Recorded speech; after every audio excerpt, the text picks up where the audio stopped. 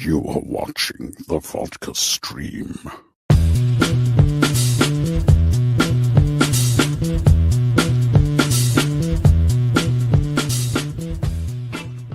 Hey, what's happening, guys? Welcome to the Vodka stream. We've made it through another week. Damn it. Not live on Twitter because I forgot, because I changed something on my Twitter. So now it's no longer linked. Whoops. So we're not live on Twitter. Well, it happens. We'll just have to live without Twitter. It's fine. But yeah, what's happening, guys? Not too many people out there, but hey, it happens. It's whatever. Cheers, guys. Currently have the Dodger game on. It's 2-0. The Padres, yeah, I think the Padres are done. So sorry, Padres fans. Your bats just disappeared. They haven't scored a run in the last 17 innings now. Jesus. So, yeah, that sucks for them. Anyways. All right. Hopefully you guys had a good week and everything. We got some, not too much to talk about. What happened this week? Anything? No, we got some things to talk about, but gonna bring on Austin Lien. I pronounce names wrong all the time, but we're gonna bring Austin in, who's been on the Vodka stream before. He was on the Vodka stream a long time ago. And then he was recently on the Patreon members stream. He's got a project that he's working on that he wanted to promote and talk about. So we're going to talk about it. It has something to do with the Scream world. So we'll be talking about that and everything. So yeah, but of course we'll be talking about all the things that happened this week as well. What's going on, Phil? Good to see you. Green Lantern's Light. What's going on, James? I'm white passing. Let's talk about that. Another note, Jake Gyllenhaal has been ruled out as DCU Batman. So now I'm going for Glenn Powell or Oliver Jackson Cohen to win the role. He was ruled out. Yeah, I don't think he was ever going to be in, to be honest. I don't see it. I don't see Glenn Powell either. I'm not saying like there's not so much like the look. They both have square jaws and chins, but there's more than that. I don't see Jake Gyllenhaal or Glenn Powell having a good Batman voice. It's just they have like that really like high kind of voice, and it just don't feel like they have it. Jake Gyllenhaal's eyes are too big also. I don't know. And then Glenn Powell has the really squinty eyes. So I just don't see it, the look. But Oliver Jackson Cohen, I can kind of see. So what's going on, Mama Film Junkie? Good to see you. All right. We got Mr. Trevino. What is happening? All right. All right. Who else we got? We got Ryan here too. Saying go Dodgers. We got RJ. What's happening? And we got Jade right here. Glenn announced. They haven't fully announced. I know he said that there's like a script and everything like that. So we got Max Wolf, Night Danger. And what's up, Dave? Did you see the news on Florida? It was crazy. Lots of rain, lots of house flooding and destroyed houses. And I like the cast of Green Lantern TV show. Yeah, hopefully everybody's good in Florida. Hopefully everyone's good in Florida. Hopefully everybody's doing fine over there. Anybody who is in Florida, hopefully you're doing good because, yeah, it was looking really scary, but I think it was funny because, yeah, and there's some deaths, there's some things, there's like barely any help from the government as per usual. FEMA, what's that? I mean, I guess there's some, but anyways, but I know in some parts it was just like heavy rain. Some parts got really blasted, but hopefully you guys are all right. So cheers. Cheersies. All right, so you guys could go ahead and ask some questions. If you got some questions that you want to ask, I'm gonna do my full drinking review of Saturday nights, and then I'm gonna talk about a certain something too. Give my little 2 cents and maybe even like rant off a little bit. But I just wanted to like talk about, when it comes to some of the things and everything. So first off, we got Saturday nights live from my house. So Saturday night, easily probably in my top 5 of favorite movies of the year. That's right. If you saw my first reaction, I said, yeah, it's going to be one of my favorite movies of the year. Now I'm thinking it's going to be one in the top 5, to be honest. I just, again, I was like, I was obsessed with Saturday Night Live when I was younger, and then I kind of fell off a little bit, because it just kind of, went through after like the Will Ferrells and the Molly Shannons and the Chris Kattans, when that cast started, I kind of was like, I started kind of falling off a little bit. I know it's kind of coming back. It's doing better. It's definitely doing better. I've seen some of the recent sketches and everything that they've been putting out. It's been pretty good. But anyways, this movie, Jason Reitman just nailed it out of the park. He nailed it out of the park, and it's a real-time movie. And I love real-time movies where start to finish, because it's like, well, maybe it's, I mean, yeah, it's like an hour and 40 something minutes or something like that. I mean, that's with credits.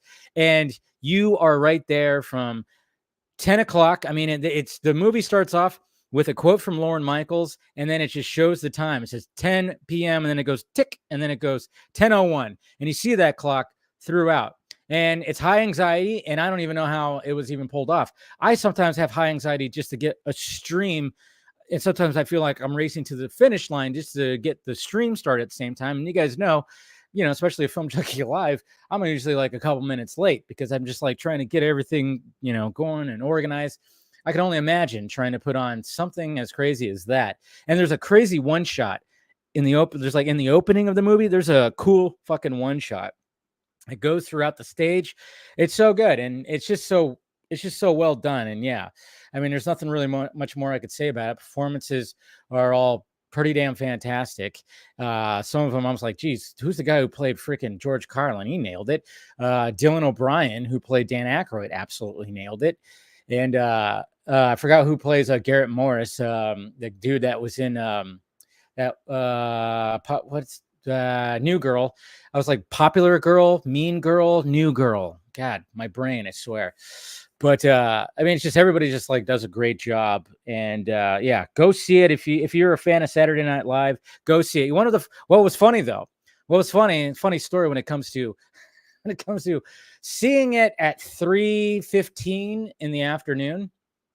I got off work. I started early and got off work at 2 o'clock.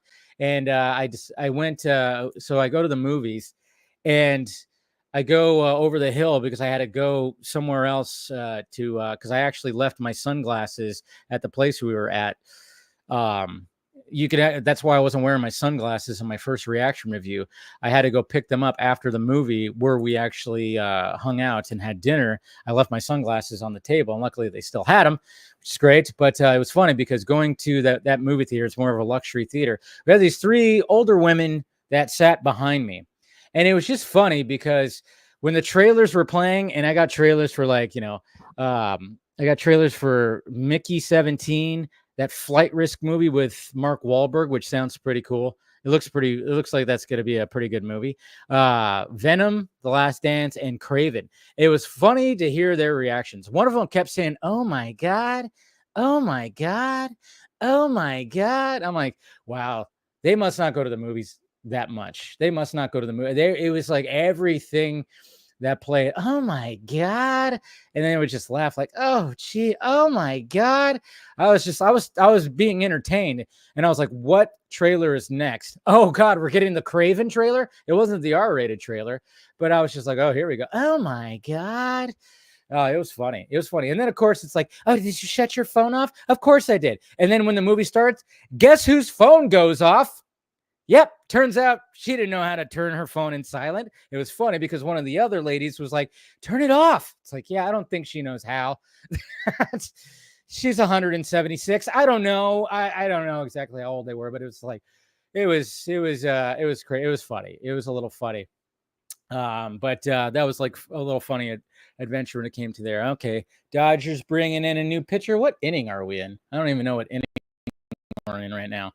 So, but, yeah, I don't know what inning we're in, but anyways, so we have, so it was that. So yeah, go watch Saturday Night. It's great. What's going on, Mr. Balga? RJ, when it comes to wide release, I don't know if they're doing a wide release. Good to see you, Cortez. Oh man. Anyway, so yeah, so it was just, that was funny. So one of the other things I wanted to talk about before I get Austin in here, and then I start getting the panel in here too, is this whole thing about obviously when we had this whole, of course, on Wednesday I talked about obviously talked about Aaron Pierre getting the Jon Stewart Green Lantern role, and seeing the reactions, of course, you have the reaction of people saying, oh yeah, he's just Twitter cast him and everything, and it's like, okay, there's that, and then of course there's that whole the backlash of like, oh, he's not black enough, which was very weird, very weird. It was just like, okay, we're doing that, huh? We're gonna be doing that, and I kind of went off on that, and then of course, you made the joke that Jason, that you're, the whole, somebody mentioned white passing and everything, and I hate that phrase, so that just kind of set me off, and and I wasn't trying to compare like what that's going through to like me, just because I'm a half breed, I'm a hybrid. And it's just, I don't know, it's just the whole thing. And I was, of course, made the joke. I'm like, am I too tan to be white, or am I too pale to be Mexican? I don't know.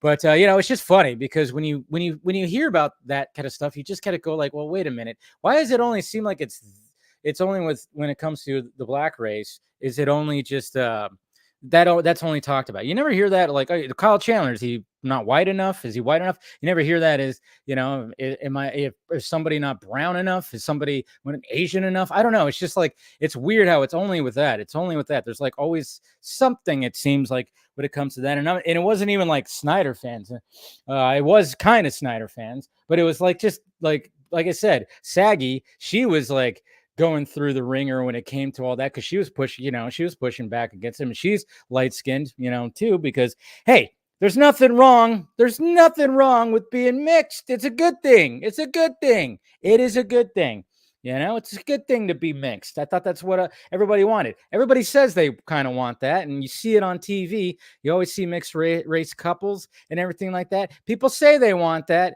and it's kind of funny, though, because I'll see some things on Twitter, especially when you see a mixed couple, like say you see a black guy with a white girl. Sometimes I've seen some really bad reactions when it comes to a certain group.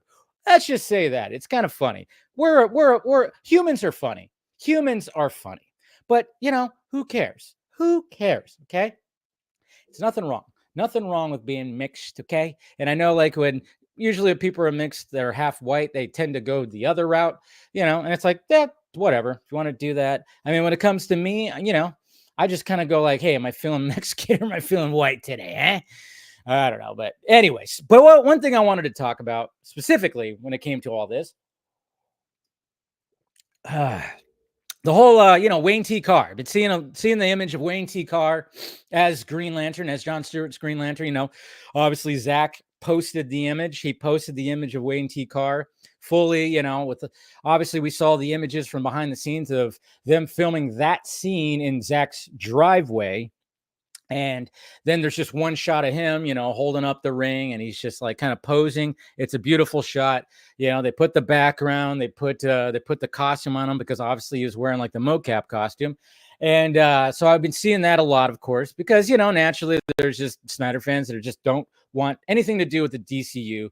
So when something happens, and especially this, it's like, okay, yeah, we're going to post this image. And I saw it many times, and I saw people going back and forth with all it. I just wanted to specifically talk about that whole thing because it's just funny seeing the discourse out there and everything like that when it comes to all this is the fact that hold on a sec, what the hell is this? Hold on, whoops, sorry, got distracted. Anyways, so when I saw, okay, so let's get the facts. I'm gonna put some facts in here when it comes to this because I think sometimes people, they tend to forget certain facts, and I know when I start talking about the facts, it kind of ruins some delusions when it comes to the more diehard Snyder fans, I guess you could say. Is okay, so when that was filmed, when that scene was filmed for backstory when it comes to all that. Obviously, Zach wanted to have John Stewart's Green Lantern in Justice League, but he was forbidden to do so. Jeff Johns forbid him to do so. So Zach, being who he is, and I love that he is, decided to go rogue a little bit. And it's like, all right, well, if I want to do this, and I say, let's just do it in the driveway. Get some green screens. We'll get an actor. And I want this scene. I want it to be John Stewart's Green Lantern that shows up at the end, shows up at Bruce Wayne's lake house to talk about what's coming. We saw concept art, and so he did it. So we went rogue and did it. So where did Wayne T. Carr, come from? Well, he was Ray's friend who he worked with in theater. He worked with theater. So that's where Wayne came from. And I think it was just one of the things that I was trying to when I was thinking about it and seeing all the discourse, I was going well, you know what, guys, I'm just saying. And again, if it would have been great to see Wayne T. Carr's performance, and even if it actually went forward and he continued, would have been great. I'm sure he would have knocked it out of the park. I've talked to him. You can go back.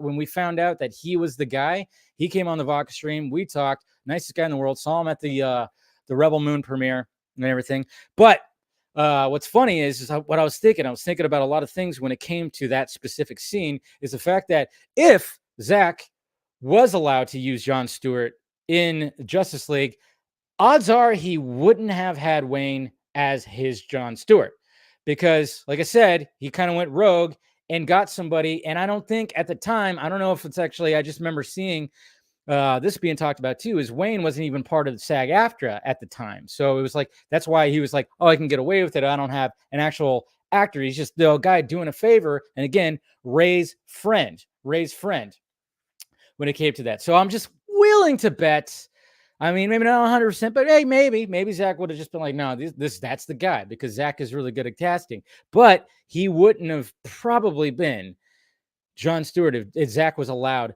to do what he wanted to do. So it was just kind of funny, because what I see people just going and then another thing that I was seeing today too was the fact that it's okay, Zach, and I saw it a couple of times. I even commented on somebody that on Twitter, but he was kind of trolling. But at the same time, there were people out there that I saw that are yeah, they should just leak the scene. And I'm just going, all right, that would be dumb to leak the scene. I mean, first off, it wouldn't be completed. There would not be any visual effects because they just did that one shot. It would just be green screen, and then it would be Wayne T. Carr in those mocap PJs. So it wouldn't be anything, finished, first off. And then according to him, he even said when I talked to him, I mean, it's not much different than what the Martian Manhunter scene that's in the movie is. Similar dialogue. That's what he said. It's similar dialogue. Of course, it's going to be tweaked. It's going to be tweaked for John Stewart. And then there was even one point where they were even wanting to, I think Harry Lennox said that when he came in to record that scene, that they were even thinking, well, maybe it can be Martian Manhunter and Jon Stewart. But again, Warner Brothers is like, nope, you can't use Jon Stewart. You just can't use him. So a lot of people were saying like, oh yeah, leak the scene. And I'm going, yeah, okay, that would be smart. Yeah, leak the scene. So then, Zach gets sued up the ass and then he loses his project. It's 300 project he's doing with Warner Brothers. I mean, that relationship's gotten better. Not to mention he would just like, yeah, it would not be a good thing. And then there was I saw something with like when it came to a pushback of like, well, you could do something like how Ryan Reynolds and Tim Miller leaked out the Deadpool footage. And I'm just kind of going, no, that is not the same. That is definitely not the same. It's not the same, guys. It's not the same because Fox gave the green light to Tim Miller and Ryan Reynolds to make that footage. They gave them the green light to do that so then they could pitch it. And of course, Fox turned it down. They said, nope, we're not going to do that, which ridiculous.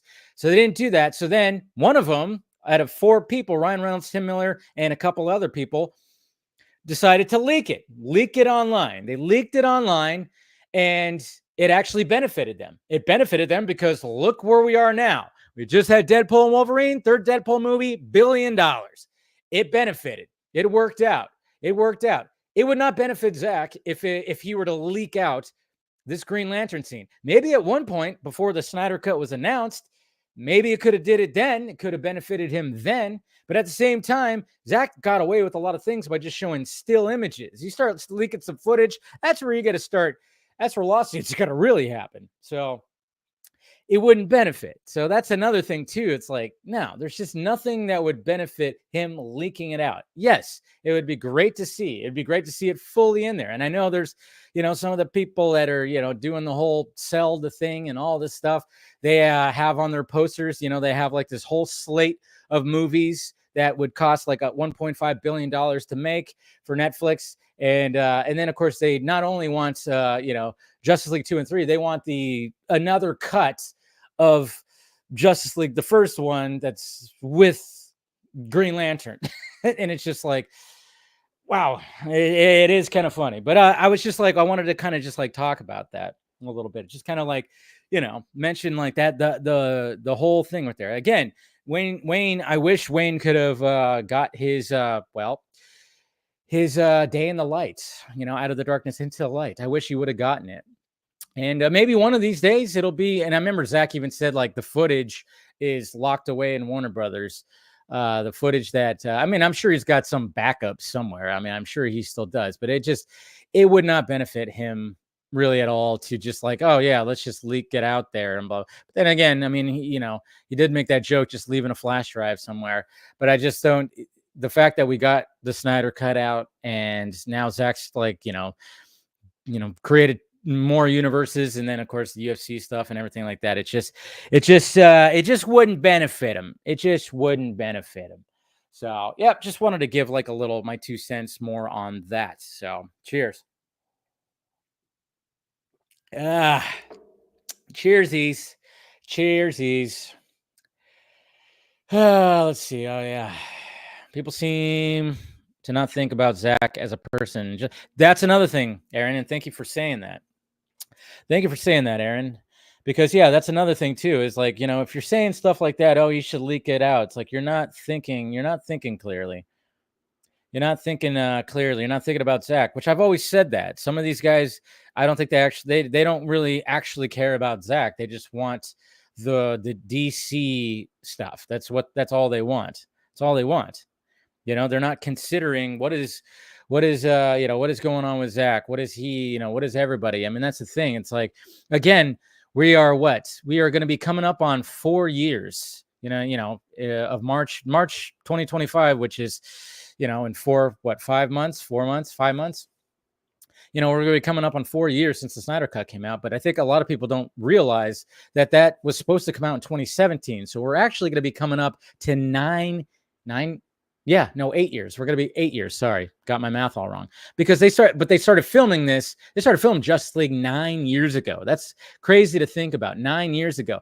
And it's funny too, because if if something were to happen where Zach were to come back and they were going to do like, hey, let's get the gang back together, do a legacy sequel, I'm willing to bet that, because that wouldn't happen for another few years, if anything. So it would be so long where they would just change the story. The story would not be changed, because you got to remember when he wanted to do the Superman 5 arc story, it was supposed to be very tight story. It wasn't supposed to be a long story. You had Man of Steel, 18 months later, BVS, 6 weeks later, the first Justice League, and the sequels are supposed to be right after that as well. So that's another thing that some of the people don't even freaking realize. I'm like, do you guys realize that? And if you wait till 2030 and something would happen, odds are Zach would not tell a story. That's why I kept on saying, just fucking put it out there. Put it out there in animation form or a book, you know? But of course, you can't talk logic. You can't talk logic. But Aaron, I know I see you. I see you. And I see this. That's pretty cool. I should probably put my background in. That's pretty sweet. So there's Aaron showing Aaron. I like it. I like it. Oops. Good job, Aaron, and good to see you in the chat. Good to see you in the chat. So, but no, I think Aaron Pierre is going to knock it out of the park, and yeah, he's gonna do a good job. He'll do a good job. All right, let me go ahead and bring the featured guest in today, and we'll talk to him for a little bit before we bring in everybody else. And it's bottom of the eighth inning. Still, the Padres can't score a freaking run to save their life. Can't score a run to save their life. I have a scoop. I'm hearing Zack Snyder and James Wan are working on a horror adaptation of Animaniacs. I would watch the shit out of that. I would absolutely watch the shit out of that if that happened. Anything those two. Anything those two. God, Ohtani has struck out 3 times tonight. Jeez. They spent all that money. He's not even helping them win the freaking divisional series. Hilarious. Sorry, I have to make fun of the Dodgers every now and again, But yeah. Anyways, if you guys have any questions, stuff like that. Oh yeah, let me see. Let me go through right here. They don't have to worry about casting Batman until next year, to be honest. Brave and the Bold, yeah, they could take their time. Yeah, they'll probably take their time because I know James Gunn kind of put the kibosh that whole thing too. So gonna have to start doing DNS. Yeah, I know, right? It's getting so bad where it's like you have to be like perfectly like. But it's funny because it seems like it seems like it's only when it's a black actor. You notice that? You never hear about colorism. You never hear about colorism when it comes to anywhere else, because there's different shades. If you're Indian, if you're Mexican, if you're Latino, it's like there's different shades. There's different shades of white, for God's sakes.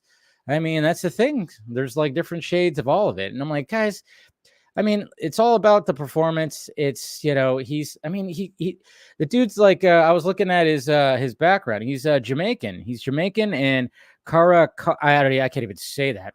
But, and I didn't realize, I forget that he's an English actor too. I totally forgot about that. But, yeah, just because, it's just, I don't know. It's just ridiculous when you start looking at that. And I just don't understand that. And people get all freaked out about that. And it's just, nobody's looking at Kyle Chandler and going, wait a minute, he's got dark hair. I thought Hal Jordan's hair doesn't, it's like, come on, it's nobody's talking about that, right? Nothing has to be perfect. So let's relax, people. Let's relax. But yeah, it's all good. All right, let's go ahead and bring the featured guest in and talk to him for a little bit. What's going on, Austin? What's up, man? How are you doing? Good. Thanks for joining. Of course. Thanks for having me. Man. It's just funny how like you were on the early days of Vodka stream back early in the day.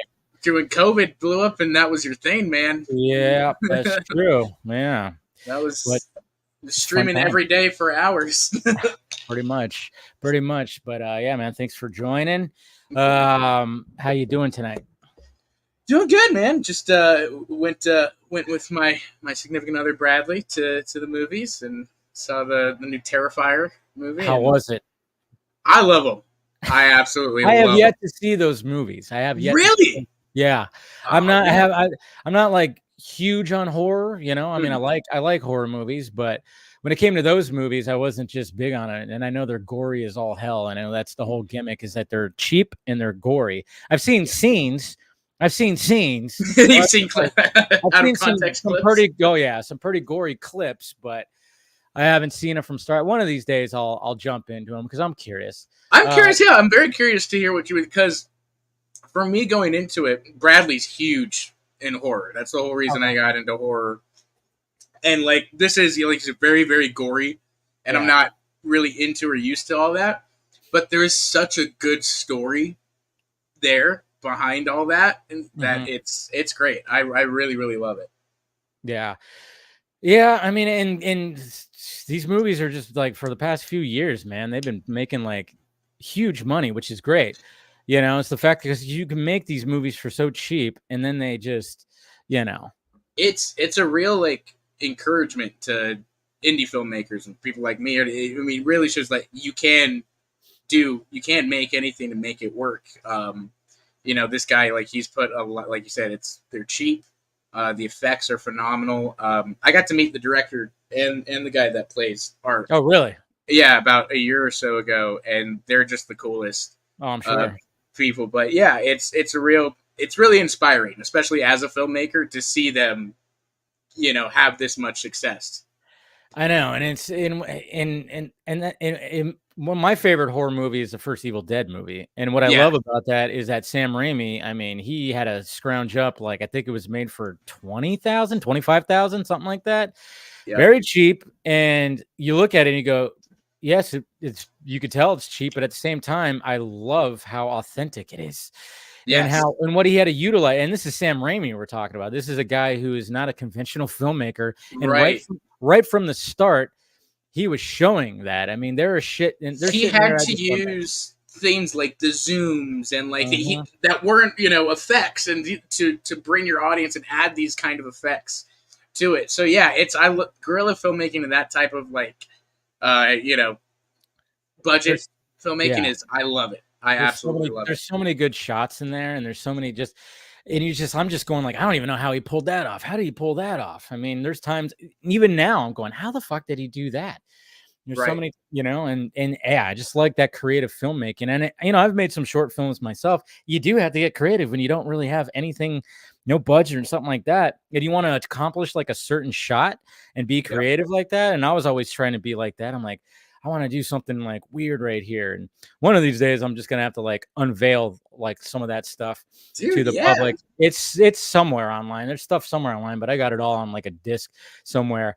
And, you know, it's always fun to do that. Cause then when you have that vision and then you put it together and you start editing it and it comes through, I mean, it might not come through perfectly, but what's great about it is like, if you achieve just like, like, oh, I was trying to achieve this, and obviously in your head you're thinking like like as if you had like the budget and the cinematography and the cameras, but if you just achieve it with like the limited equipment and stuff that you had, just achieve it just a little bit, whoo, man, that's feeling of accomplishment. Yeah, exactly. That's very much how I feel kind of about the short that we did. We put it together so fast, and it happened so, and it came out way better than we watched a rough cut the other week, and I was like, holy shit, this looks like it. I mean, I was shocked. I was like, this came out way better than I expected it to. So that's also a really great thing. All right. So talk about, we got a poster right here. Yeah. Stab. So I can give away not really spoil, but that is my significant other. That's Bradley. Okay, so this is Bradley's. Okay, he is playing Ghostface in this film, and he did voice work for it and everything. So that was a lot of fun to go in the studio and do that. But yeah, so that's our little teaser poster, Stab. basically it's a movie set within the universe of the Scream films, but kind of after all the events of Sydney's happenings and all that type of stuff. And this is kind of these cast of characters from Woodsboro and how they grew up with those stories, with the Scream killings. So it's a bit more darker and serious than your typical Scream thing, but it still has those kind of funny Scream lines and ghost face things. We added some elements of Saw in there. So yeah, it was just, I'd never done a fan film before. I really thought about ever doing a fan film. And so when we came up, or the director, when he came up with this idea, I really loved the combination. I thought it was different enough while still being, respectful. And I can't really get in trouble. We can't get in trouble for it, so that works out too. You can't get in trouble for utilizing Ghostface and everything, right? Yeah. Okay. We found out, so we're good on that as long as we're just. It's interesting. This is, yeah. Because I've always wondered about like certain stuff like that, because I know like there's somebody, a filmmaker that we follow each other, and he's doing a spin-off of, where is it at right here? Yeah, his name is Dan Marcus. Oh man, yeah. I actually see. Yeah, I followed him. I saw he deleted his tweet. He sent me a message. Oh, there it is. Dan Marcus, and what he's doing. I mean, it's kind of similar. It's in the same universe of Halloween. Right. So, he's doing something similar, and, he's running a little fundraiser. It's called Lumis. Oh, yeah. It's Dr. Lumis, right? That it's about, or who Lumis is who? He's Michael's doctor. Yep. He's Michael's doctor. Or whatever. Yeah. So, I just had a brain fart. I was like, that's the doctor. Right. But so he's actually doing something like that, and he's raising some funds for that. So I love that. Yeah. You see, I think what I kind of learned is, like, with the fan films, like, there are two kinds. There are the ones that you can submit to festivals and make money off of, and because the copyrights or whatever, or and then there are things like this where we're not looking to make any money off of it. This is simply just to kind of get our names out there. For me, I haven't done a film in 5 years now, so this is my first project since that. So it's just kind of getting ourselves back out there, but still with quality and still with all of those things. We want it to look good, and we're treating it as if it's all of those types of things. So yeah, that's good. Take a small little break. Congratulations, Dodger fans! They won. Dodgers going forward. There you go. Cheers to the Dodgers. To the Dodgers. I know. I mean, being a Giants fan, it's hard for me to say that, but hey. It's all right, but I'm not going to be rooting for you guys in the NLCS. Sorry, I'm going to be rooting for my buddy's team, the Mets. I'm going for the Mets. I want to see a New York World Series. I want to see Yankees, Mets World Series. I want to see a Subway Series. Listen. I'm a born Cubs fan. Okay, you're a Cubs fan. So yeah, so you're with me. They didn't quite make it either, huh? Yeah. Just like football, I'm a Cowboys fan, so it's rough every year. Yeah. Poor guy. Yeah. Yeah, I know. Poor guy. But no, it's now it should be interesting. More up. Can't wait for more playoffs. I know my dad and my uncle. My uncle's a Padres fan. My dad's a Dodgers fan. And we were all chatting right now. It's been quiet. So my uncle's like, I'm not even going to message. And my dad's probably like, I shouldn't message. I'm sure my dad's celebrating a little bit. But yeah, congrats, Dodgers. The Padres just shut down after that game 3. They just shut down. They just couldn't produce a run. So my uncle's a big Padres fan, yeah. Yeah. So he's probably feeling bad. He's not feeling too good right now. He's used to it because he's also a Cowboys fan and a Houston's fan in basketball, so it's not interesting. It's always interesting when different locations for different sports. So back to Stab. So when did this idea get conjured up? So this was a couple months ago. The director, kind of similar situation with me, had COVID hit, and after that we just kind of hadn't done a film since we went to streaming and did all this other stuff. And so the idea was, we love horror movies, and we love the Scream franchise is probably, for me, up there in like my top 3 favorite horror franchises. Mm-hmm. And so, the idea was just kind of let's try and put something together for Halloween. The director had previously done a Halloween short before, and so we met and started talking, and I came on as the kind of co-director / producer / I have a small little cameo role. Of course. So that's well, when you have a limited budget, it's like, who can be in this fucking thing? You know, you got to put it. Yeah, you know. But we did get some great actresses for. We found some. The poster, those. I mean, they look great. They absolutely look great. But yeah, that's one of those things where it's like, hey, no matter who's a part. I mean, obviously, got to have somebody hold the camera. But if you could be like a character, let's do this. So, you know, because like anytime that I made something, it was just like I was. You're using your friends, you're using yourself, you're calling in favors. I mean, it wasn't. I made a poker movie a long time ago, and it was funny because somebody, my friend's brother's girlfriend, knew this aspiring actress, and she was like, "Oh yeah, she'd probably be down." And I was like, "Yeah, I need a female player," and she was totally down. She showed up. She came dressed up how I wanted her to dress up. She was hot. She was like great. But I think she didn't realize that it wasn't going to be like this. Like it wasn't actually like full on, like, cause it was just like, this is a long time ago. I just had a handheld HD cam.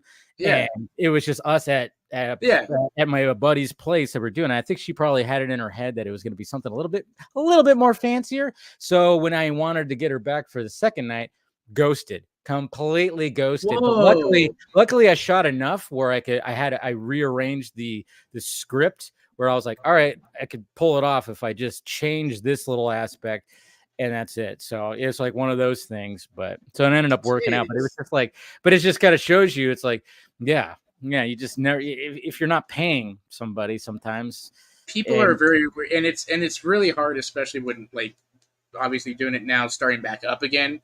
Yeah. You know, you're coming at from that where, look, we're not making money off of this. We're not. The whole point is, like, let's get our names out there. Let's show that we're capable of something. Let's, you know, do all that type of stuff. That's the benefit to everybody, you know, and that type. Right after this in November, I'm doing the 48-hour film festival in Vegas. And so that'll be. I forget you guys live in Vegas. God, I gotta get back. I gotta get back out to Vegas, man. It's nice. It's nice right now. It's starting to get real busy. I mean, this 48-hour film festival like filled up really quick. You know, it's where do they hold that at? Where do they hold that at? So they do it at the Beverly Theater that just opened. Okay. 2 years ago here. And then the winners go to Portland for the, like, kind of the whole country, all the winners from the whole country. And then the main winner goes to the Cannes Film Festival. So pretty nice jumps. But yeah, so I just love, like, guerrilla filmmaking, that kind of, like, intensity of you've got 48 hours to write, direct, shoot, edit. That sounds get fun. Locations. Oh man, it is. I've done it before, and it's probably one of my favorite filmmaking experiences ever. But yeah, no, I have such a love for that just kind of intimate film, and especially when everybody's passionate for the same thing of, like, we all care that this looks good and that, you know, we're a part of something that has some quality and that isn't crap, you know. And so yeah, you know, I really was happy with how this turned out. The actresses were phenomenal. Everybody did a great job, and we did it within like 2 weeks, so it went pretty well, pretty smooth. Let's check out teaser 2 right here. Yes. Let's see what we got going on here. My personal favorite too. Who's the killer?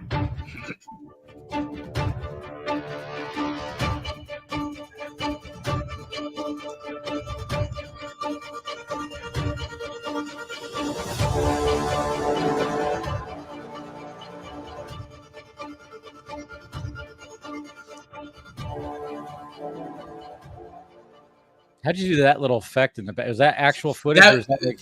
that was all the director. The director edited, did the edit and did all that. Yeah, he did a great job, I think, with that trailer. Of, like, I love a good trailer where it's just like music like that. You know, a couple words on the screen you don't really know, but it's interesting enough. Okay, and then let's check out teaser number 3 that you sent me. Yeah. Get it a little bit more than only little 30-second ones, which is good teasers. Yeah. Get a little bit more of the footage.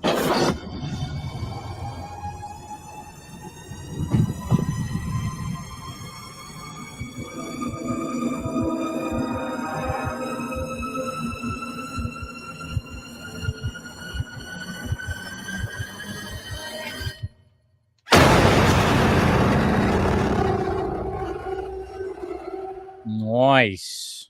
I like that. I could see like a little bit of the Saw references you had in there a little bit. Yeah, that was probably our biggest other reference is Saw. We, like obviously Scream is kind of more of a satirical, franchise, and they lean more towards the lighter side. So this is, like I said, a bit darker. There's still very much like Ghostface lines in the, like that you would expect Ghostface to say and those types of things. But it works within kind of a more serious context. The characters in the film are dealing with a lot of psychological and mental things that they were either attached to or obsessed with the original Woodsboro killings. Somebody asked, did you did they make like the original music for that, or is that just like stock? Oh, that's really them making that music. Oh, that's cool. The director was also a drummer for System of a Down. He's actually started in music and gone. Wait, go back. He's a drummer for System of a Down. Yes, Julian Barris. He is the drummer. What was a drummer? For System okay. Of I was about to say the drummer. I was like, oh, okay. Because I was like, I know, like, because obviously when they blew up, I was like, I remember, like, I know who the drummer is, but he was one of the because I know that band has had their ups and downs and shit like that. So yeah. Okay, yeah. I was like, is it the drummer? Oh, that would have been insane if that was the case. But okay, that's cool. He drummed for System of a Down. He started out in music and stuff. So he's kind of like a drummer for hire kind of guy. Yeah, a little bit. Yeah. That's cool. Teaches as well stuff, and so yeah. So yeah, definitely all the music is original and then. Oh, you froze up a little bit. Dun, dun, dun. A little glitch in the Matrix. Spooky season. Let's see. Hey, there's Bradley right there. What's going on? Kind of a mix of Ghostface, classic horror, and a little bit of John Kramer's menology. Okay. I like it. So we got some people right here saying what's up. We got Barris Films right here. So I'm assuming that's the director. Is that the director? I was like, well, good on the music, man. The music is pretty good. Music really captures a lot of this whole thing. And yeah, currently right now, Austin is frozen, a little glitch right now. So that's cool. Not the drummer. Okay, not the drummer. Worked with the drummer. Okay. There it is. Okay. I was like, at first I was like, wait, he was the drummer? And then so he worked with the drummer, not the drummer, worked with the drummer. Okay, cool. Glad to clarify. But anyways, no matter what, hey, as long as you create some good music, some good intense music like that, nothing wrong with that, man. I mean, especially when it comes to horror, you have to have some good creepy and some intense music. I mean, that's all. I mean, with every movie, there's always like the score is always big. Welcome back. I'm back. I don't know why my internet cut out, but that happened. It happens. There you go. Now I was like, a little. Okay, there we go. So we got of course Bradley's in the chat. Yeah, and then the director. Yeah, he said not the drummer, worked with the drummer. With the drummer, yes. Okay, there it was. Yeah, for a minute. Sorry, the vodka started. It's fine. Oh, don't trust me. You don't have to tell me. You don't have to tell me, but. I did have the same reaction though when he texted me when we were talking and we met out and he was like, yeah, I've worked with System of a Down and I'm like, well, what? What? Your System of a Down? What? And yes, good to see you, Jose. Congratulations. I know you're happy right now because of the Dodgers. But hey, I'm sorry, but I got to root for the Mays and Mets. Got to root for the Mays and Mets. Sorry. Got to go against my mom, my dad, my ex-girlfriend, and you. Just go against the entire family right there. Yeah, well, I'm a Giants fan. What can I say? I can't. Usually I would though, but like I said, I got one of my really good friends. He's a Mets fan. He hasn't, it's been a while since the Mets have been in the playoffs, so I'm rooting for them. Even though the Dodgers should go all the way with all the fucking money they spent on the team. Jesus Christ. When's because for baseball, the playoffs last a while. Right? Yeah. Oh, it continues on. Like the first game of the ALCS is tomorrow. Okay. For I think the Yankees play tomorrow. Yankees and Tigers. Yeah. And then Sunday, I think the Dodgers and Mets play. Yeah. It just keeps on going. There's no breaks. Right. So they get like a day off and then it's on to the next series. So yeah, I was thinking that there was going to be like some time off, but I think, tomorrow is the ALCS and then the NLCS starts on Sunday. So should be good times. Let's see. Okay, cool. Sorry, I was just looking, got a message from, fellow Mr. William. He might be joining tonight. Obviously, you visited the Sci-Fi Center, right? Being in Vegas. Oh yeah. I saw the picture of you guys. Yeah, we've gone down there before, and then of course we went down there when Enosh came. That's right, when Enosh showed up, man. Yeah. They had a great 20-minute debate in person about James Gunn taking over DC. It was phenomenal. I recorded 30 seconds of it, and it was great because they were going at it hard, like no cameras or anything. It was awesome. So, like, Enosh was defending James Gunn? Enosh defending James Gunn and all that. Yeah, I was like, William, of course, figured that. It's funny because Enosh is not a fan of the costume. I think a lot of people aren't a fan of the costume. Right. He's definitely not a fan of the costume. But again, it's just one of those things where you have to see it. I'll be honest, that first picture, it was lackluster. And it was kind of like, I was doing I guess I can talk about I was doing a movie with I guess this is another movie that's coming out next year, but a movie with Vince Vaughn when the pictures came out, and I just kind of did a test to like start showing people like, hey, this is the new Superman. What do you think? And like people were like, oh, right. That first picture I think was not the best form of promotion. It wasn't, but we'll see. And then let's see, we got right here. I don't want to say too much. There's very much a tribute scene in it. Yes. Running may not happen, but we make up with some. Okay, cool. Yes. No, I'm very much looking forward to it. Like I said, like that's what I love it when I have mutuals, friends, or people that just hit me up that are making their own shit. It inspires, because I love doing. Like I said, I used to make short films, and fuck, man, it would be fun to start doing that shit again. But dude, we're so close to each other. You ever need anything? Let me know, dude. I need to move to Vegas. I've been wanting to do that. I've mentioned that many times. I want to get out of California, man. Yeah, and I remember it was the other night. I was scrolling through, and I landed on like this live stream that was happening on. It was on TikTok, of course. Right.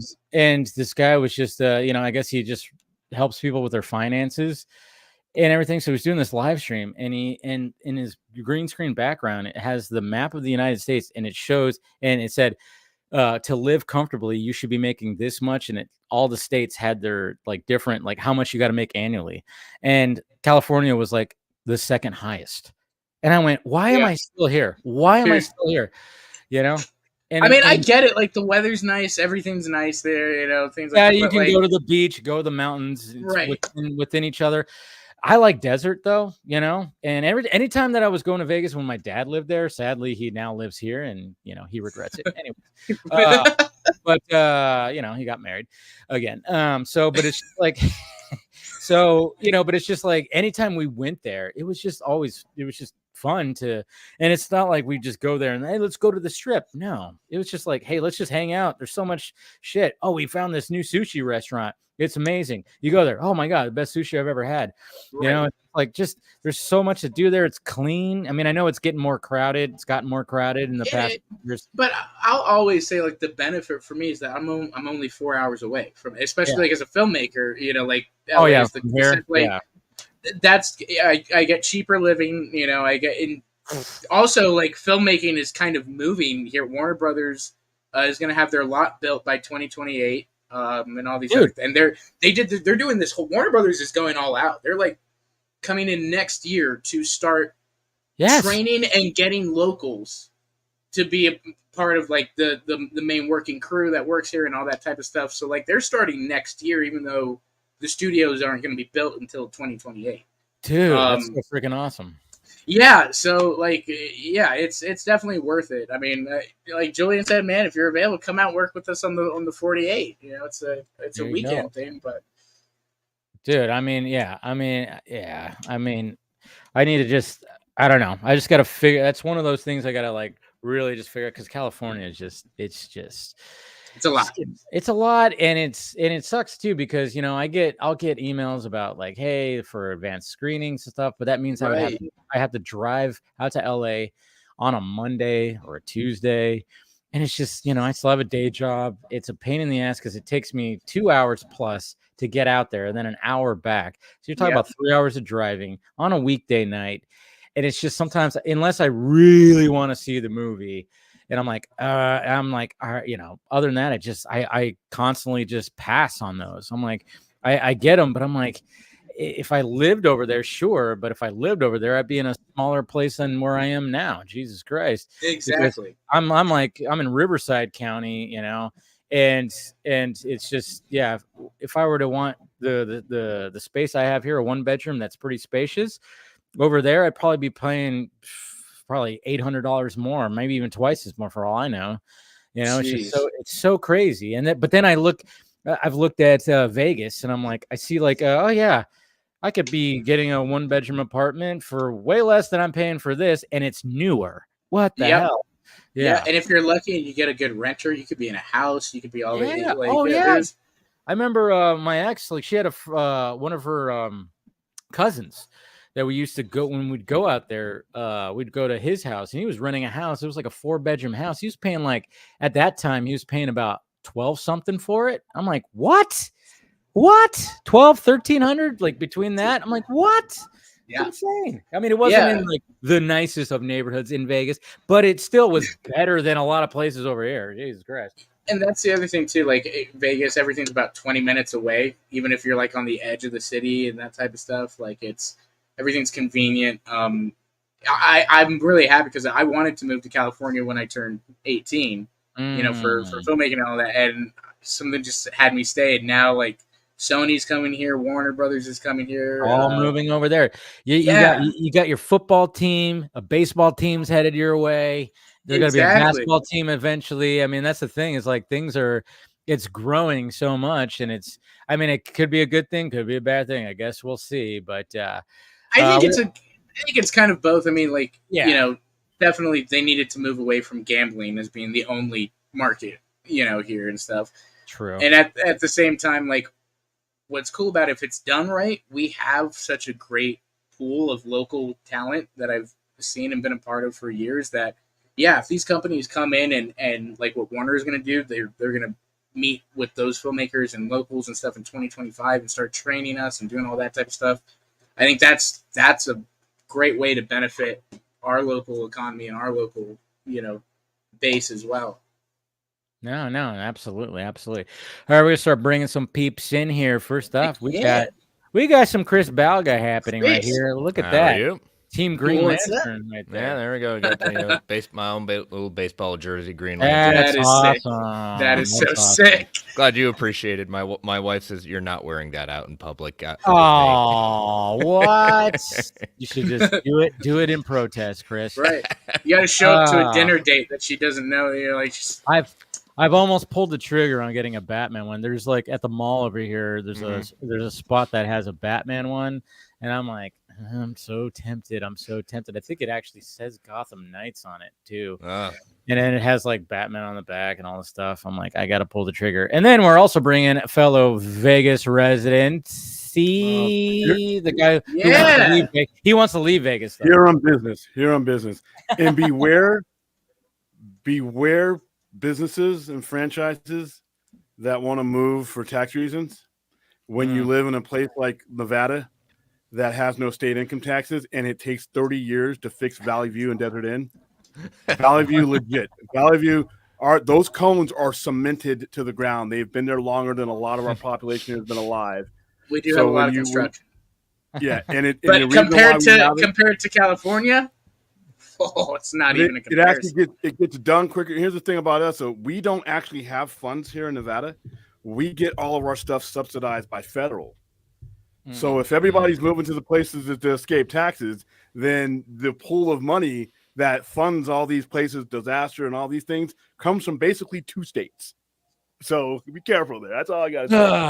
All right, we got the Debbie Downer here. I know. You know what, Dave? You stay in California. You get tax advice when you watch the Vodka stream, you know? Yeah, right. No, I'm just saying, you get what you pay for. And that's you can apply that to anything. You get what you pay for eventually. We hoard ourselves out to the silver industry and the casino industry for most of our existence. But at the same time, while that was happening, there's no infrastructure to really do anything. So, like I said, it should not take forever to repair certain things. Our school, we have the 5th largest school district in the nation, I believe. And they're up here having these meetings and people are, mad because they don't have any money, for school teachers and, class. I'm like, well, how does that happen? So, but you're giving tax breaks to everybody. I mean, you can't, at some point, something's got to be put into the circulation. Stop it, William. You're making sense. Yeah. I mean, with your economics. How dare you? I know. It's no matter what. I mean, that's what's so funny about everything. I mean, California was once a place where everybody wanted to go. And then it just got I still do. I don't understand why. Here's the thing though. You know why things are expensive? No matter what. Apply to anything. Why are things expensive sometimes? Demand, supply and demand. All right. For every schlep that wants to escape and say, "Oh, I left California in rearview mirror," there's somebody else who wants that place. San Bernardino. You've been to San Bernardino. There's nothing. I didn't think the entire city was worth $250,000. They're getting $280,000 for houses in places that we were not even allowed to go down as kids. Are now getting $250,000. You can't. Now there's more places you can't go down. That's the thing. Yeah, and they're getting these high ass prices. It's not just like an eBay toy where it just sits on there and you have to take the lowest bid. They're getting that kind of money. So it's supply and demand. It can't be going too bad if it's still, otherwise the prices would come down or you would see a dry market. But when you do have like a mass people leaving in mass, it's not a very great sign. I know it's like the same thing that's happening with Texas. Texas got an influx. You can't compare. The coming of and going of other states compared to California. If it's still a state of 55 million, it's really easy. It's still good. It's still good. But no, you can't compare that. Obviously, fifth largest economy in the world are not happy, and so that's. Yeah, but the people who are coming to California are not going to make the noise that the people leaving California do. The 5th largest economy in the world, people are going to go there, and they're never going to have a problem with getting people living there. I just know my dad's not happy that he moved back. Anyways, but how you guys? Huh? Like I said, I'm looking for a house out there eventually. So. Oh my God, man! Well, I'm not alone. If you want me to take over the Sci-Fi Center, I will.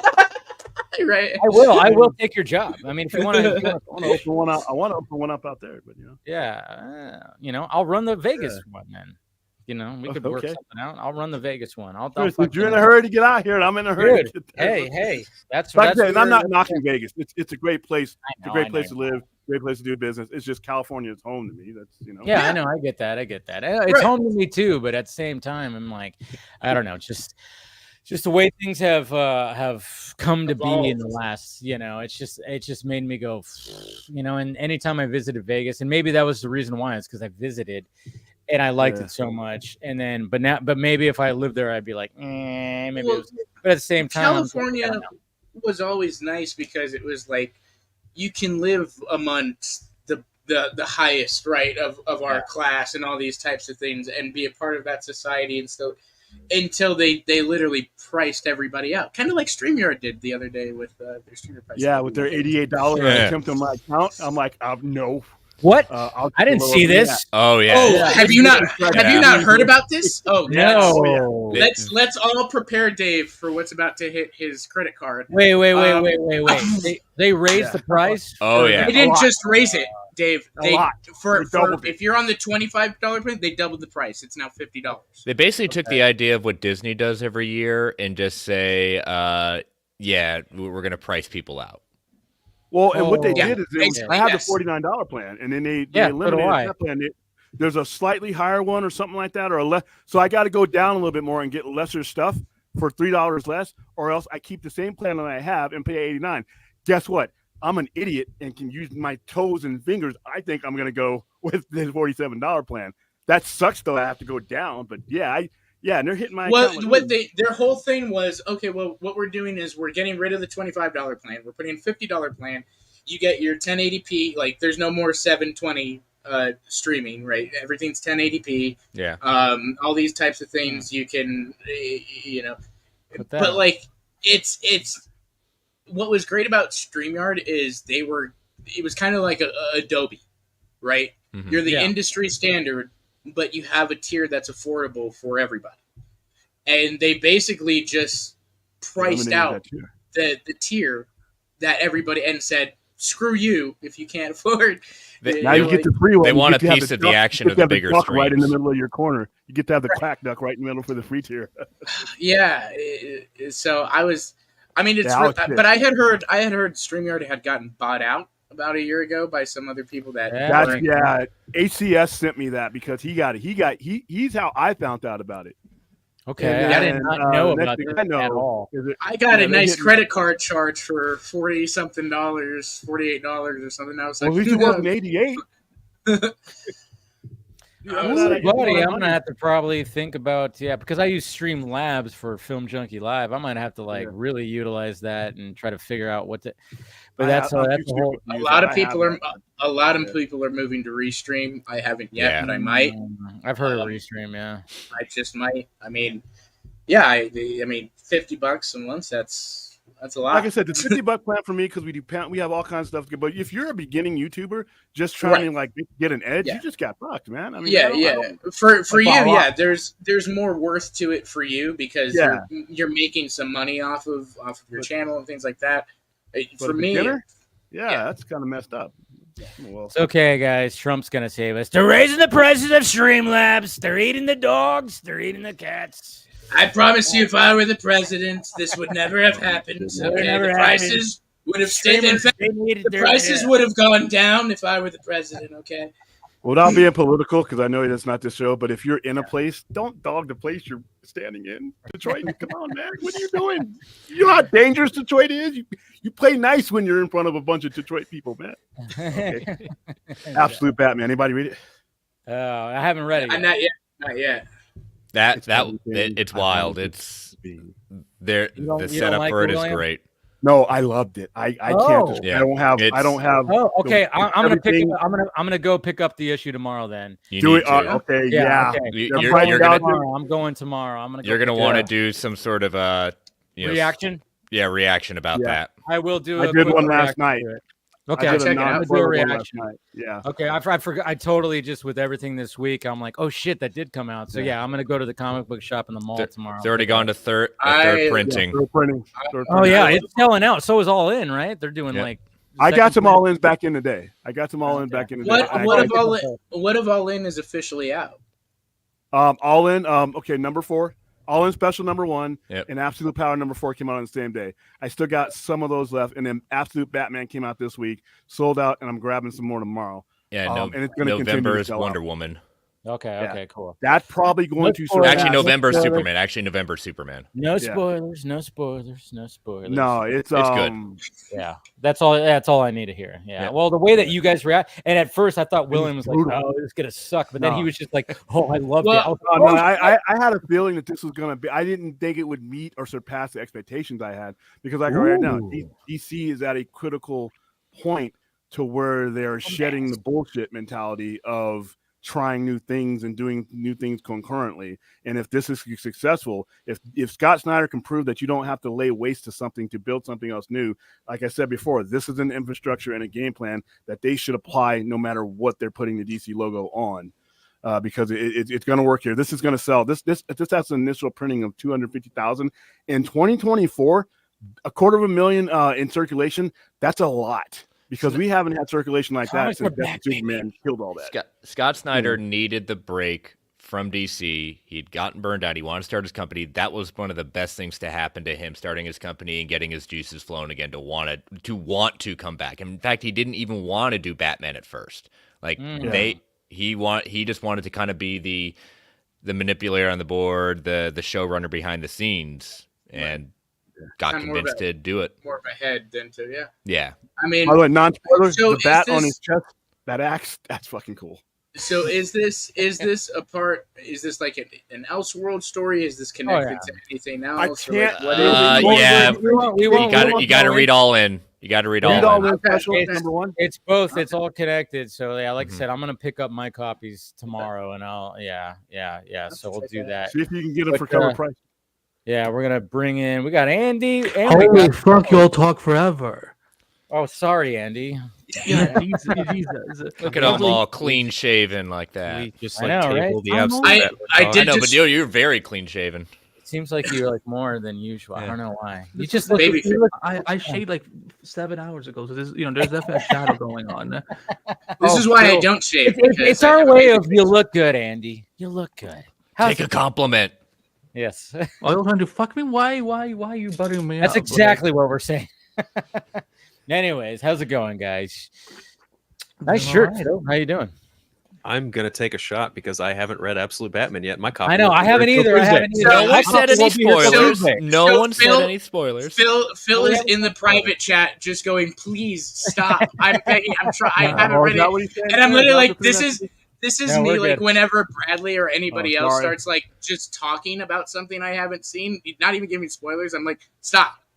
Because you're gonna inherently say something I don't want you to say, and I just need you to stop. And then you just asked the question of like, "Oh, is it all connected?" I'm like, "Shut up! Shut up!" Furious! Blame them. They dragged me in. And then I even read the interview with Jason Aaron's talking about Absolute Superman. I'm like, "Fuck! I'm gonna have to buy this fucking book too." God damn it! Of course, motherfucker. Yeah, I know. Did you sell Thank out? you. Did they sell out in Sacramento? I don't know, dude. I haven't been into a fucking shop because I'm fucking broke. I only ordered the Absolute Batman I could find online because it was the only place I could, in theory, get it without going to a shop. I haven't been to a shop. I'm poor. Oh, because I got your message. I feel you.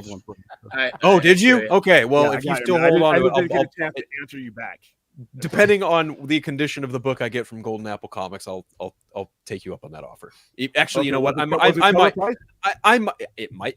was, but I paid more for it in shipping than I did anything. But either way, like I would actually prefer having two copies, one to store away and one to read. So I'll get you the money. The price gouging will begin soon. Trust me. Yes, it will.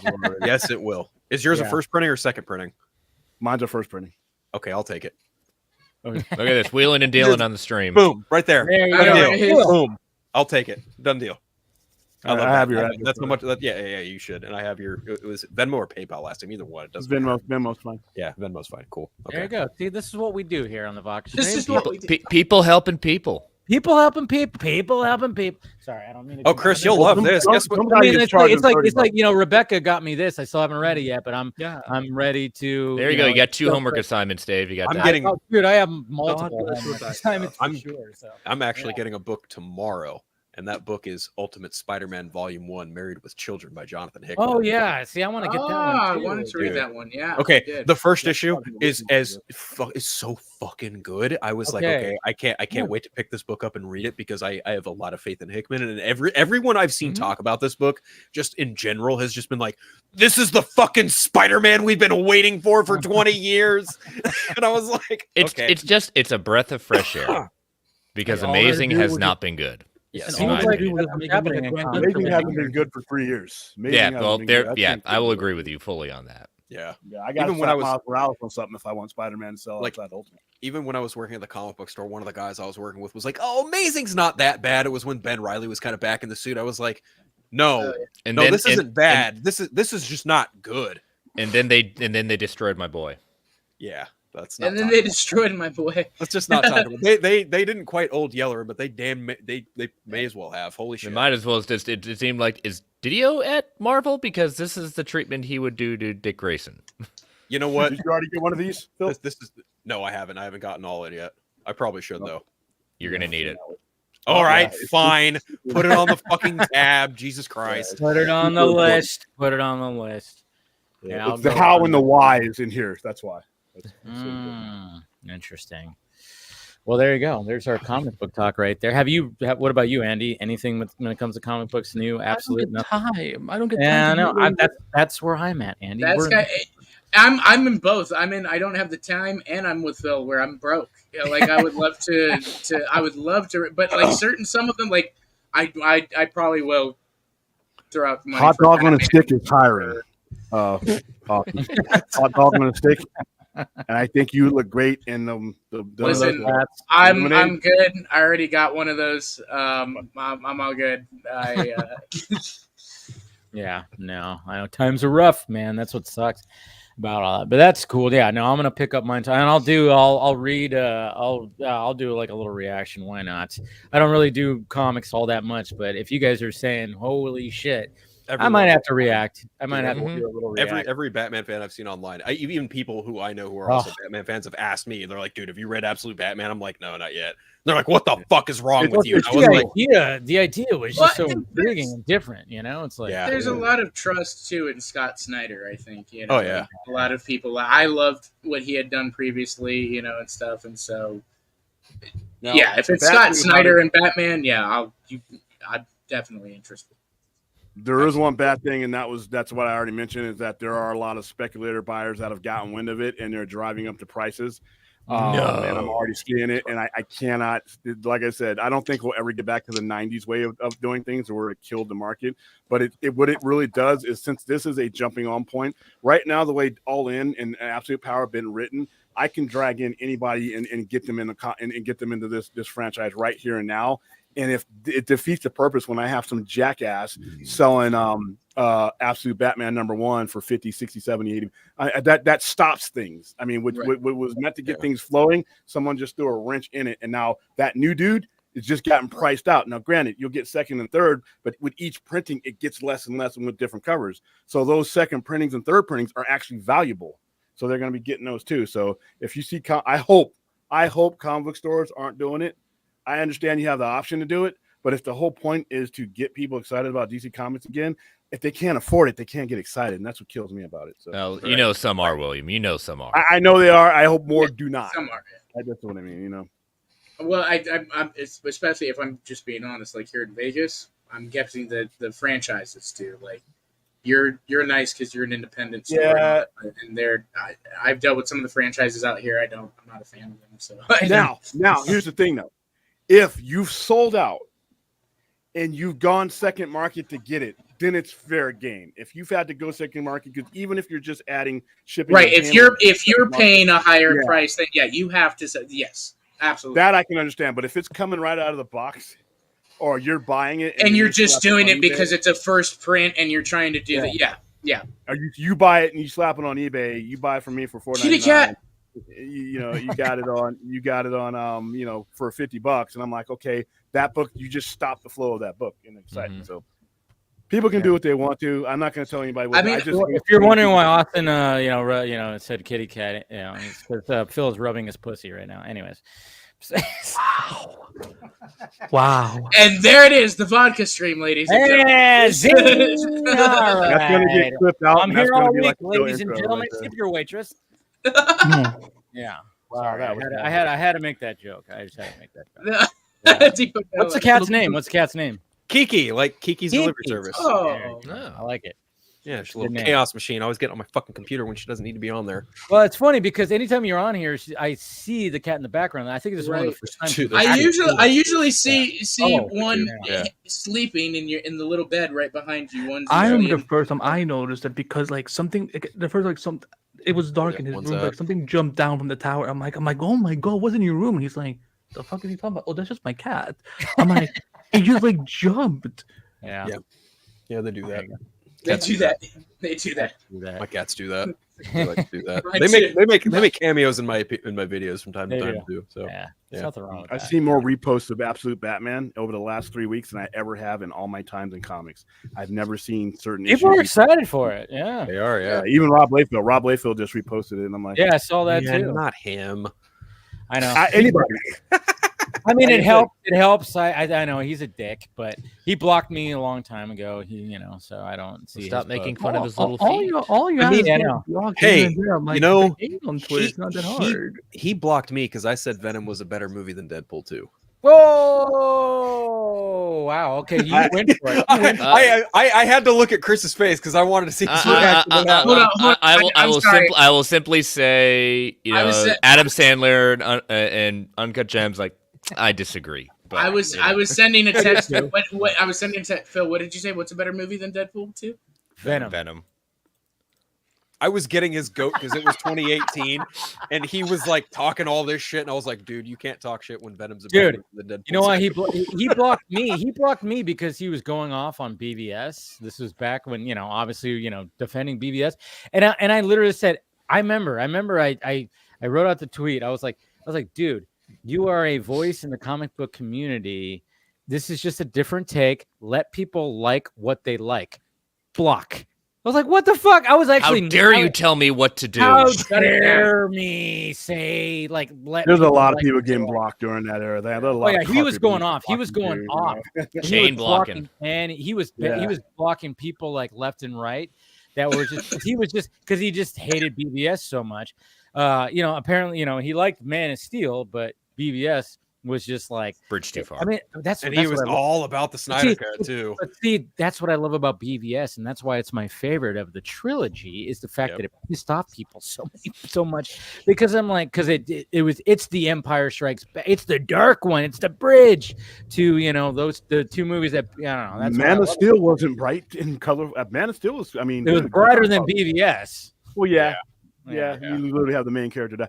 I mean, I don't know. I mean, that's the thing, and that's the thing. That's what I love about it. But I mean, like at the time, he was just going off, and I was like, dude, you're a comic book. Like, you've created some of these characters. You've helped this. Why are you doing this? And I just said, like, let people like what they like. And then I think he responded, and then before I got to respond again, he fucking blocked me, and I've not been unblocked since. So. Rob, unblock me. I'm good. I know you're losing a lot of. I know you're losing a lot of sleep about it, Dave. So I know. I still have bad dreams about it. I mean, this was like 2016. Yeah, 2016, right after. I doubt he would block you today. That environment really is a. It was very crazy back then too. It's crazy now. I mean, it's crazy now. It's still crazy. Yeah, it's still crazy. Let's face it. Wait a minute. I thought Twitter was a safe place to be, Phil. Right?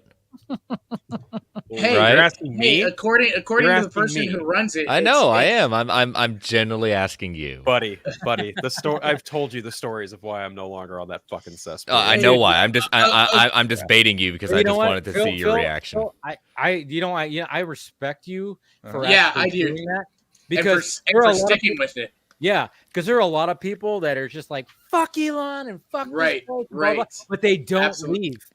You actually were like, fuck this place, fuck Elon, and you left. Phil's got this principle. I am why pour a shot for you, sir. You deserve it. That's why I'm like, I respect the absolute shit, the fact that you never came back. And I'm like, I agree. Good on you. Fuck I agree. That place is just a fucking hunting ground for all the biggest trolls, right? Like, you've got, Chattanooga FBI, you've got fucking Disgrace, you've got fucking dork ass Batman on film and his fucking cult there. Like, fuck them all, but especially as a content creator, right? Because you're told, right? You want to be a content creator, you got to be on all the social medias, you got to do all. You have to be. So, like, yeah, I agree. I have a lot of respect in that, like, you were not a fan of the toxicity there, and instead of just saying that, you actually No. Got In that respect, you're way higher on the tier than pretty much everybody else on Twitter that has said that. I mean, like, look, there's just a lot of misconstrued bad faith arguments that happen on that place that you can't have in, say, like a panel discussion like this, where everything just gets lost in text. And it's like, more often than not, like, there would be people who are in these little cults or whatever, and they'd fucking try and like spew the dumb bullshit that they spew for engagement, and then you call them out on it, and then they turn around and be like, "Oh, you're just a fucking Snyder nut cultist," and it's like, what? Well, it got to a point too where you can't win. You can't. Obviously, like, you know, Reed kind of knows my time. You know, I was against the whole kind of like certain people manipulating Snyder fans into thinking that this is going to keep going forever and ever, when that's not. I mean, there's the reality against those guys. Well, I thought it got sold to Netflix. Isn't that what's happening? No, it's actually Amazon now. It's actually Amazon. Whatever streaming site will apparently take it. Oh, Tubi, actually. Tubi's the next one. At this point, Mubi has a better chance with the substance in the films that they're releasing. So it got to a point where you couldn't win. It was like, if I don't support your movement, then I'm not a Snyder fan. And if I am just happy with what I have and what we've got and stuff, then you're not a Snyder fan. And so it was just kind of like, you can't win. Like, the amount of times, but that's the whole thing. Like, that's why I see people like I disagree with. Either I'll mute them or whatever. I'll just keep scrolling because I don't care. Yeah. Right. You know? No. You're see, Chris, you don't go into you and Scott are very good at avoiding that. Not even commenting. Because I don't doubt some people. You know, again, I know, Dave, I enjoy when you start poking back at people because I get some good entertainment out of it. I bet you. But it's like what it's like what Mr. Snipes said in Deadpool and Wolverine. Some guys just want to keep skating uphill. and also too, a lot of credit to you, Dave, as well, because I think too, like, especially with how much you get called out, you could certainly be making these streams every week about something else, and you don't. And I think that's a lot of. It's not worth the time. I mean, like, when certain shit comes out, like, I mean, like, especially with this week and certain things, I pointed out, but I don't want to like dwell on it and shit like that. Especially when the crazier stuff gets pointed out, and you know, and then if that stuff happens, like, all right, comment on it, but I'm not gonna, you know, like, spend like a month talking about it and stuff like that. I'm just like, all right, let's move on, unless, you know, I have to respond again on something where I feel like I need to. But there's sometimes where I'm like, I don't need to respond to But that. didn't you spend 4 years talking about the Snyder Cut before it actually happened, though? No, I spent a lot of time doing that because I was trying to get it out there. 4 years. So, yeah. you know. I know. So I think that's why it's technically dwelling on something, you know. Like, well, that's different. I'm talking about when there's somebody who has like a beef with me. Right. You know, that wasn't a beef. That was just me going, wait a minute, let's get this out there. But then at the same time, I'm sorry that I'm one of those people that like to put out the facts, you know, and it's like, or even if you're just a realist, right? Yeah. You know, you said it many times. I've said it many times. All this happens, right? The Snyder Cut, you know, we get a part 2 and blah, blah, blah, all this other stuff.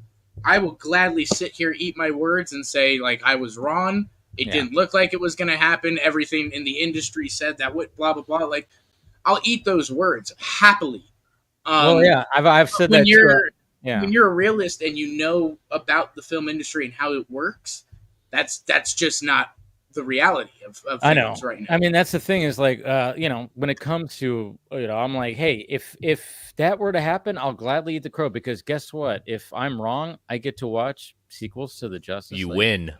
I kind of win if that's the case. But if you're wrong, you wait till 2032 until you finally give up. I mean, that's just like one of those things. What I'm gathering is some of these people are stuck in like some musical delusion fantasy world. Yeah. Oh, yeah. They're Arthur Flecking it up there. Exactly. Yeah. Afflecking it. They're Afflecking it. When someone pointed out for the first time, I'm like, Andy, what? Look at his name. I'm like, I don't get it. And then Fleck. What does that spell? I'm like, Affleck. And I'm like, what? Oh no. Uh-oh. Yeah, William was like, fuck these guys now. Yeah, F you. Like, no, but no, that was interesting though. It was like, oh yeah, it's A. Fleck. I'm like, that is pretty interesting. But you know, I mean, we could talk about that too, like the drama. How are you guys feeling about? I mean, first of all, I mean, Phil, I know you liked it. I did. Chris, Chris, Andy, did you see it? See what? Joker 2. Oh, it's out? Well, over here it is, yes. Well, I thought it was coming out next week. Yeah. It's I'm been fucking out. with I'm fucking with you. I'm fucking with you. Yeah. Hey, you saw it? Yeah. What'd you think? Oh, yeah, you did. You posted something about it. Did you enjoy it? Did you post it? No, you posted, or did you post somebody else on Multiverse of Color? I don't know. Yeah, that was Vanessa. My dear partner Vanessa Shark. She's the one. You never posted your review. No, I mean I saw the movie. I don't even know what I do on Twitter these days anymore. That's the thing. That's what I was wondering. His assistant does everything for him on Twitter. The fuck I do? What are you talking about? Wait a minute. You assumed it was you? The fuck I do. But now I'm wondering, did I actually see something on Twitter? Like, it's the gay stuff, my following stuff, small stuff, nonsense with Brad, defining miscasting. No, I never posted. I really didn't post anything about Joker, huh? Yeah. Okay. But how did you know that? No, because you asked me last week if I had seen it. That's right, I did. Yeah. Yes. You slid in my DMs like the himbo you are, and asked me if I'd seen that. I saw. Yeah, I think people need to get lives that about the fact that they're this upset with it. Like, is it as good as the first Joker movie? Fuck no. But it's a good movie. Like, there's a message to it, and I don't know. I feel like media stupidity is becoming a bigger thing. Oh yeah, sure. I know, Austin, you saw it, right? And you liked it. Yeah. I was not the biggest fan of it. Oh, okay. You didn't like it. Okay. Yeah. Okay. I was not the biggest fan. But I think for me, the biggest issue with these movies, I like the first one. I appreciate, like some of the things that it said and did. I think the biggest thing about them is the performances. Like, Joaquin is phenomenal. I'm a big Joaquin fan, so I really have a hard time with this one, as like, I don't really see the point of why. Yeah. Besides, Todd Phillips wanting to do something so different and outlandish from the first one. I mean, look, I would honestly feel better about these movies if they were called like Fleck or Arthur or something. Logan. See where you're getting at. Yeah, for me, it is one of those things where it's just like I feel like you're using the DC logo to make your money. Yeah. At this point, and I understand you want to make money off of your movies. I don't see how this associates with DC, and even if it's not Gunn's DCU or DC Studio, like it was to bring in that audience and then not really do anything with it within the universe.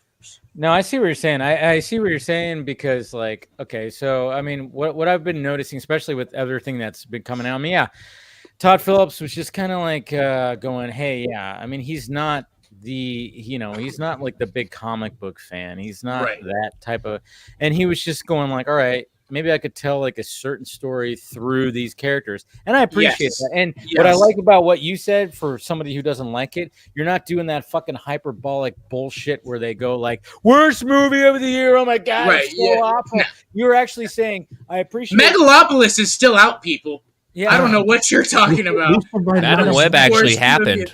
Yeah, that still happened this year. Madam Web was a thing that happened. So did The Crow. But and Borderlands. We don't talk about Borderlands. Nobody saw it. That's why. For me, we don't talk about The Crow or Borderlands. We pretend this. I think the only thing that was missing about this film. Sorry, the only thing that was missing about this film was the fact that it wasn't directed by Zack Snyder. I think that's the biggest problem. It should have been a Zack movie. That's the biggest flaw. Yeah. Direct all the no, but it's like sorry, I didn't mean to interrupt me. It's just ridiculous seeing the people behaving like this, and I'm just like, you know what I think the biggest problem is? to even kind of piggyback off that, not really so much the Zack Snyder thing, but so much like I think people went into this movie and this is also kind of where the marketing kind of failed the movie too. Marketing has been failing movies left and right over the last year. Yeah,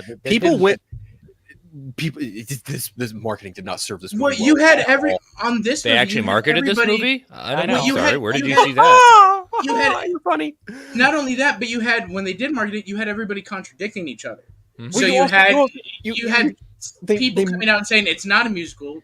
Gaga saying it's not a musical. Then the director saying like it's a musical. It's a jukebox musical. It's we're not. It's not original songs, but they did not have a plan. But the thing is like also the film was marketed as like this almost traditional like it's a Harley and Joker story. Yeah, etc. It's like our twist on toxic mad love thing. Yeah, and it's like that's not this movie at all. The movie is No. not titled Joker and Harley. The movie's titled Joker Folio. Dude, there's a big fucking difference. Honestly, I feel like the movie, instead of playing like a traditional sequel, it's played more like an epilogue rooted in ideas that Joaquin and Todd Phillips just had on sticky notes for what they couldn't have in the first film. And it's like, well, how do we really wrap up this story? If the first film is the how, this film is the why. And people weren't really too keen on the why, because all they latched onto by the end of the movie was like, oh, well, this is a Joker we can get behind because he's actually being a symbol of something where downtrodden society has failed the human being,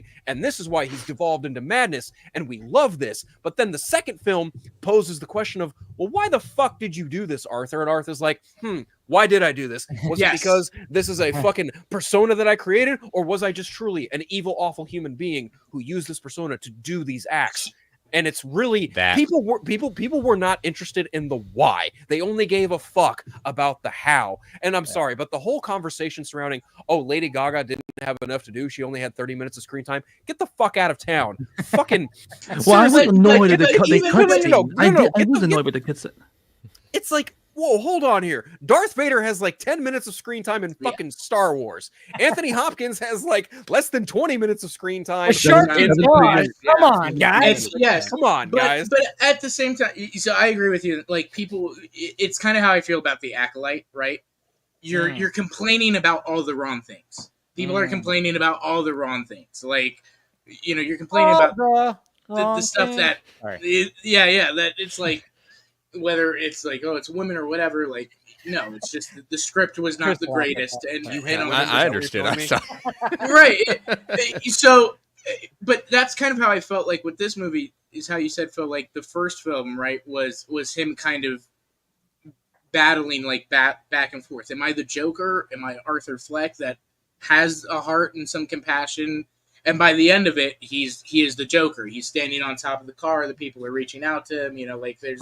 It's kind of that moment. And so for me, it felt this was kind of like a rehash, but a little bit different because it went the other way or something. Like yes. Like it was the first one built up to it, and then this one was like building. Right. The rehash for like the first, like act, semi 2 acts, where he's questioning that about himself. The other characters, like in the prison, are that like, who are you? Are you Arthur? Are you Joker?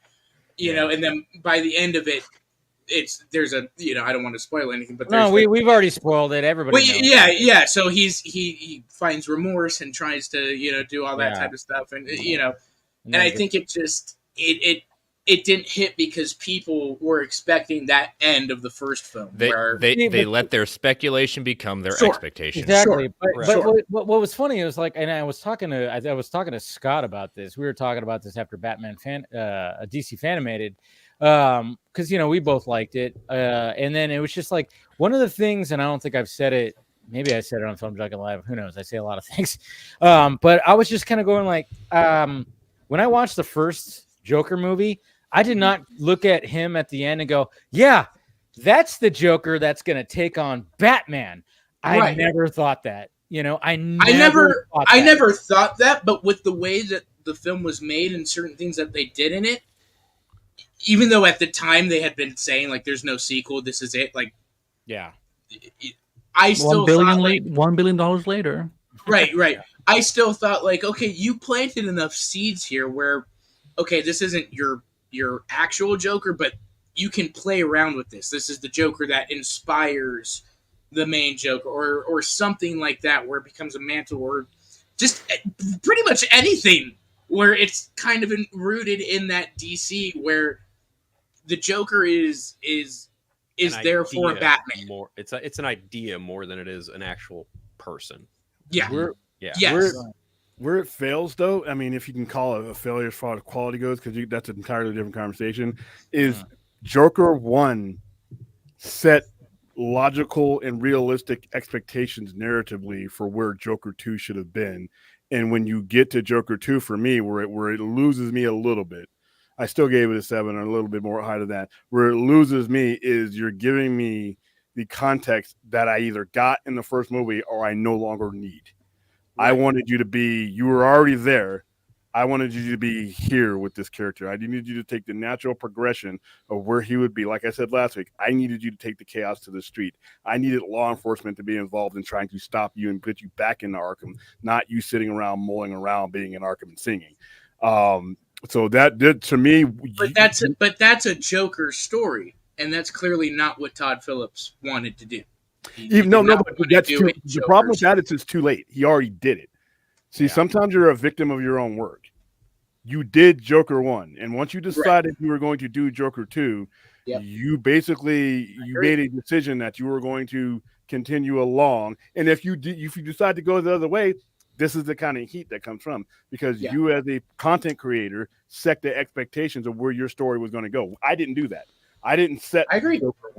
He did it, and when he wasn't consistent with that. I think that's what lost a lot of people, because the movie's not. When you say something is a bad movie, you're talking like "Dudes, Where's My Car?" or some stupid shit like that.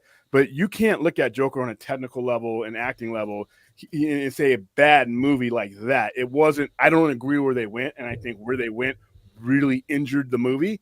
But bad movies, we've seen plenty of bad movies, and not just Madam Web. We were going up and down the list the other night of just some really awful putrid movies that you could actually attach bad to. Joker 2 is not a bad movie. I don't agree with it, but bad is different, Yeah, well, I don't agree. I was just going to say real quick, I don't agree that it has a lower cinema score than Madam Web. That's a fucking travesty. You can wipe your ass. Or Morbius. yeah. It's like, no, this was made by a director who clearly had that is clearly. But at the same time, I do kind of see why, and the difference is right. Something like Madam Web, right? I can go into it and I can laugh at it. I'll be honest. I can get a good laugh out of it. You have an expectation. Whereas Joker, I'm going into this really thinking like. The first one was good. You can build off some certain things here and all that. And it felt like he really was just, like very much trying to say, this is not a DC movie. This is but not. Here's the thing, though. Comparing it to Madam Web in terms of craft, in terms of performances. Sure. Leagues and bounds. Leagues and bounds. Joker Folie à Deux is a much better made movie than fucking Madam Web. Anyone who thinks otherwise. Did you guys see that clip? Delusional. I posted there was like somebody who was watching Madam Web on the clip or on the plane, and I reposted, and then I even said like Joker 2 worst movie of the year, fuck off, because it was just they were like recording off their screen on. It was like somebody who's actually kind of popular. I don't know who that person was, but I just watched the clip, and it's literally like in the beginning of Madam Web when she goes to that little barbecue before they go to that.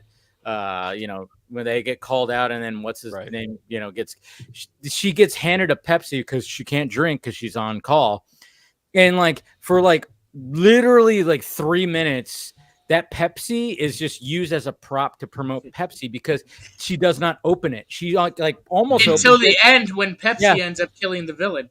But I thought the writers. I thought the writers killed it. Dave, if you actually think about it, it's some good writing. It's foreshadowing, right? We're foreshadowing what we're gonna. I mean, if you want to look at it like that, for sure. I mean, that's a perspective. That's a perspective. Like, that's. Hey, you know what? You'd be good at marketing for a movie. Right. Yeah. But no, I do agree with Phil. Right? Like, yes, as far as like the quality, like the filmmaking, the cinematography, the production design, all these types of things, like absolutely, like Joker, you can't even. Compare the two. I think what I'm more trying to say is just the expectation where I could go into Madam Web going like, this is going to be crap. I'm going to enjoy it because it's crap. Yeah. Whereas Joker, I'm expecting this to be good. and I was kind of taken aback. But that's not by the cinematography or acting, or just by the story itself. But that's the problem with you get the sites. We've already gone over this. The Rotten Tomatoes, even with Cinema Score, it's just like it's not a true reflection of it's emotion. It's pure emotion at that point. And okay, Cinema Score is like what 5,000 people, like or 1,000 people. It's I don't know why we're still listening to like random score websites that I'm kind of like. People love to do that. That's the thing. It's always sounds like a. So I mean that's the thing when we talk about Joker being it's gorgeous to look at. You know, some of the even to some extent, like there's a one shot. There's a one shot in the movie that looks so. Lady Gaga, Joaquin do the same expectation and said their performances were great, but it wasn't necessarily. I thought it was okay. It wasn't definitely the worst movie I'd ever seen at that point. Definitely not the worst of 2024. No, it's not. And when you get basically, and this is what we've said a lot of times with DC movies in particular. I know this is DC film, so we got to be careful. Right. Well, then this is something where people just say, nope, sorry, didn't meet it. I'm just gonna bomb it just because and ignore anything positive about it because it didn't meet my expectations. See, that mindset is garbage, though. And you know how I say that the whole Snyder it is garbage. Yeah, important. So Scott and DC and Warner Brothers and all involved, including the fanboy boneheads, have trained themselves to think that way to the point where it's going to take some fucking rehab to not have that mentality. Even if you take Joker out of it, James Gunn, anything else, we've trained ourselves to, if we're not going to be involved, if it's not, we don't have a connection to it, nobody else can. Yep. And that shit started back in 2013 and it permeated throughout to the point where, like I said, you have people, you have James Gunn and all this stuff. They might break through of it all because I think some of these people have grown up into actual men and women. But you also have the point where look how much damage that did. If you didn't, it's still doing. They're now using the fan groups to kind of determine movies. I would say we used to say that Star Wars is the worst fandom and stuff. Without a doubt, I would say DC is right there behind it. And it did so in such a short period of time that I was like, how did we get here? I saw this meme right because of Marvel. You got there because of MCU because we didn't have the brain capacity. We had fanboys who did not have the brain capacity. But even Marvel doesn't have the discourse that these no, they didn't because of when DC has. When they came. Because you got 2008, and then you have what was going on as far as the ECU. When they established what they were doing, people were just not capable of viewing things throughout with any other lens but what the framework of what other company was doing in. And that's where it really started. Everything that DC did had to be, well, if Marvel's pulling a bill in this way, then DC has to do it that way. Instead of, like I said, rubbing two brain cells together and coming up with something else. So that happens all the way through. Yeah, absolutely. But there's a psychology that can be undone when it comes to the Marvel DC thing.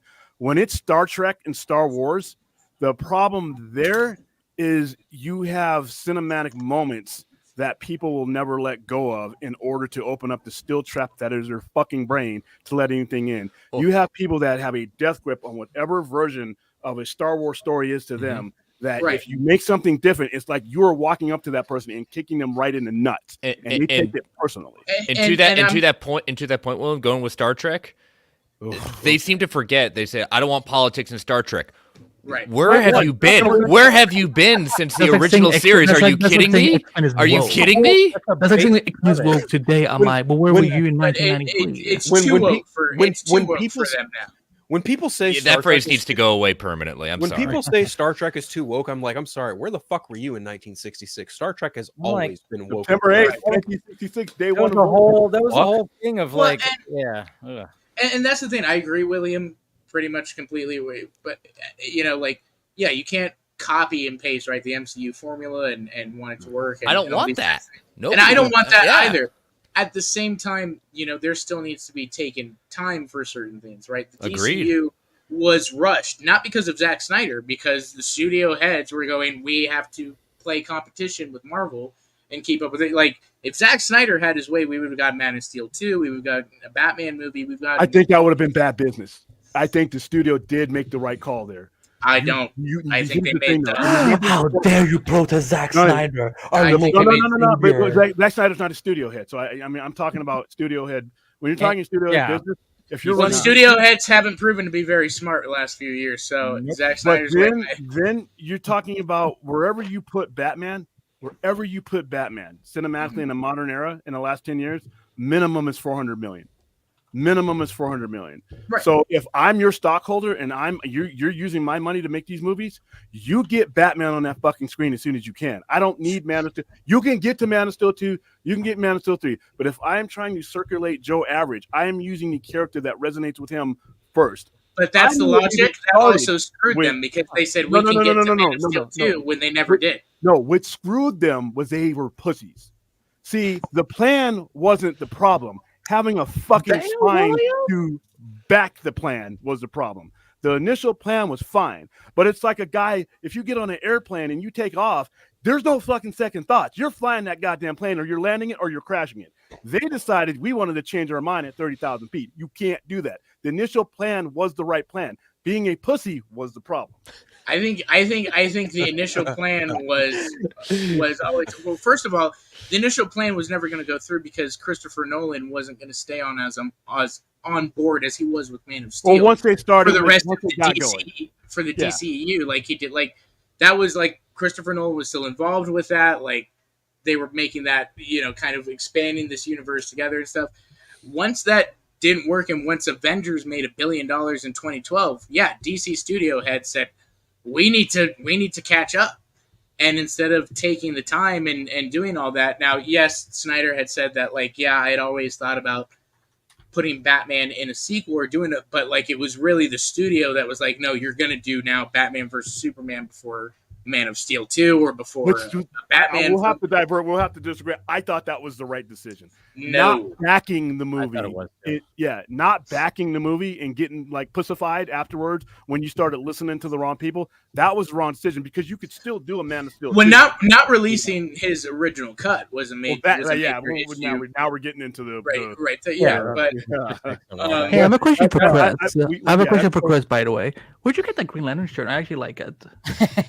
Is it a jersey, Green Lantern jersey? Yeah, it's a jersey. Yeah. Where'd you get it? It was a gift. I don't even know where they got it. It was years ago. Well, I'm sure you could type it into Amazon. My guess is probably like a Hot Topic or something they found it at. Probably. Yeah. There's just type. I just realized that Lip's entire background, this entire time has been like the green lights. I'm like, of course, because we're gonna talk about Green Lantern a little bit. Yeah. Talk about all this. No, but going back to the whole BV, when it comes to Zach and what he wanted to do, I remember from what I gathered and just my information, it was he was originally was okay, if you're gonna do a Man of Steel, what are you gonna do for Man of Steel 2? And obviously there's always that, but then of course the studio was like, hey, we got to start incorporating Justice League people here, and then Zach flat out was like, well, why don't we have Batman, the villain be Batman? I guess. Yeah. And let's do because obviously his mind immediately went to. But he had been thinking of Batman for a sequel. Yeah. Anyways, well, because and he loves The Dark Knight Returns so much, and their fight is so then I think he got a little tingle in his jingle where he goes, oh, wait a minute. If they want me to start incorporating something, maybe I can start incorporating my favorite book. And I think that's where the agreement was reached. Was the fact that it's because his plans were I could do a Man of Steel 2. I can have the Metallo in there because Metallo was always on the and then of course Brainiac, he was already setting that up. But at the same time it was but if you want me to start getting the other members of Justice League involved to start, why not we do this a version of Dark Knight Returns? And I love that because again, BVS is my favorite out of the three. That's up there. So. Yep. Yeah, Chris, is there a Green Lantern, a big Green Lantern logo on the back of your shirt? Yes. I'm actually going through. Okay, I got one. It's massive. It's not this one. It's the wrong one. Okay. I'm really trying to find this jersey now because I'm like, damn it, I'm actually digging this. It's a cool jersey, man. Oops. Yeah. What if it was custom made? And that's why I can't find it. It was not. I will tell you that it definitely was not. No, but see, now that we again, we're like going back to the Joker. I mean, one of the things. Let's see. Hold on, before I. What do you sending the link? Sending the link to Joaquin Phoenix to join the StreamYard. Yeah, apparently. No, but no, William's. I don't know. All of a sudden, William, like, he's got a new view, right? That's the Green Lantern logo. That's the light right there. That is the pettiest I've ever seen him be. Wait, go back. I wanted to. Oh. That was funny. I was like, who just joined? What the hell? No, that's cool light though. I like that. Yeah, it lights up the whole parking lot. It's pretty cool. Yeah. No, but I mean, like, even going back to Joker, like there was like a meme that I saw, and it was kind of meta because I mean, some people react to it, it's like, I love you. You love the idea of me. And I was like, ooh, that's kind of cool. I love that right there because, but I get it. And that's what I like that what Austin was saying about the fact that it's like, okay, I didn't like it, but I'm not going to sit there and act like it was like the worst thing I've ever seen.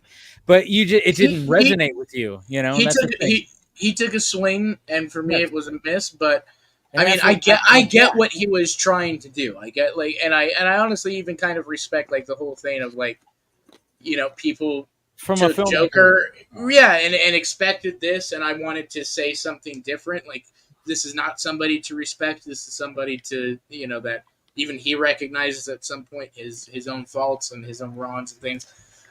So I have respect for the idea that he was trying to come across and make. I think it just didn't hit near as much as like the first one, where I thought they did a good job of saying like society in a sense created the Joker. We live in a society. We live in a society, right? That created this person and all that. But he's still to be held responsible for his actions. There's still consequences. He's not a good person. By the end of it, but you understand how he got there, and I thought that was well done. Whereas the message didn't come across, I think, as well as the first one. And I totally get that. But at the same time, when people were thinking like this, like the whole thing that Todd Phillips going, he was never like the Joker. It was just I always was like, I always, because like when I saw the first one, I'm like, that's not the Joker that takes on Batman. Fuck no, that's not the Crown Prince of Gotham. That's not him. So when the ending happens in the second one, where essentially the real Joker who stabs him and then cuts his face, essentially that's going to be the Joker that takes on Batman. I'm like, okay. I mean, at first I was like, what the fuck? They're just going to kill him like that? But then when I hear like I was like, oh shit! I mean, I remember literally going, "Oh wow!" How about that story that supposedly Nolan killed? That happening in the first movie. I was gonna say, so how do you guys feel about? Because I'll be honest, I reject that idea completely. I don't know it sounds like if Todd wants to believe that and have that be Heath Ledger's Joker and stuff. That's cool for Todd. I don't like that it's Joker. That doesn't even make sense. That doesn't even add up timeline wise. Timeline-wise, doesn't make sense. Well, people were saying, I think he'd be about 45 by the time. Well, the thing is like that's not the first time the Joker has actually cut his mouth in comics. Thank you, Phil. I was about to say that. Right? Yes, it's not the first time, but it was confidential. Like it happened, I think, in issue 7. Yeah, but it was the fact that Todd wanted it to be related to that. Well, let him live in his la la land. That's perfectly fine for him. I mean, what's that, Andy? I said let him live in his la la land if he wants to think it so hard. That's kind of what I said. That's literally what I said. If he wants to think that. But that's the thing is like Todd Phillips is not a comic book reader, and then of course when people were saying that, I was like, well, then sucks to be him. Yeah, I mean, so okay, fine. If that's the way he wants to feel like that's what it is, fine. But at the same time, it's like people who do read comic books, and I think Todd Phillips is not. I think we know that he's not a comic book reader, but at the same time, it's like when people were going like, and that's why I said thank you, Phil. I'm like, that's not the first time that the Joker has cut his. It's not the cutting of the face; it's the fact that I know that Todd wants it to be a part of that Dark Knight thing. So that's where it really separates for me. I have no issue with Joker cutting his face or anything like that. It's that, and that, like, kind of like Chris said, where he wanted that to be a part of the first one, and because Chris Nolan was still a part of Warner Brothers, he's the one that shut that down and said, "Hell no." I doubt it. I'm just trying to hear. I'm tired of hearing that guy's name. Chris Nolan? You mean the Academy Award winning Best Director of 2023? I saw. I think you posted it, Junkie, about the whole with him never getting the Abda and DeLuca. Even though I don't think any of those people he felt he was screwed or even with the company anymore. And two, is he cutting them a $52 million check for Tenet? Having shoehorned that movie in there when nobody thought it should have been in the movies, but he had to have it in cinema. All the talent in the world, he's earned everything. Obviously, he is what he is. But on a business level, I mean, and guess what? Your movie, your Oppenheimer, which deserved all of its Academy Award, how much money did it make because of a Warner Brothers movie that you kind of were around and benefited from? So yeah, I'm just. Well, we got to. Okay. Well, William, we got to remember. This is just something that somebody reported. That's the thing. Is like we can't always triggers me. Like, I mean, I get it. I get what you're saying. $50 million. Me and you probably aren't going to be friends. You cost me $50. I might have. Well, when you've made the company billions of dollars before that, one fuck up, I think can be forgiven. $50 million fuck up when the margins when you've made the company billions of dollars before that, and you're known as one of the most renowned filmmakers of our day, I think it can be forgiven. Blade Runner 2049 barely broke 100 million. So should Denny be outcast from Hollywood for that? But he's not an asshole though. See, neither is Chris. So because Chris wanted to release his movie in theaters, no. Remember how he conducted himself during that whole thing. It wasn't just the fact that he wanted. How did he conduct himself? He tried to shame everybody during COVID to put a movie that half the damn people couldn't even understand anyway. He forced them and shamed them into putting that movie in there. That movie tanked. Are you sure you just didn't understand it and are upset about it? You know what I love? These two live like 10 miles from each other. So yeah, you know what? Maybe I'm not too cozy with you. Give me my $50 million back now. No, okay. So Universal took that and ran with it. So good for them.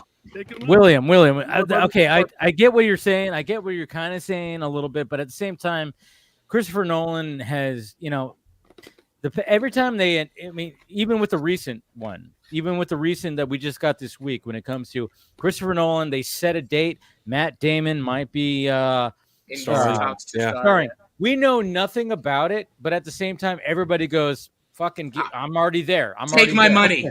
I'm throwing my money.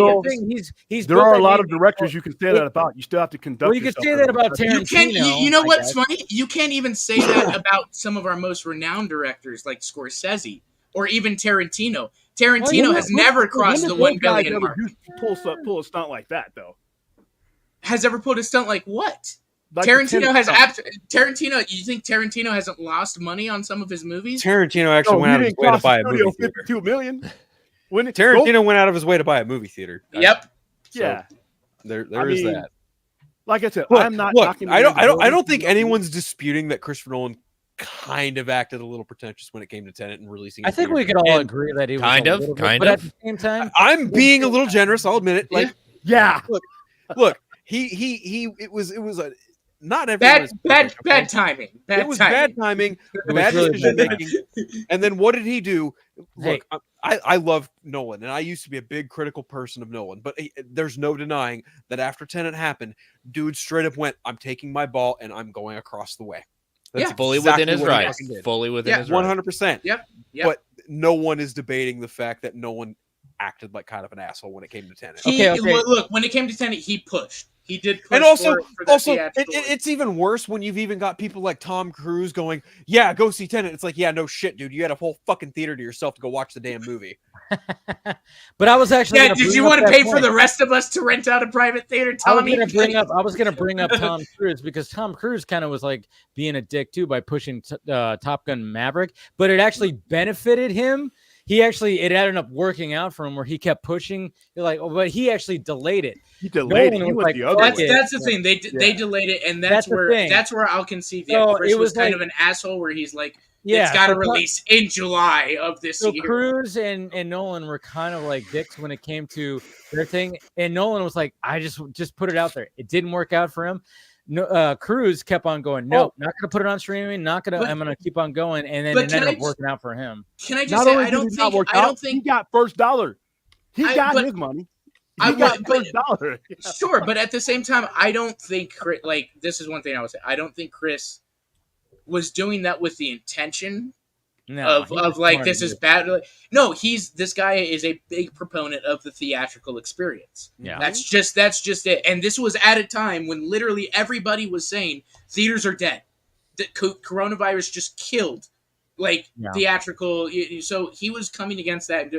I think he wanted to save it. He wanted to save it. The smartest thing he could have done was it the wrong move? And he didn't. Yeah, was it the he needed to do? He needed to push it back, and he just didn't.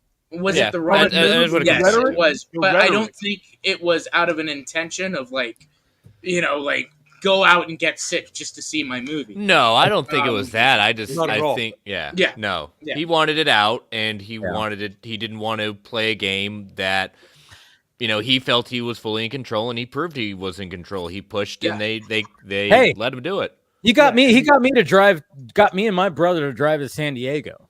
Yeah, I mean, Bradley we went down to San Diego which is like almost a 2-hour drive for us. We drove down to San Diego to watch that thing in IMAX with fucking masks on, and it was just because we want to see. I literally hit up my brother because I wanted to see it because I'm a diehard Nolan fan. He's one of my all-time favorite directors. So the fact that it was I was like, I want to see this in IMAX. This is an interesting concept. I don't know exactly, and yeah, so we drove down to San Diego because that was the only spot, that was actually handling it, and yeah, I don't know. But when it comes to Nolan, he might have a little bit of arrogance, sure. What?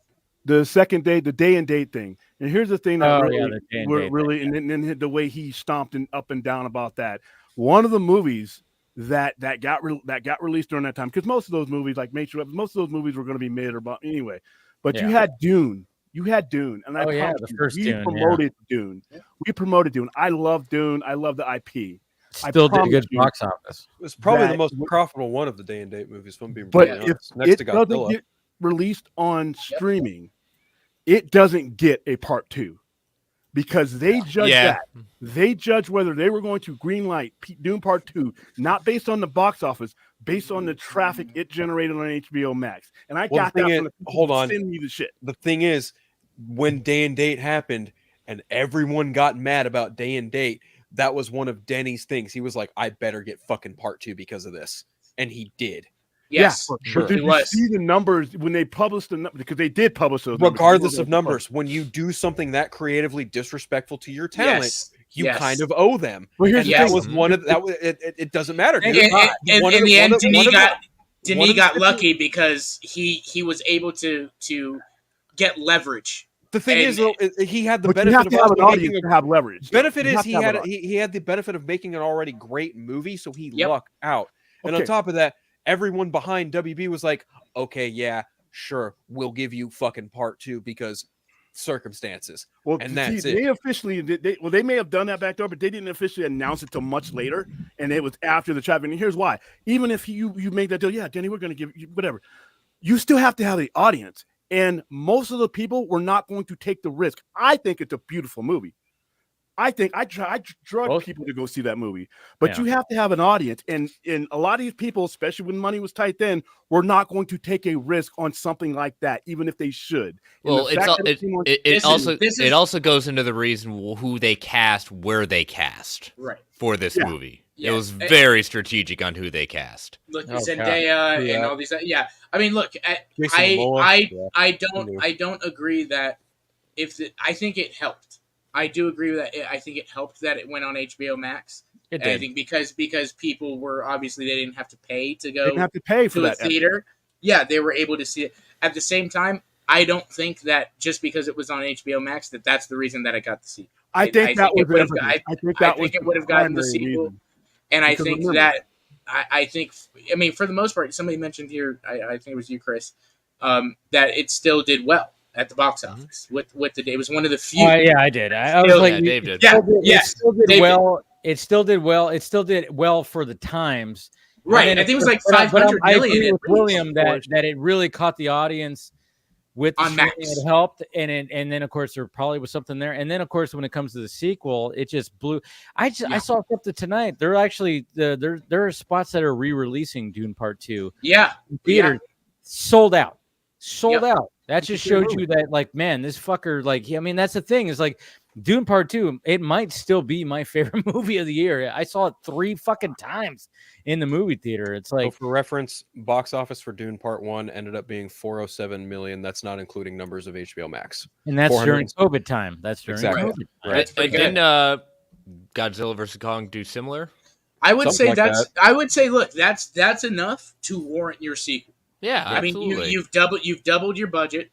You've done, like, without HBO Max in general. Yeah, HBO Max was just I agree with you guys. Exactly. They did not make that announcement. They did not officially make that move till way after those numbers were released. So I'm happy it happened the way it is. But the day and date thing looked like it was devil worship. And I'm like, Godzilla versus Kong did fine. The people who were going to go to the movies then we're going to go. There was no way in hell I was going to. There's a better argument to be made for Mortal Kombat getting the benefit from HBO Max than there was for Dune or Godzilla. Yeah, because I promise you, had Mortal Kombat not done as well as it did on HBO Max, and even having the foresight and the benefit of what it did at the box office, that film probably wouldn't have gotten a sequel. And I say that as someone who actually liked the Mortal Kombat 2021 movie. That movie was dreadful. I had to create scenes. And you're also actually have a tournament. You're also talking, Liam, right? Okay, so that 400 million that it made off the box office. I'm gonna shut up right now. Right, that's a good proponent to say that obviously people are interested. There's gonna be more in the sequel, and there was. What did the sequel get to? Did you say, Phil? I think 600 something. 600. The sequel, I think, made closer to 700. I don't know. Let me double check that. But I mean, you got your audience building, like I said, because I know a lot of people that we got, because we were given vouchers to HBO Max, so that you could go watch certain movies to get in there. A lot of people that watched it for free. A lot of people I know, everybody I do know went. Ooh, what the fuck? That's a moth. 714 million for the sequel. Yeah, they went to see it. They went to see it for their second time in theaters, and they would have never seen it at all if it had been a choice between one movie or another. Sure. Now, King Kong versus Godzilla was the exact same thing the Suicide Squad was, because that's another movie. That movie cost Warner Brothers a lot of money. That's another $50 million cost. But here's the thing, though. A lot of it is the IP. The Big Monkey, the Big Lizard, world renowned. That helped them there, because I remember we actually had meetings with the corporate people because they were so nervous about releasing Kong vs. Godzilla. We had to do everything right. We had to follow safety protocols. They had their people here. That was the only time that Warner actually sent their people here to our drive, because we did the drive-in for all that. So they were worried about that then. But like I said, if the day and date, I'm a big firm believer in that, and I think that years down the line, I was all about it. I was all about it when it came out. I was like, you know what? I didn't think it needed to be shitted on like. I think it benefits certain films. I really do. I think like, okay, something like Dune, right, where you kind of won on both sides. You won the box office, and you got a bunch of people on HBO Max, and that's going to lead to your next film making more in the box office. But with something like Kong versus Godzilla or these other IPs that like people are going to go see no matter what, because they've been around for forever, and that type of thing. Yeah, I think it's a bit different. So I think some films benefited, and I think some films, where it was like, well, I mean, definitely the smaller. Before I go, it goes back to what, like I said, for me at that point is how he handled it. He went full flamethrower. You don't agree with the decision, you find. Listen, Denny Villeneuve didn't agree with the decision. You didn't see him some of the rhetoric that Nolan put out. So yeah, when it comes to Nolan, he did put out some of the. The only thing but he straight up said, "I don't like this. This was not in my contract." Yeah, I believe he didn't take my ball, and I'm not going to talk. I believe his exact words were, "You've damn near killed the Dune franchise." Yes. ended up not being true. Which right, true. Thankfully, oh, Jesus Christ. No, but like when it comes to like Nolan and being like reluctant to be, play that game with his movie, it's kind of funny too, because like I just kind of thought about that. If we're thinking about like when Tom Cruise kept going, nope, well, I'm not going to play the game either. I'm going to postpone it. I realized it's like, well, Nolan had an original idea that was confusing for a lot of people. And then you have Top Gun, the sequel to Top Gun that you really do need to see in the fucking big screen. Yeah. So it was Nolan that just like his balls were like huge and he was like swinging them around like, It was like that episode of South Park where he's holding them in a wheelbarrow, right? Yeah, pretty much. Yeah. And so, but I appreciate that because it was just like one of those things where it's like, hey, I want fucking people to see this in the movie theater. And I did. I saw it on IMAX and it was great. And I appreciate it. I understand it didn't work. It was just one of those things that didn't work. And thankfully, his next movie was like, hey, this worked because damn near close to $1 billion. I mean, $1 billion. Thank you to the Pepto-Bismol Barbie, because like I said, I love Oppenheimer. Crazy how that happened. And I love that movie. And like I said, other than Dunkirk, those are the two movies of his I can rewatch. Oh, Dunkirk was good. Dunkirk is brilliant. I thought he should have won. If that were the case, it would have happened again with no, there's no other Barbie. What was the Scorsese film that came out again? Like, no, it wasn't. Oppenheimer was once in a generation. It had a little bit of boost with Barbie, but at the end of the day, I say about $400 million. That without Barbie. Oh my God! So if you're saying that much, so you're saying Dunkirk wouldn't have even made close to how much much Dunkirk made on it. You're talking $500 million. Okay, so an original film by Christopher Nolan with no blood in an R-rated $400 million. So we're taking away $400 million without Barbie, right? That puts it right where his movie is. So that's fine. But it doesn't make $100 million without Barbie. I think it makes $500 million without Barbie. It doesn't make $900 million. Your math is not mathing based off Christopher Nolan's box office. Yeah, it is. It's not. You're talking about outside of Tenet. It's not. No, if you look, that's Dunkirk is also based on a true story. Yeah, again, but if you made over $500 million. You spent $90 million on it, and you make $500 million. That's fine. That's good money. But you don't make nearly $1 billion. Inception, based off an original. Interstellar, based off original. I think to an extent, William does have a point. Barbenheimer being the thing did kind of give Oppenheimer the boost at the box. It gave the boost, but a $400 million boost. I would say yes, because I know people who were not going to see Oppenheimer. Listen, when you look at it, when you look at Barbie, cultural icon, all that. But those same people would go see Oppenheimer just because. No, I knew people who were never. Here's the thing, though. Here's the thing. Those movies debuted on the same day, and then for like the next 4 or 5 weeks, people were like Oppenheimer, Barbie, Oppenheimer, Barbie, Barbie, Oppenheimer, Barbie, Oppenheimer. It was a never-ending fucking trend. Like they helped each other. That is a fact. Had they released, I don't think we'll ever. It's hard to. We're never going to be able to equate necessarily what. Like you can't say, like it did this much business. I do agree that it helped. It was a significant boost because yes, people are going to go see Nolan at that point.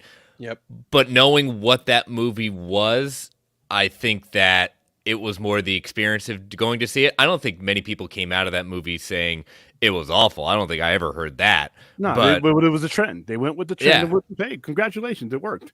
Yeah, it did.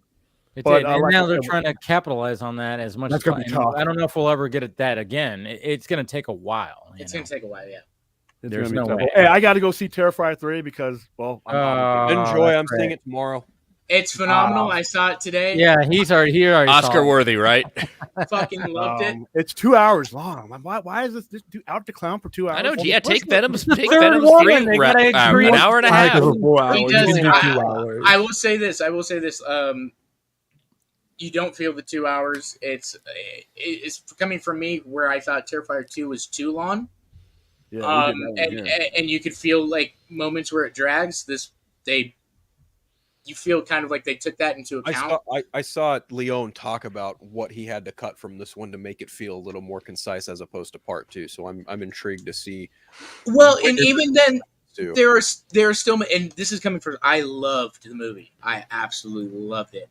It still that doesn't surprise me. in certain moments. Yeah, oh, fucking, I love it. Why did he say it's so judgmental? I loved it. Because I know this kid. We used to podcast together. I get it. I know him a little too well. Well, but yeah, it's if we're talking mainly, yeah, it's the filmmaking aspect that I have. Sure. What he's able to do and what he was able to do with Terrifier 2 to this. I literally just rewatched Terrifier Part 2 last night too, so I'm going into it tomorrow. Like, okay, show me what you fucking got. Let me tell you something. He delivers. Okay. He delivers on that 100%. Especially William's just like, shut the fuck up. Let me go watch the damn movie. Go. You know how Matt felt about Absolute Batman. Yeah, I'll give it a review right out of the theater from. I'll get a All right. See you guys later. Thanks, William. Hey, William. That's funny. I love that he's seeing that. I know he's got forced into doing it. Well, you saw Saturday night. Oh, yeah. I'm jealous. I can't wait to see that. Dude, one of my top 5 favorite movies of the year. No shit, that good. A lot of people are saying that. Dude. Really has Reitman ever whiffed yet? I don't think he hasn't whiffed with me. Dave, did you love it? Did you love that Snell movie more than Rebel Moon? Yes. How dare you? Sorry. Hey, you know what? I'm sorry. Today I was interviewing the editors for Deadpool Wolverine. One of the editors is actually he worked on Saturday Night Live, the movie. Oh, cool. So see, this is one of those movies where, again, it's like I have always, like, when I was a kid, when I first started watching, when my parents allowed me to stay up to watch Saturday Night Live, I got obsessed. You were 16? Nah, I was like, it was 25. I was actually, I was like probably 11, 12, 10. I'm sorry, even earlier. Did that you was say 25? What do you think? He's been at his parents in the basement, just like waiting for them to tell him you can watch. No, that's me. But the thing is, like I got into Saturday Night Live when it was like the year of like Dana Carvey, Mike Myers, Chris Farley. Oh yeah, that same year. That's when I got it. I loved it, and my parents were awesome to let me and my brother stay up on Saturday night to watch these sketches and watch the whole show. Not the whole. I don't think we probably never watched the whole show because you do that thing. You just end up falling asleep because obviously they've always put the great sketches in the beginning. Mm-hmm. But then when it starts getting into, you kind of it starts losing its whatever. But at the same time, I just loved that. And then I remember, and I've always told the story of like I was watching it all the time, and then I was a freshman, I think I was a freshman in high school. And I remember like we were supposed to, in my English class, we went to the library to do some research on something. We were supposed to do some kind of project or whatever the fuck. I was like going through, walking down the aisles, and I found this Saturday Night Live book that was like basically the history of it. And this is I know the one you're talking about. Yes. Yep. Yeah. Mm-hmm. I was like, oh my God. And I remember just like I remember sitting on the floor of the library, and just this, I'm just reading this book, and I'm just, cause I'm seeing from the very beginning, and getting the history, and I'm just not doing the task at hand. I was not doing what I was supposed to be doing. I was just reading this book. And then of course I checked it out, read it again, and everything. So I've always been a Saturday night. And then so when I heard that this movie was coming out, I was like, oh shit, this is going to be something special. Jason Reitman, sweet. Please give me something. This movie, it's a real-time movie. It's so well acted.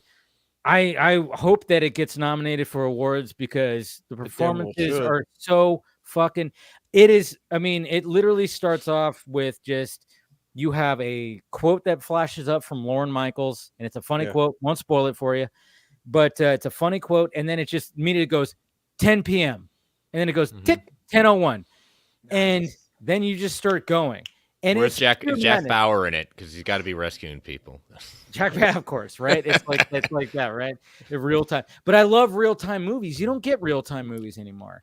Yeah. So this one was like, it was straight up, just like, and the whole time, even though you know that they make it to air, but at the same time, you're watching this going, fuck, you're feeling the anxiety. Still feel the anxiety, yeah. I can't wait to watch this movie. There is an outstanding book, and I don't know if it was based off. They based it off this one. It's Live from New York, the incomplete, unauthorized. Like the interviews they got, it's the same people who did a book on the Daily Show. They followed up with that, but it's literally a book on just taking from interviews. It's not like a novel. Like they got so much access to every single year. It's an outstanding read, and the wild stuff that went on at SNL. Well, and what's great is like people like Dan Aykroyd and Chevy Chase. They're very honest. Anyway, they really don't care. And I'm sure, they would tell you straight up. When did Chevy ever care? But Chevy was straight up saying like I was gonna get into a fight with Bill Murray on my fucking hosting. They did. Like you know, like. But see, that's the thing. Yeah. I mean, and I'm sure they took some liberties, of course, like making it more Hollywoodized. Which there's some things where I go, I don't know if that actually happened, but I still appreciate it because real time stories that has never happened before. All right, but at the same time, it's like the performances were so well done. Like Dylan O'Brien as Aykroyd, I was like, good on you, dude. Because. And then I forgot what's his name, the dude who played the Riddler in Corey Michael Smith. Yes, he played Chevy Chase so fucking great. He was awesome. You know who I want to see is Nicholas Braun because he plays two parts. He plays Jim Henson. Yes. And then he plays. I can't remember. I don't know who else. I forgot. Plays. Yeah, he's supposed to do a dual role. I forgot who he plays too. He does a dual role, but if you know him from Succession and stuff, I absolutely. I just forgot how much of a madness the first episode was because I was like, oh yeah, George Carlin was the host, but they had so many other acts, and then there's other people. And it's live. Yes, and it's live, dude. And you don't even know like how much was going into it and how much they actually had prepped for it. I mean, there's so much that they had prepped for it, and kudos to Lorne Michaels. Man, I don't know how he did not fucking lose his goddamn mind. Like when you watch everybody's against you too, and tell you you're not gonna make it. Dude, there's something. And again, I don't want to spoil it, but there's something in there that where they kind of just like talk about that, and I don't want to spoil it, even though it's known. But I don't want to spoil it because there is and that's what I think Jason Reitman and his writing partner did to emphasize the fact that it's like. So much was on the line for this, and it's crazy that this thing even fucking ended up happening. Yeah. I mean, and I even said sometimes even for me, just to even prepare for a Film Chunky Live, I'm going, what am I talking about? I gotta do this, and I gotta have that. I gotta position it right here. I gotta get my, and I'm just I'm fighting to the finish line just for myself. When I saw this, I'm just I was just going, how the fuck did you pull this off? This doesn't even make sense. There's no way that this should be even a thing. And the fact that it's still we are almost fucking even now. Look at years later. We're almost 50 years later.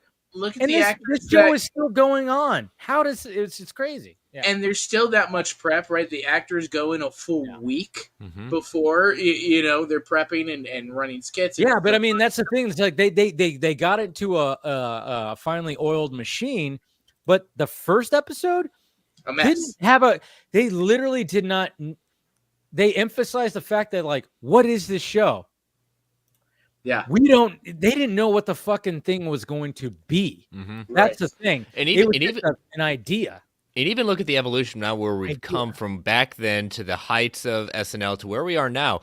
You don't get many people staying up to watch Saturday night. Well, what are we doing? We're watching the clips that come out on TikTok or YouTube and everything like that the next day, or you're watching it on Peacock not to have the commercials. But let's be honest. It's not an event like it used to be. But let's be honest, that's pretty much everything, right? No, you're right, but I'm just saying, particular. The fact that it has stuck around as the only variety improv type variety show like that, even at its lowest points, because trust me, I there's been times. It's been some very low points. The Piscopo years. Yeah, even more recently. Although him and Eddie Murphy had some good sketches. Oh yeah. Wait, can I be wait? If I can interrupt for 1 sec, Chris, What? can you stand up real quick? I need to see the rest of the shirt because I think I may. This dude is this. so determined on finding this damn shirt. What do you want to see, Andy? What are you trying to see? It's Hal Jordan on your left side of the shirt. Chris is not wearing pants. I found that. Listen, man, he wasn't prepared. All right, Chris is not wearing pants. I am right wearing pants. Yeah. Don't lie. I'm fine with Prove it. Prove it. I'm wearing shorts. He's wearing sweatpants. I finally found that after 40. Phil is in those pages. tennis shorts, those high tops tennis shorts. No, I'm working in my workout shorts. Yeah, Ooh. I know. I got like my little cargo shorts. Ladies and gentlemen, you can tip to Film Junkie Live for more leg from Phil. There you go. For more There we go. It's all about legs. It's all Hey, about legs. Dave, you want to go hang out on leg day? Come for the geek talk. all right, Stay for the leg. Stay for the legs. I would tell you what, as a skinny boy, the legs are the strongest thing on my body. The legs. I'm just gonna I'll shut tell up. you, I've been Yeah. working I'm on glad my you legs found it, Andy. for like the last 9 It took me months. 40 My legs pages. My 40 legs have gotten fucking pages. so much bigger in the last 8 months. But now it's worth it. See, the leg for me, That's my the legs thing. are Okay, always. still because you're walking a lot, or you're out on your feet a lot, right? Yeah. Well, not only that, like going to the gym every day after work is just Oh yeah, there you go. Right. That helps. So on the kind of treadmill. Don't skip leg day, everybody. Never Same skip for leg me. day. Yeah, don't be Legs like were Hemsworth. always- Don't do that. Legs were always like my best muscles, the biggest thing on my body, and so I just continue to exercise those. And Except your third one, right? hey, listen. You did. So You went there. If you know anything about Mexicans, we have no worries about a third leg. Hey. Depends on the Mexican. Not in my area. I don't know what you're talking about. It depends on the It depends on the Mexican, I guess. Hey, speak for yourself, Andy. All right, I got it. I'm not. No, I'm just saying. I'm. My boy can attest. He's in the chat. But all I'll say is like Saturday night is probably in my top 5. It is my top 5. Is it wide release now, or is it I still don't limited? know. Okay. It literally just came out this week, wide because Okay. I wanted Like, to go for me, see it that weekend it came out, and Yeah. you probably got to because it's in LA. Yeah. And like I said, start to finish, it's just you're just fully engaged. I mean, Jason Reitman knew the task that he wanted, and he wanted to tell this in real time. It's an hour and like 42-minute movie. That's with credits. So literally it starts like at 10 o'clock, and it's an hour and a half before they're supposed to go live, and it's like it's in real time, and it's one of the best movies of the year, and it's so well acted, and everybody, like I just couldn't even believe, like even like just seeing like, oh yeah, the certain sketches that I knew that were in that first episode. I'm like, oh yeah, but then the performances, again, I can't emphasize the performances from the actors who played these people who ended up turning into superstars, Chevy Chase, Dan Aykroyd, Jane Curtin, Garrett Morris, all these guys, and then of course having like the other people, like Andy Kaufman was part of the first episode. Yep.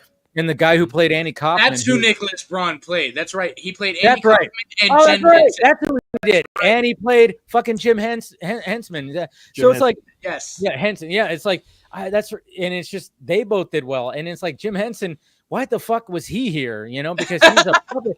That they emphasize that. It's like, he's like, why am I even here? This is like more of an adult comedy show, and I'm dealing with puppets, right? Kind of thing. So, I mean, and again, you just go like, how did Lorne Michaels even pull this fucking thing off? And how does he pull this off every week? I mean, you really find a respect for Lorne Michaels of like how he ends up creating a show every week with like the madness that is. I mean, but the first one was just, oh my God. And look at even how he comes out of that and starts like shepherding people's movie careers. Dude, that's the Myers, thing. Mike Myers, Mike Myers, Dana Carvey, Adam Sandler. Good or bad, he shepherded a lot of those careers. People complain, good or bad, Adam Sandler movies. That dude makes. He's still making money. He's laughing all the way to bank at Netflix. Dude, for real, that's good for him. Yes. Adam Sandler figured it out. Yep. Yes, I agree. He figured it out. His movies might be garbage, especially the critics hate it. Okay, Yes. sure. But it's not for them. It's not meant for them. You're on vacation with your friends, improv, having fun, doing what like you what. Yeah, me coming from like the improv like comedy world, as far as when I started in like film and all that, like I've always had a lot of respect for like him and Lorne Michaels and all these other guys because they figured it out. They found a formula that worked, and they've kept this. To be honest, even at its lowest point, they've kept this alive. Yeah, I don't know how Lorne Michaels, and there's been times where even like over the years where Lorne Michaels was going to step down because it got so bad. Well, he did. Then he kept going. Yeah. Oh, yeah, he did step down. That's when Dick Ebersol took over. That's right. He did step down, but then it really got bad. And then all of a sudden, reinvigorated. He pulled a Bob Iger. Yeah. Oh, fuck.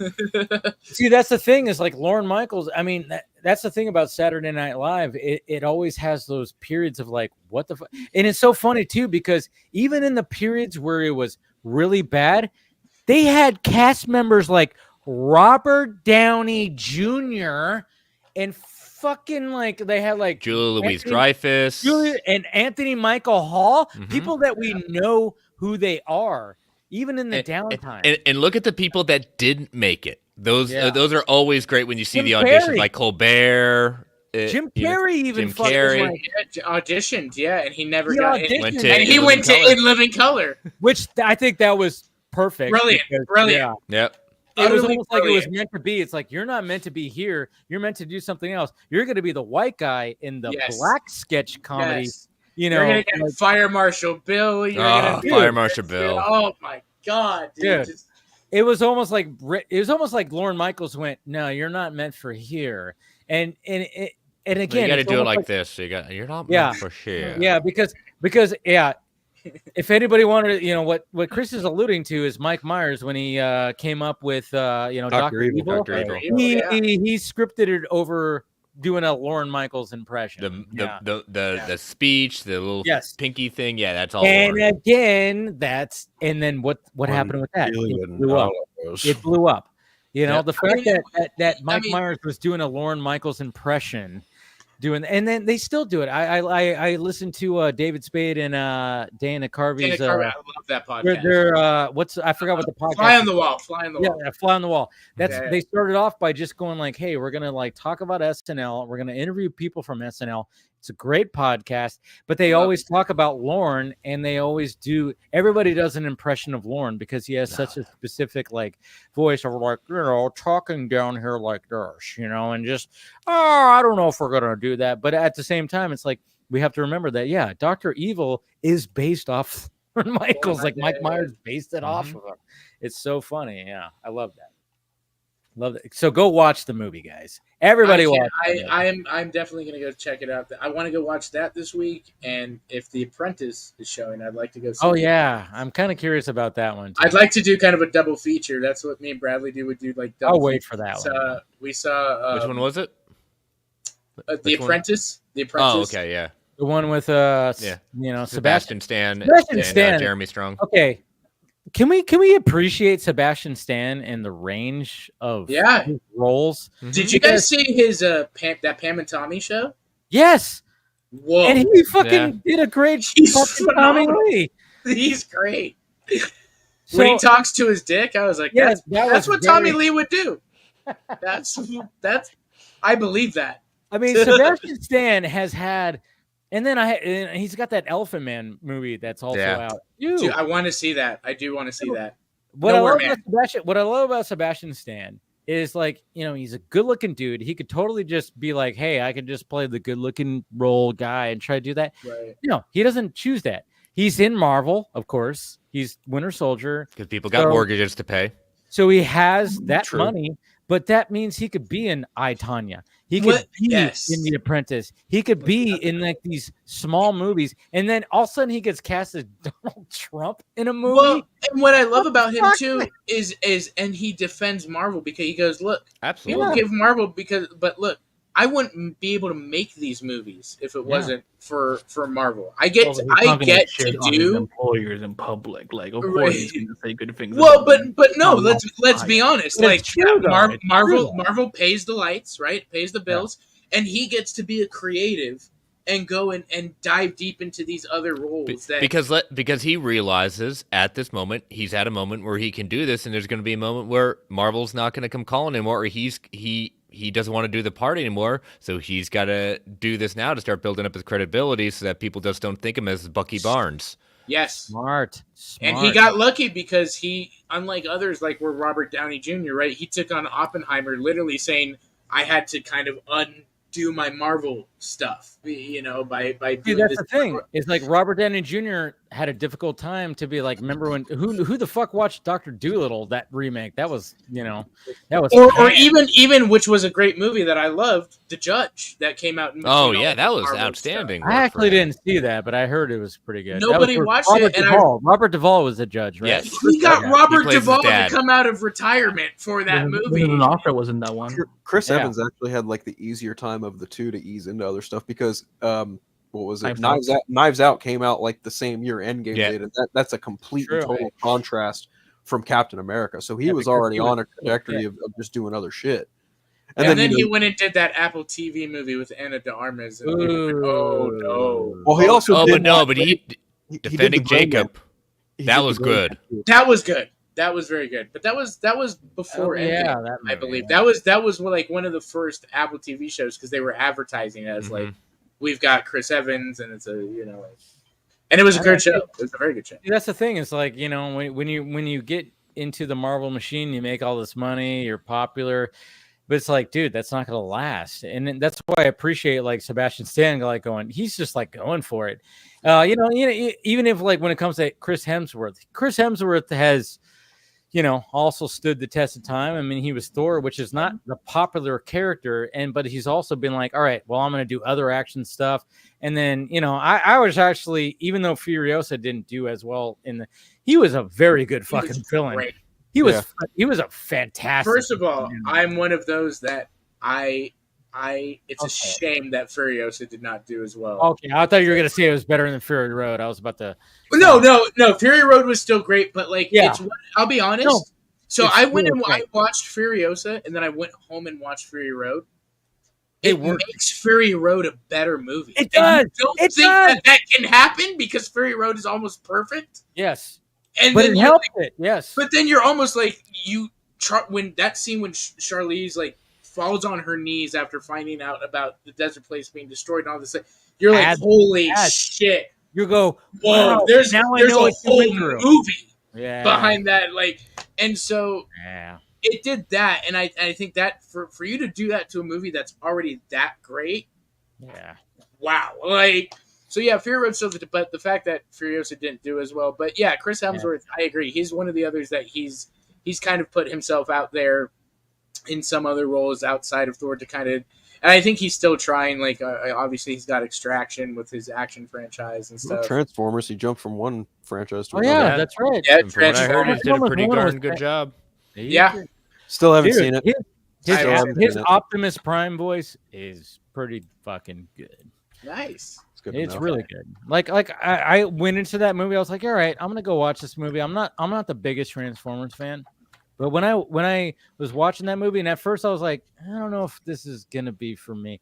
And then all of a sudden it started kicking into gear. I was like, holy shit, this is actually really fucking good. And then, I mean, I will say, like, maybe they went too much into, like, maybe they could have let things breathe a little bit. They were like I felt it was kind of rushing with some things. But at the same time, I'm like, this is because when it came to the Bumblebee movie, the opening of Bumblebee being on Cybertron and they showed like them just like fighting on Cybertron. I'm like, guys, that's the movie I want.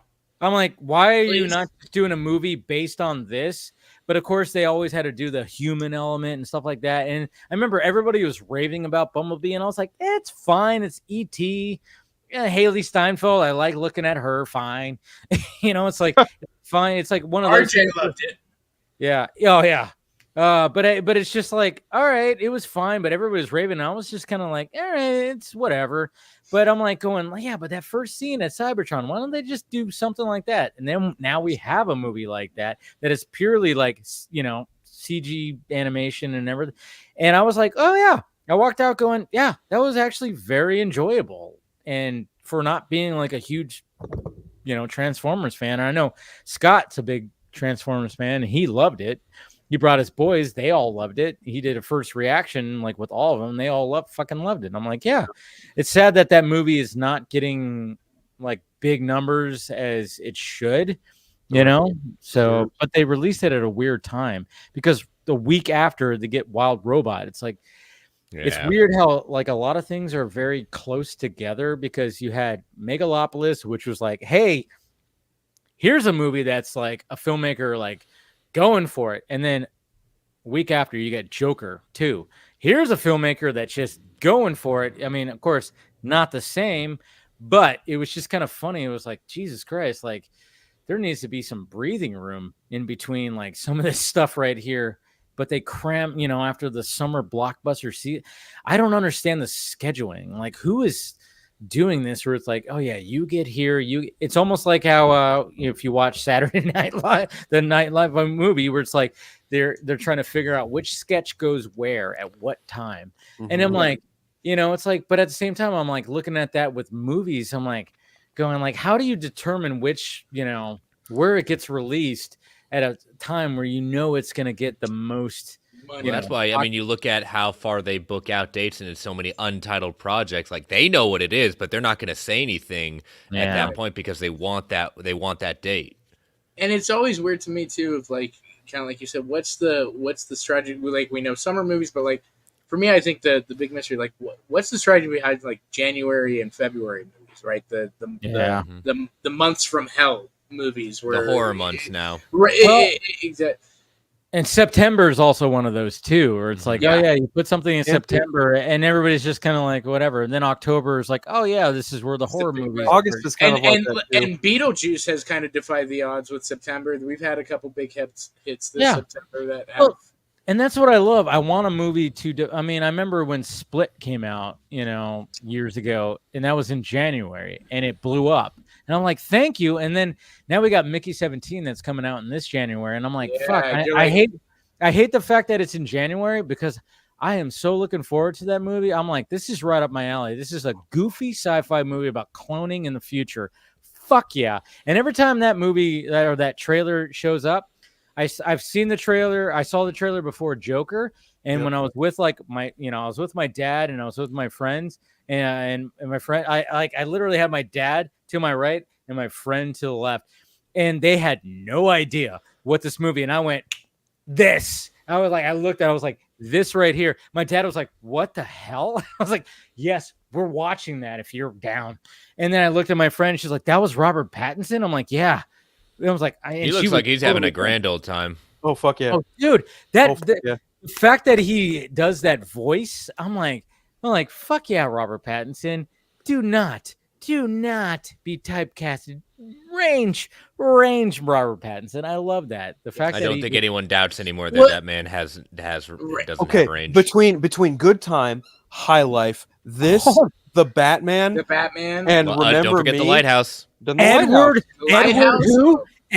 who? Edward fucking who? Edward, no one gives a shit anymore. That's nobody who. cares about Twilight anymore. Yeah, that's not you Sparkle Bat anymore. Come on. And I agree. Like I'm worried about it, but like also like I think of like the last few years they've been releasing some good movies and like Alita, Battle Angel came out like at end of January, early February. Like that was, dude. I mean, phenomenal. That's the thing. That movie deserves a sequel. Fuck yeah. I love that movie. I love that movie. I wish James Cameron would invest more time into that than Avatar. Listen. He keeps on talking about they're still working on it. I fucking hope so. I love the Avatar movies, but yes, I would love. Bro, you ain't got a lot to hang out. It's fine. No, Listen, I know I'm one of those. I'm for Jimmy Cams. I'm a simp for Jimmy Cam. I don't hate Jimmy Cam. I know. I'm just not a fan of his current shit. I understand. I get that. Go make that fucking Hiroshima movie. Fuck Avatar 4. Fuck Avatar 5. Fuck Avatar 6. Fuck He's Avatar not going to say that. They're 9. paying the money they're making for him. He's already made them enough money. He made them like $2.5 billion. These fucking but here's the thing, Phil. Here's the thing. Like, it's just like what we said about Adam Sandler. That's what he wants to do, and they're going to keep paying him for it. That's what he's going to do. You got me. And I will look at it at this too. Like, and I'm not a fan of the Avatar movies. I appreciate what they look like. I doesn't really do anything for me. That's the biggest thing. I do like the movies. I'm in that fandom. That's good. But at this, I am a simp. I know. But at the same time, like, at least with what he's doing, he's still, and this is my respect to him, he's still like trying to move cinema forward. He's trying to evolve, yes. You know, what we can do now with underwater filmmaking, what we can do now with CGI and this mix of, you know, like he's a Peter Jackson. He's continued to progress cinema when he makes movies. Listen, you're talking to the guy who ate fucking crow about Avatar Way of Water. I positive. You didn't think it was gonna do it? Oh yeah, he thought it was gonna bomb. You did? Oh, Phil. I had a big old bowl of crow on that one. There's really? Oh, for sure. Yeah. Did you hate it? Did you not like it? I haven't watched it. I have no desire to watch it. He wasn't gonna watch it. Sure. But see, the way I feel about it is like, okay, so I like the Avatar movies, but at the same time, I'm like, God, they take so long in between. And when you go see them in fucking 3D IMAX, it's an experience, dude. But I'm not gonna have that same experience when I watch them again. And then I'm just like, I where I agree with Phil, I'm like going, because I know Phil doesn't hate, like, he just hates now, current. But it's like James Cameron. Let's do something fucking new and fresh. Let's do another True Lies. Let's do another True Lies, man. True Lies. Terminator 2. Like, do yes. And I understand that because, look, even as somebody that loves those movies, I do love the Avatar movies. I don't want him to die making them. Make something else in between. Like, we can all doing that for a while. You're getting there. We can all agree that we don't need him to just live out his days doing Avatar movies, because they take so long. And I'm like, yeah, I'm looking forward to the third one. But then I'm starting to think about a fourth one and a fifth one. And I'm like, it's getting to be too much. I'm like, do something. Like, let's do something. This dude went full Lord of the Rings. But you look at it from his perspective. But even, you know, I mean, people have asked him about it. And it's like, to him, and he said this in different ways, that this is what he has been building his career towards. This is his magnum opus. This is what he's always wanted to do. Yeah, true. And I'm with you. I would love to see him go back, but it doesn't sound like he has any interest outside of maybe being a producer or shepherding the Terminator. Like, he's not going back to do that outside of a consultant role now. Well, I think now that he's figured out the time frames of these movies, and that, like, he's got the technology down, he knows he's going to get them done quicker, that he kind of knows I can get ready to move on to other things or whatever. And he's even talked about, like, even after a fourth film, talking about possibly giving it to Robert Rodriguez, you know, or somebody else that he trusts, so that way he can go do something else. But, like, at the same time, like you said, this is what he's thought of as his magnum opus. I give him a lot of respect and credit in that, like, I know people give him shit for taking did it 11 twice. years to make over $1 billion twice. And he took and over 10 years, but he took before those pandemic 10 years, and then after pandemic and still did it. Right. And during those 10 years, he's talked about I've made this Bible, like a J.R. Tolkien type world where I know everything about it. I know where the story goes. You know, it's all planned out, and it took 10 years to do that, but we did it with a writer's room and all these types of things. So I respect that he took the time instead of rushing it, you know, like any studio would push for or anything. And he still made his money, and now he's going to come back. And I do think the story is going to change and progress and hopefully get a he's bit hinted more towards complex. that. He said that it's going to make a shift, I think, maybe after this one.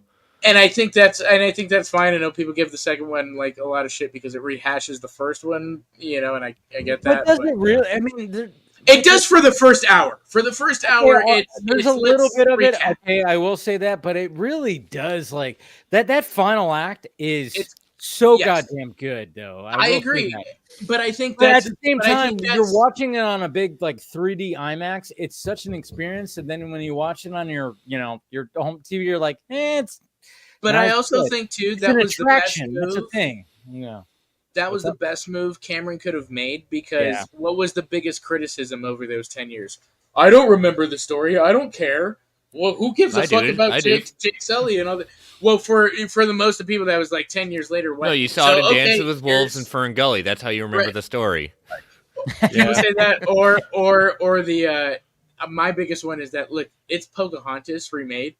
Oh yeah, I just like this version a bit better. I just read it in history books called "The American Government versus the Native Americans." Right? Yeah, exactly. it's that, but in space. And so, for my sci-fi mind, I'm like, "Fuck yeah, let's go." No, it works. It works. Yeah. It definitely works. And then, of course, again, he's selling an experience, and I think that's that's when people get so upset. They go, "How did that not win an Academy Award?" It's not gonna win an Academy Award outside of visual effects. He's not doing anything different with the story. The story is not unique. No, it's not. The story should not win on anything. I think if anything, maybe he should win on director because again, he's evolving cinema on. So he is finding ways to really like. And that's the other thing too. He with Avatar in 2009, right? Like that was the biggest thing. Like I want their performances to come through the CGI and the Na'vi. And kudos to the performances too. I mean, they're good. Everything is good. Everything works, and he does something unique that nobody else can accomplish. And I totally get that. But at the same time, it's like. It's no story. Great. It's not to be something that is going to win Academy Awards for like Best Picture and stuff like that. It's just the fact that you go for the experience, and I think that's that can even allude to some of these Marvel movies. The same thing. It's like when you go opening night and you go to Spider-Man: No Way Home, you go to Deadpool Wolverine, and you're seeing like the cameos and everything like that. It all hits different, even with Star Wars. A lot of things where you just like you're with a group of people, that even happened, even with BVS and because like when Wonder Woman shows up and saves Batman ass, like Batman's ass is like you just you start clapping and cheering and you're at a concert. You're at a concert kind of thing. When it comes to Avatar, it's like you're at an experience where you're just sitting there going, "Wow!" You're at the you're going, "Whoa!" Like, "Whoa, this is crazy!" And I would not be surprised if one of the Avatar sequels ends up playing in the fucking Vegas Sphere. That's what's going to happen. I'm sure. Yeah. Let me tell you, man, as a fan, I'm going to see that. I'll pay that money. I can't even imagine what the ticket prices will be. It's going to be ridiculous. I'll go broke. I'll probably Bradley will divorce me. I might even show up. That's fine. You just have to mortgage your firstborn male child. Vegas will do it. I might even. See, even Bradley said it would be amazing. So that's my confirmation. But that's the thing. I would. Apparently, also said you want to be a Na'vi very badly. He did. Listen, he trolls me on this because this is the funny thing about Bradley. He hated Avatar. Until he met me, and for me, it's kind of like it's not a great story. What you do? You just wear him down so much talking about it? Fine, just stop talking about it. I don't care. Basically, and then he went and saw the second one, and he was like, "I like it," and I was like, "Yeah, that's what I'm talking about." Well, it's like we both have tails too. Anyways, right? We connected, we intertwined. We have front tails. Anyways, all right. Anyway, no, but he used to call them giant blue cats. That's what he used to call it. No, but that's the thing, though. What? It is an attraction. It is an attraction, and that's the thing. And that's what James Cameron. I mean, James Cameron is just always, he's always evolved cinema, and then when it comes to the Avatar movies, he's evolved them into you have to see this in a specific setting to totally be, engaged or like involved, like totally immersed. Look at his the 4K re-release of Titanic made like over $100 million. Yeah, the experience of because for me, like, obviously I was born in 1997. I didn't go see Titania. God, but you're a baby. I would, I would, but so like me and Bradley went inside, like to experience that in theaters. Titanic, it's a whole that's the thing. But see, that's the thing is like, I want James Cameron to just like, hey, okay, yeah, the Avatar stuff's cool, and do the third one. I will be there, opening weekend, and I'll put on the fucking 3D glasses and look at the big giant screen and see it and be like, whoa, still doing that. But dude, just make a small movie. Make another True Lies. Do something. Right, like you say, True Lies is small. I mean, that's what's so funny. But that's what's so funny, Chris, is like the fact that it's like that was considered like, small for him because it was just kind of like, all right, you're not evolving special effects. You're just making a fucking action movie with Arnold. Mm-hmm. And I remember the whole story, like watching the Arnold doc where like, Last Action Hero bombed, which it shouldn't have. And everybody That's a fun movie. I don't care what people say. It's a cult classic. It's a cult classic. Let's face it. I love that movie so much, but it bombed at the box office to the point where Arnold was like, damn it, I had my first bomb. And then he, of course, talked to James Cameron. It's like, all right, let's do something together. And they decided to do True Lies. And it ended up being like the biggest like budget for an R-rated movie. And then it ended up being like a huge success. Mm-hmm. But I'm just kind of going like, yeah, that's James Cameron just doing a standard action movie with Arnold Schwarzenegger. No visual. I mean, there was visual effects, of course. There's going to be some things in there. But it was mainly just a crazy action movie about a guy who's a spy who's like, also is a family man. And it worked so goddamn well. I'm like, James Cameron, just do. Every member of that cast in that movie just like was hitting on cylinders. Everybody. Oh my God. I mean, the fucking Jamie Lee Curtis strip scene, that made me a man. That made me a man. I remember watching that, like going, I'm feeling a little tingly. I mean, Jesus Christ. I mean, come on. That movie was just phenomenal. I'm shocked it wasn't Nicole Kidman in Batman Forever, but go on. Whew. That was after. That was after. I mean, she didn't have a strip scene like. No, Curtis she was. She was like full on in lingerie, thong, and everything, and doing all. And then I love the fact that in the middle of that, she like falls down. Yeah, that it was so beautifully comedically timed because it's such a hot scene where she like starts getting into it with the music, and then she's like doing the whole thing on with the bedpost, and then she falls down, and you even see like Schwarzenegger and then like in the shadow go, and then he just like gets back into it, and she gets right back up like it didn't happen. So beautifully comedically timed. I'm like, James Cameron, you need to do more movies like this. You have this, but you're always shooting for the stars. Do a small movie, man. that is not to evolve. I agree. I'm with you on that. I would love for him to do something smaller, more, just kind of harken back. Same with Zack Snyder and why I'm kind of, Oh, the UFC movie. That'd be interesting. The UFC or what was the photograph movie that he? Yeah, he's been wanting. Zack Snyder. Okay, just even talking to the guy personally and everything like that. I don't know how this guy even sleeps at night. Right. The ideas running through his head. He's got a lot of ideas. Yeah. Dude. I mean, I remember when I had like before the Snyder Cut came out, I even had Debbie on here, and I was talking to her, and I'm like, if I, and I even told her, I was like, if I could have 1/16 of the energy of what your husband has, I would get so much more done. And imagine she's his producer, which means she has to manage that. She has to do him. She has to do this. No, you can't do that. You can't do.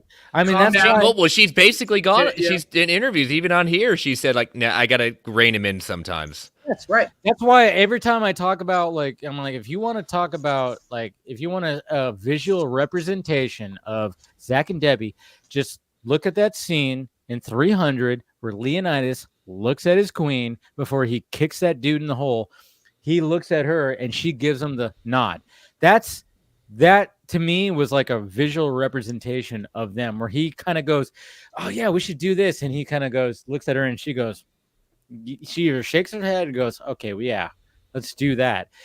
that's what I think. Like, you know, but at the same time, I'm like, fuck, I don't know how this guy sleeps at night, because it's just, he's so full of energy and stuff like that. Even though one time, I think when we were doing our Army of the Dead discussion, he showed up.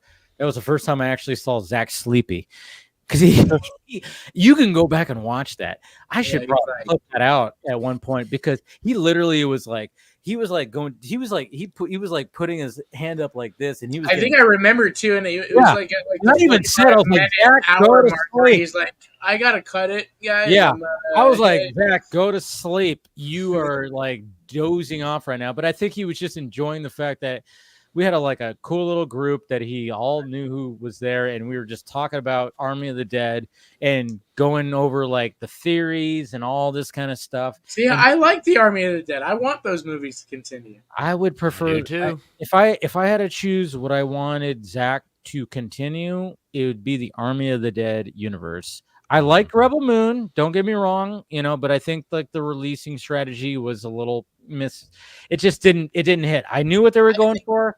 It didn't hit, but I'm like going, all right, can we get the prequel, which is Las Vegas? Can we get another Army of the Thieves? Can we get Planet of the Dead? I was more interested in that universe than I am in the Rebel universe, you know? And that's agree. The thing. Yeah.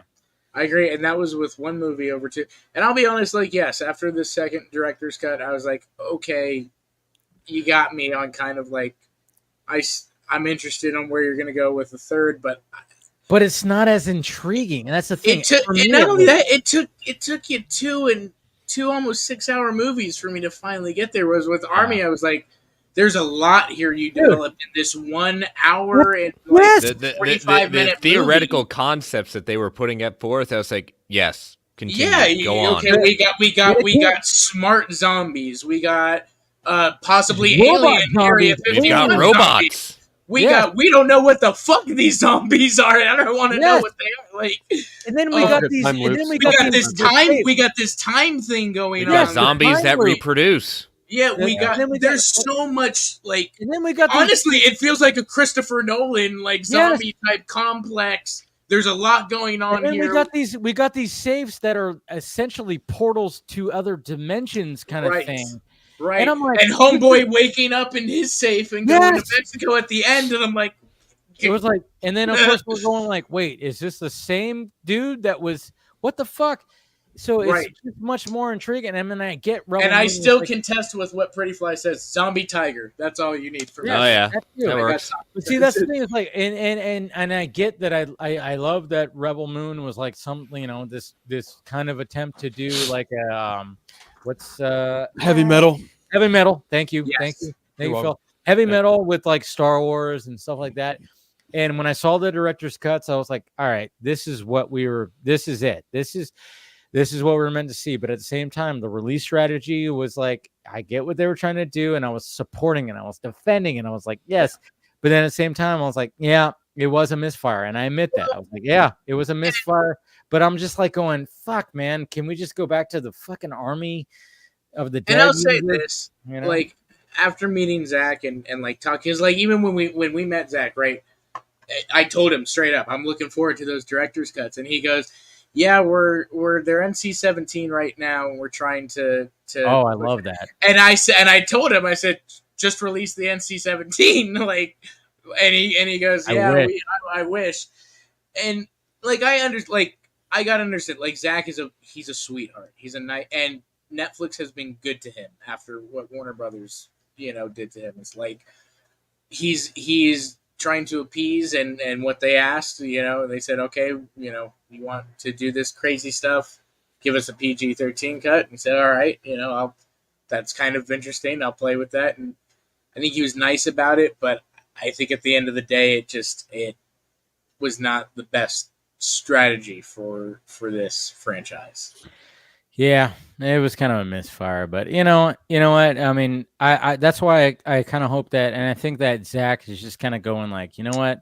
I want to do something different. And I think like with this UFC movie, which I think is fully going to happen, I'm like, I think this is something that's going to If it films here in Vegas, I'm gonna try to get on it. Totally will. It's totally going to. Well, listen. Totally I already went to school with Dana White's son, so I got that connect. That's the thing. Is like there's there's unlimited possibilities with this. I'm not saying that it's got to be like, I think Zach wants to make a small movie where he's gonna have his his Zack Snyderisms. Yes. But at the same time, it's like you have the backing of Dana White, you have the backing of like billionaire fucking Arabian Saudi billionaire. Yes, yeah, that guy. And it was just like, okay, why not? Of course he's gonna take this role. Yes. And the fact that like the recent thing was like, oh, Adam Driver might be the lead guy. Sign me the fuck up, because I don't care. Even though, that's what I love about Adam Driver. He's like, yeah, I could be like this guy. I'm gonna be this guy. Right. That's what I love about Adam Driver. It's like, yeah, I was in Star Wars and stuff like that, but that was just something, and I did my thing. And people think of me as like maybe, but then he was like, you know what? I'm gonna fucking this Megalopolis. This sounds good. And no matter whatever people think about Megalopolis, it's even for me. I was like, I didn't fully understand what the fuck Francis Go to the club. Yeah, but he chewed up the fucking every. That was great. I loved it. He chewed it up. That's what Adam Driver does in every movie. I mean, he chews up the scenery. And I'm just kind of going like, wait, so if Adam Driver might be the fucking UFC fighter lead in Zack Snyder's he's got the build for it. Absolutely got the build for it. And that Adam Driver is going to dive into fucking like, he's going to get even more fucking in shape, and he's going to be a fighter. And I'm like, holy shit. He's already a military person. What's the average? I mean, what's the average size of a UFC fighter? Because he's tall. Oh yeah, there's tall fighters too. Okay. I see this kind of being like Zack Snyder's Creed 3 times 10. Warrior, but also Creed 3, whereas in like this is what I see Snyder. The use of slow motion and the use of like the reference of anime. Yeah. The anime and he's gonna get to even emphasize that more than Creed 3, because Creed 3 is just boxing. This is UFC. Dude. You're full on. So like I can see this being that times 10 on like a really epic scale. Austin, you just gave me goosebumps. Yeah. because it's like, okay, so I mean, I know Zach wants to make something small, and for the most part this movie can be, but if you're gonna have like a crazy final act, like that's how the thing, you can make like it. Creed 3 was like, it blacks out. The audience is gone. It was one of those movies where it was like, okay, we lead into it, and I had some problems with the pacing of it, but when it came to that final fucking fight where Michael B. Jordan, because obviously he directed it, when Michael B. Jordan was like, you know what, let's do something different, and then like you said, when you see like the crowd disappear and these are just two fucking guys fighting, and it does turn very anime like. Well, I mean, he's a very big fan of anime, and that helps because he understands what that looks like. And taking what they do as anime, as a cartoon, and bringing it to live action. Yeah, that was impressive. And we know Zach loves his anime. Mm-hmm. See, that's the thing. So maybe it won't be fully a small movie. But to your point. But to your point, what you just talked about, Cameron, this is small for him. True. It would be small. It'll be more low key because it's not going to be like the final act might be just out fucking rageous or something like that. When you lead into like a final battle for like the fighter or something like that, it could just, man, I'm just kind of wondering. Even the empathy, that's what I'm saying is like, it doesn't have to be big budget, but it's the way that Snyder can work. And again, in those slow motion movements or being able to do that type of stuff where you feel this like more intensity than you have in other type fight movie. And especially again, with this isn't just boxing. This is a UFC movie. So we're all, we're kicking, we're fucking. Zach can make the audience feel every hit. Like we're like, I mean, when you see those movies where you feel the hits, where like the director like does that slow motion, he's gonna probably like just utilize his way that he does slow motion to feel like just a punch to the face where you see the fucking jaw just go. Now here's a question I've been rattling around my head: is that recently he's gotten a lot of, feedback or critiques in the sense of, should he be his own cinematographer again? He probably wouldn't be on this one. I would say, if I'm being deeply honest, I love Zach. No. Yeah, see, that's the thing. And that's the thing I'm thinking. This is I can tell you this too. I understand kind of where he comes from in that, because I come from also, like, I started shooting first, on camera and being a cinematographer and all that first. I love directing more and doing other things more, but like, you gotta, especially on these bigger projects and stuff, you gotta have your focus in one place. I would agree. And I would agree. He would actually have a cinematographer on this. Yeah. Yeah, he would need one that specializes in a similar vision, that he knows exactly what he's doing. Or get your son. Get somebody that you can kind of train and bring, and like, you want to give your vision, or somebody that's not, because that's another thing, right? Zach has a very unique style. It's kind of like Fincher or Nolan or these others. A Zack Snyder movie just by looking at it. And so he needs to find the right cinema. Who did Justice League and BVS that he works with. Oh, that's Fabian. Fabian did Justice League. Larry Fong did BVS. Yeah. Yep. Okay. So either one of those two. Any one of those two, that would be cool, because both of them did a fantastic job. So. Yes. But Phil, I know you got an early day tomorrow. Yeah, we didn't get into the Green Lantern stuff so much, but hey. Shit. Yeah, it's great casting all around. I like. Okay, there you go. I wanted to, as long as you get your 2 cents in. Yeah. I mean, Jon Stewart's my favorite Green Lantern. I think Aaron Pierre is a great actor. Rebel Ridge. Watch Rebel Ridge. Anyone who has not seen it, I'm watching it this weekend. I have not watched it yet. I'm gonna watch it this weekend. You will watch that movie. You will come out of it. I've seen clips, and I'm like, dude, this guy's a fucking badass. He's a fucking machine in that movie, and it is great. But yeah, I gotta be up early. I got stuff I gotta take care of. Much love, gentlemen. As always, thank you for the invite. All right, thanks, Phil. Take care. Take care. Much love, boys. Later. But yeah, let's talk about this Green Lantern. We're finally getting to the Green Lantern stuff. I know it took a little bit, as it does, because we talk a lot of stuff. But yeah, we finally got our officially we got our lanterns, which is funny because Kyle Chandler has been in. It's kind of funny. I was like thinking about this. Is the fact that, I hate scooping. I do hate the scooping game. I do. Yeah. When it comes to certain things, like Marvel is just ridiculous. Where, even on the last Film Junkie Live, I was like, too many rumors, because there's just so much shit from different things. The Derrickson's quote, like 95% of it's wrong. And I agree with that. And I brought that up. I was like, after I talked about all the rumors that I knew about, I probably didn't cover them all because there's so many. I was like, yeah, but guys, look what Scott Derrickson said.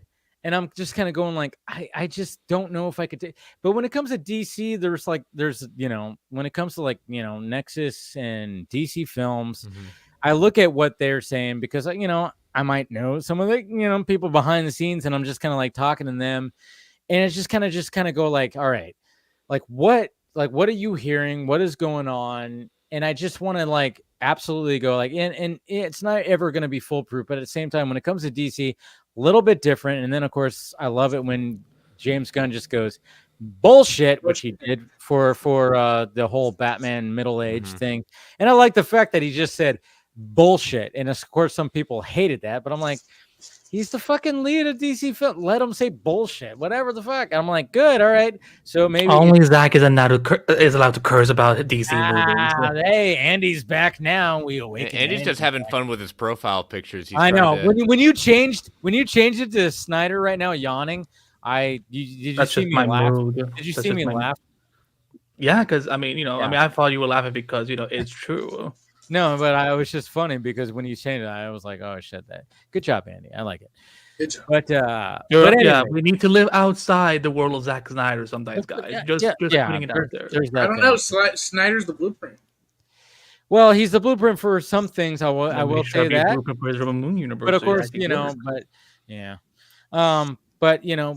Yeah, but there's also a line that needs to be drawn too. I mean that's the thing. It's like you got to take your fanboy glasses off every now and again, and I love the guy. He's one of my favorite directors, but sometimes I'm not going to agree with everything. Right. You can't do that. And that's the thing. You can't just be like every little thing that he does. Yeah, it's perfect. Yeah, that's, you can't do that. You guys think I agree with Tarantino quitting at 2010 movies? Or Christopher Nolan, or, I think we definitely talked about how we disagree with Nolan on this stream already. Exactly. That's the thing, is like you cannot just be like a full-on fanboy and everything these people do. Hey, yes, that's perfect. You're 100% right. You can't be a yes man, I guess you could say, as a fanboy. And guess what? We're still a fan. We can disagree. It's still okay. We don't have to like certain things. You are still in my top 5 of favorite filmmakers and whatever the fuck, And that's the thing. And it's like, okay, so like, yeah, when it comes to Aaron Pierre, I mean, obviously, there's everybody was like going after watching Rebel Ridge, which I haven't watched yet. I'm gonna watch it this weekend. I haven't either. Yeah, but Krypton, man, that's where. Yeah, he was absolutely fabulous in Krypton. Krypton is so underrated. I feel bad for that show. I know. I need to watch it, and I hear it's like so fantastic. Yeah, should have gotten that next season.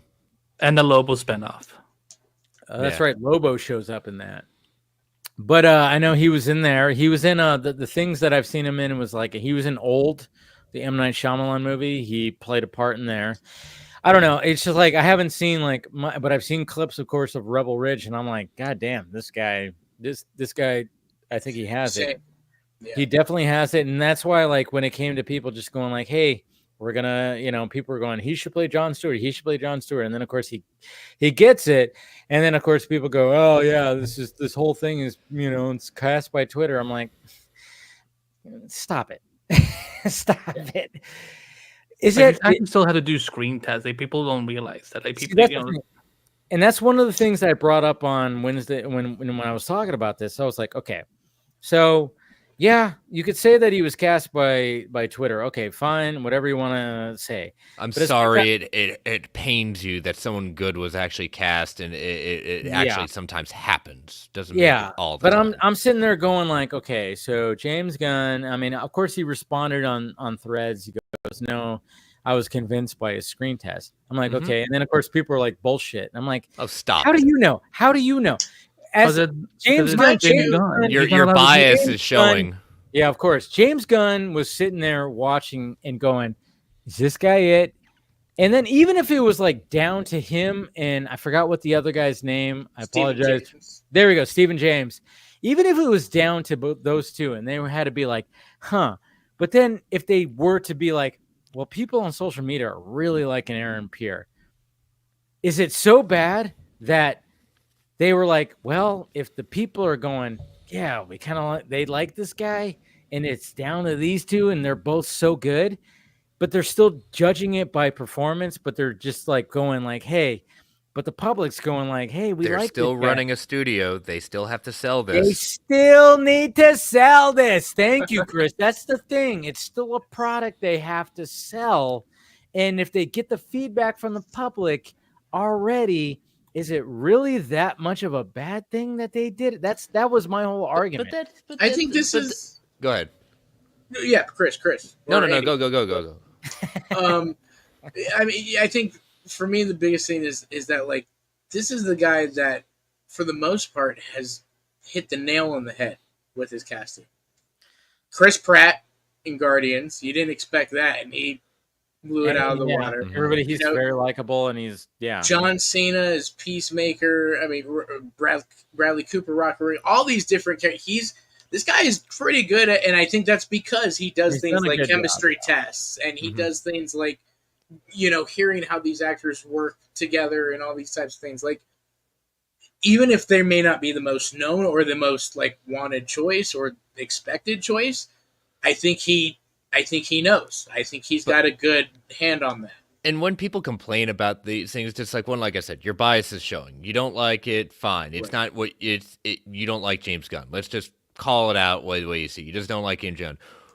Who cares if it's gonna be, I'll say this: who cares? Did he watch Rebel Ridge? Did he not? I don't care. I trust you in the sense of like, you know what you want, you know where the project's going, you know where the script's going with it.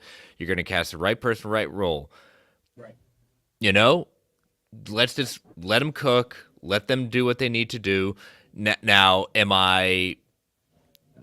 I'm a little, this is not the Lantern show necessarily like I was expecting, in the sense of very earthbound and things like that.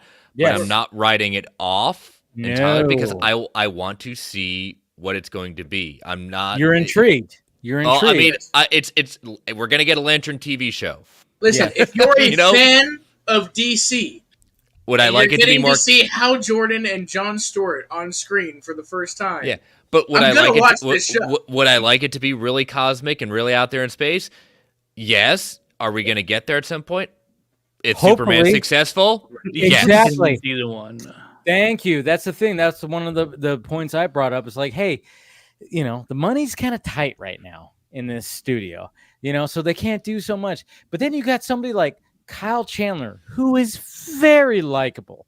Anytime I see Kyle Chandler, I go, I like that guy. And he's Hal Jordan now. He's Hal Jordan, and they're going to have a veteran Hal Jordan take on this younger, you know, this young Jon Stewart, which, you know, it works. And I'm just kind of going, okay, they had to do a screen test together, of course. Yeah. Chemistry is going to be there.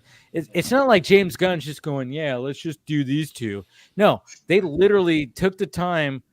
There is a tape somewhere of Kyle Chandler and Aaron Pierre talking to each other, arguing with each other, because you know coming to a behind-the-scenes footage on the just like there's tapes, just like there's tapes of David Cornsweet and all the other actors auditioned, and all the other Loises that he had to work with, and Rachel Brosnahan working with all the different Supermans. I mean, the thing is, just like James Gunn is like, I know, like people are just, you know, and it's just so weird because like. He's taken, to me, I think, you know, he's taking this seriously, because it's just like, this is going to be his thing. Like his, you know, coming from Marvel and building up his credibility with what he did, you know, and I'm not trying to fucking, you know, totally just, I get it. There's some things in his, I get it. And I don't like everything that he does. And that's okay. But at the same time, I'm just kind of going like, he saw the Marvel machine. He wants to do something different. He wants to make sure that he's trying to give a good product. So he's 100% engaged on like, all right, we're not just going to cast people because of people. We have to put them together. And, you know, when people are saying like, oh, this is like all by Twitter, it's like, okay, maybe some of it, they're looking at Twitter and going, oh yeah, people like Aaron Pierre, you know, this guy might be the guy that we should look for. Let's see his performance. And they look at his performance and go, yeah, this guy's the fucking guy. I mean, look at him. I mean, when I look at Aaron Pierre and I look at him compared to the animated series, and Jon Stewart, I'm going, dude, the eyes. And we got a hot girl in there too. Which I'm just saying, like, I'm looking at the Jon Stewart in the animated world. I'm going, John Pierre looks like he got ripped out of this thing. Like the eyes, like it almost. Like some would not agree about that, though. What? Some wouldn't agree that they're doing completely out of the, you know, the way he's. I don't know. I saw the side by side comparison. I'm like, the eyes look almost exactly like fucking John Pierre's. It's almost like the animated universe predicted it, and that's one of the things I kept on like saying. I'm like, dude, this dude's got fucking look at his eyes. Look at his eyes. I mean, you imagine those eyes like green. I mean, he's got piercing fucking eyes. I think Gunn is going to take a lot of influence from the animated universe. I think there is going to be a lot of, you know, I think that's part of the reason why. And I see Chino in the same thing, like the idea that they're making a big deal, like he hasn't signed on for anything beyond this, and everyone's like jumping to the conclusion that he dies. I said it a couple of weeks ago when we were talking about when it was rumored. Right. They're wanting Jon Stewart to be the upfront Lantern at this point, which is what that doesn't mean that Hal can't still be out there. He may be, as is it, more intergalactic, and they're not ready to do it. They want to see how the response is. Yeah, doesn't mean people jump to very big conclusions when they take one line out. Oh my God, one line out of context. People forget how many times Hal, you know. And not only that, people forget too, especially in the comics, we switch off Lantern storylines all the time. How many Earthbound Lanterns do we have? I'm still waiting for Jessica Cruz. Right, we're getting John Stewart, and like you guys said, if this is successful in a few years, we may get that Hal Jordan Galactic Store, whatever, all those types of Green things. Lantern Corps. Corps. That's the thing. Exactly. That's the thing about the Corps. You can have so many.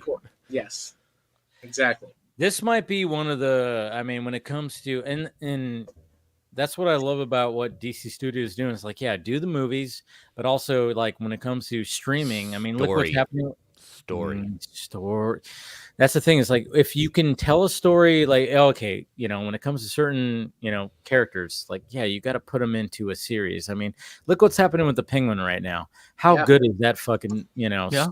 It's so if HBO's DC content can be like this, then yeah, I think we have nothing to worry about when it comes to Lanterns and I know whatever. And I'm so looking forward. I mean, like when the DCU slate was like announced, I was like going, you know what? Because I heard like ideas that were happening, prior to this that could be, with the Green Lantern. I was like, fuck, there is so much here. There's so much mythology. There's so much that you can bite off of when it comes to lanterns that you can't just put into a movie. You have to almost put into a story. And I'm like, and then all of a sudden when they announce like a veteran Hal Jordan, I'm like, okay, yeah, I get like the complaint of like, but Hal Jordan, he's the guy, he's this.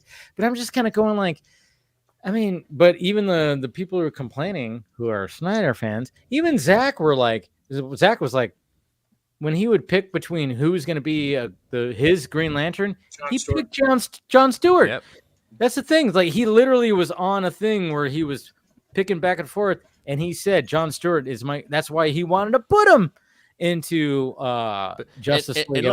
And we don't have even had anything out. We now have 3 Lanterns. Yeah. 3. Crazy. Because remember, Guy Gardner is out there, and oh yeah, and 3 very different lanterns that have a big contrast. That will be very cool. But yeah, people are still complaining about it. Again, there's too many people clinging on to something that it's over, it's done now. But instead of looking forward, they're just looking backward. I'm like, but we never had free. Like, we never even been in a position where we had free Green Lantern all at the same time. If I had to predict, I'm saying that lanterns might be one of the best things that comes out of the DCU. I don't know. It's just everything sounds fucking awesome to me. I mean, like, yeah, I was like, I wish it was more cosmic. Then I'm like going, well, I mean, Hal and John are supposed to be protecting Earth, right?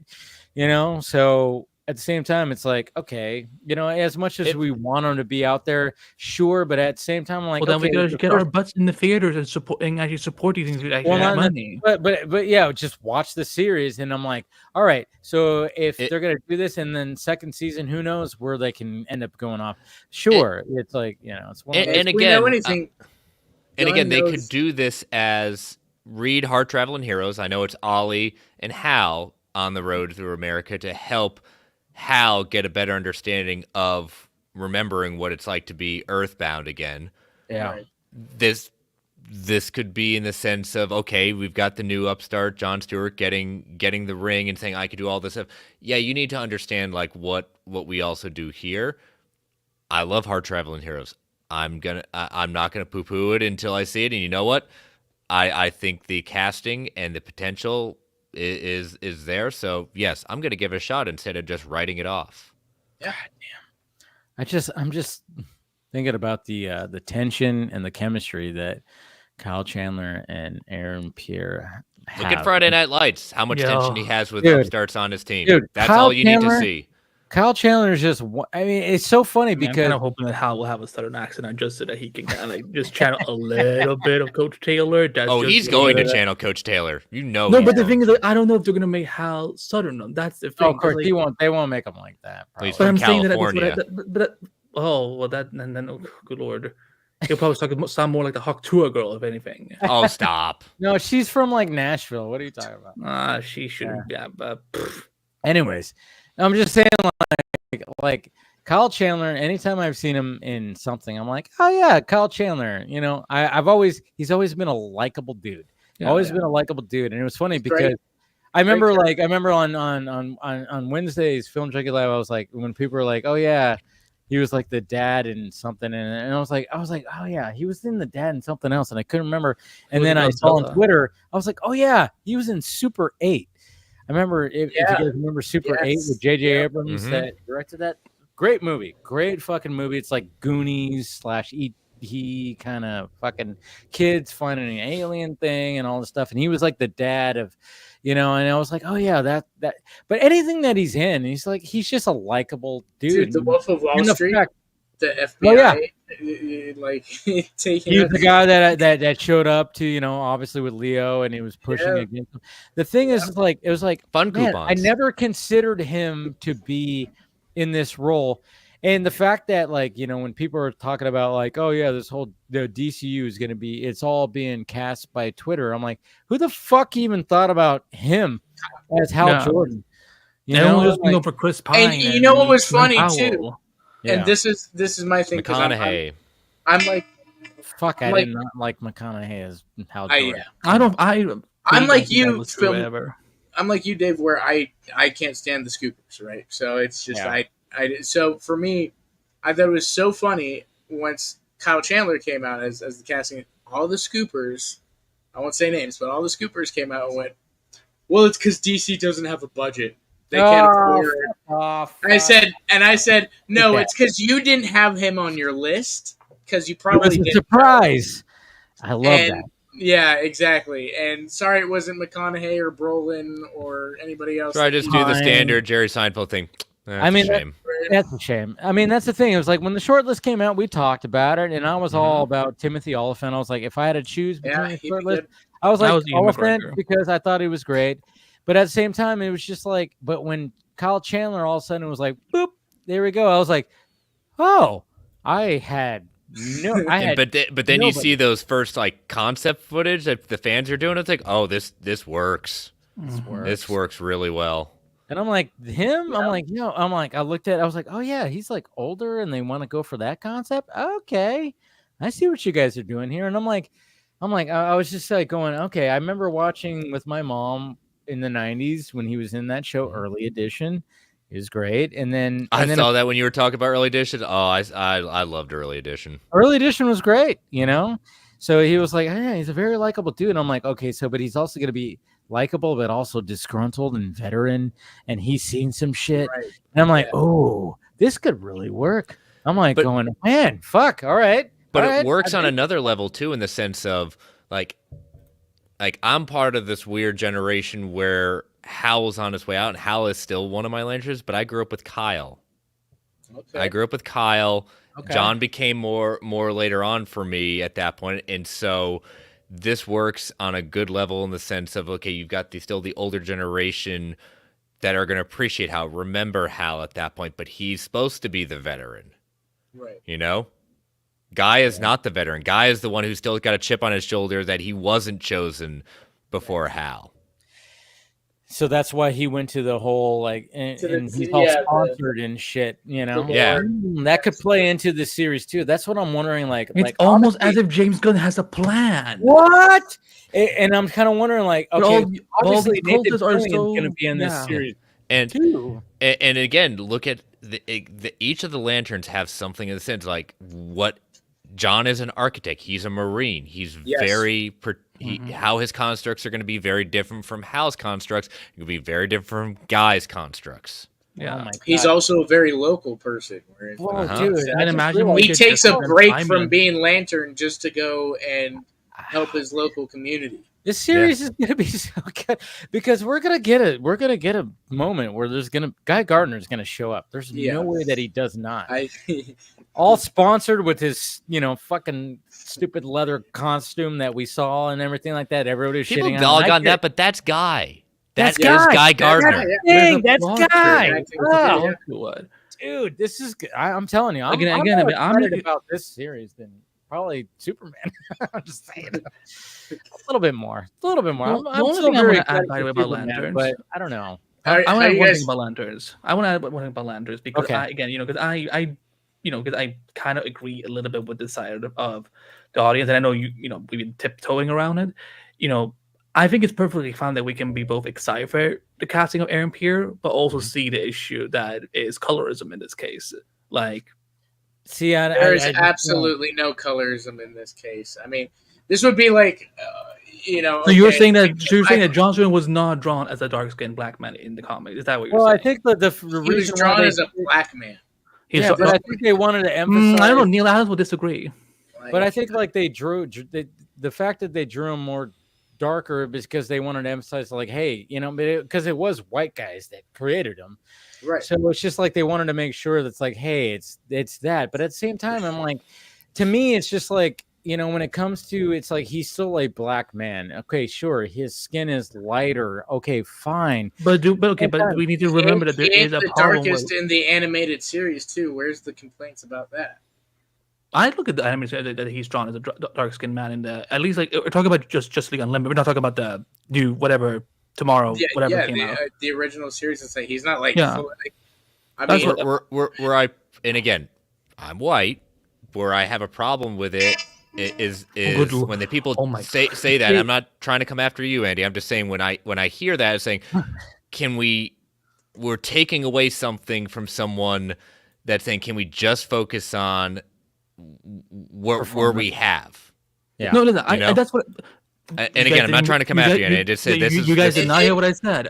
I said we can both be excited about this casting, but also acknowledge that there's a colorism issue in this, because in Hollywood, dark-skinned people have it way rougher than light-skinned people. Okay, but why is it that it's only with one race? Chadwick Boseman was Black Panther. I mean, look, I think are there issues, but we've made a lot of progress. Yes, we've made a lot of and this, I think for people to be complaining about again, this is like, I think it's a valid. This is like if I was classed as Blue Beetle and I'm a little bit light skinned, more Mexican, than Zola was.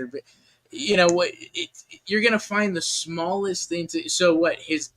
His light skinned blackness isn't enough. Is that like? I'm not saying that. I'm just saying that. I'm not saying you are, but I have seen the uproar on social media. Because I think that's a more valid concern than people saying they're using Twitter to cast or people. It's like no, it's like when people have Aaron is having a good time, right? He's on the hype train, as they say. Rebel Ridge is doing good. So yeah, of course studios are going to look into fresher talent. Be like, let's see what we can do with this. But they were looking into everybody. They were looking into Damon Idris, who's also much dark. Stephen James.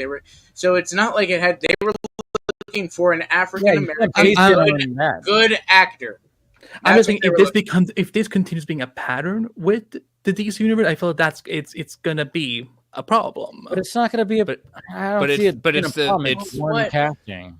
Yeah, and I don't see this again, even that being that big, I don't see it being to me, I look at it like they were like, okay, they got some, they got black actors to come in, and it's like you can't help but like what their the pigment of their skin looks like, and they're just gonna and I'm just it's almost like they hoping, can't. Hoping, right. Yeah, I'm hoping that they just, like James Gunn and everybody's just going like, who's the best one, and and stuff like that. And then again, we can always go like who, they can even look at what social media is saying, and then everybody, to me it's just like who, when people saw him in Rebel Ridge, and I'm going to watch this weekend after all this and see that, and I've seen the clips, and I'm just going, yeah, this guy's a badass, and I could see him totally 100% playing this. And I think they just more judged it on that. It's like he's still a black man, and he's still and he gave a performance, but it's just like, again, it's like, we're not doing that with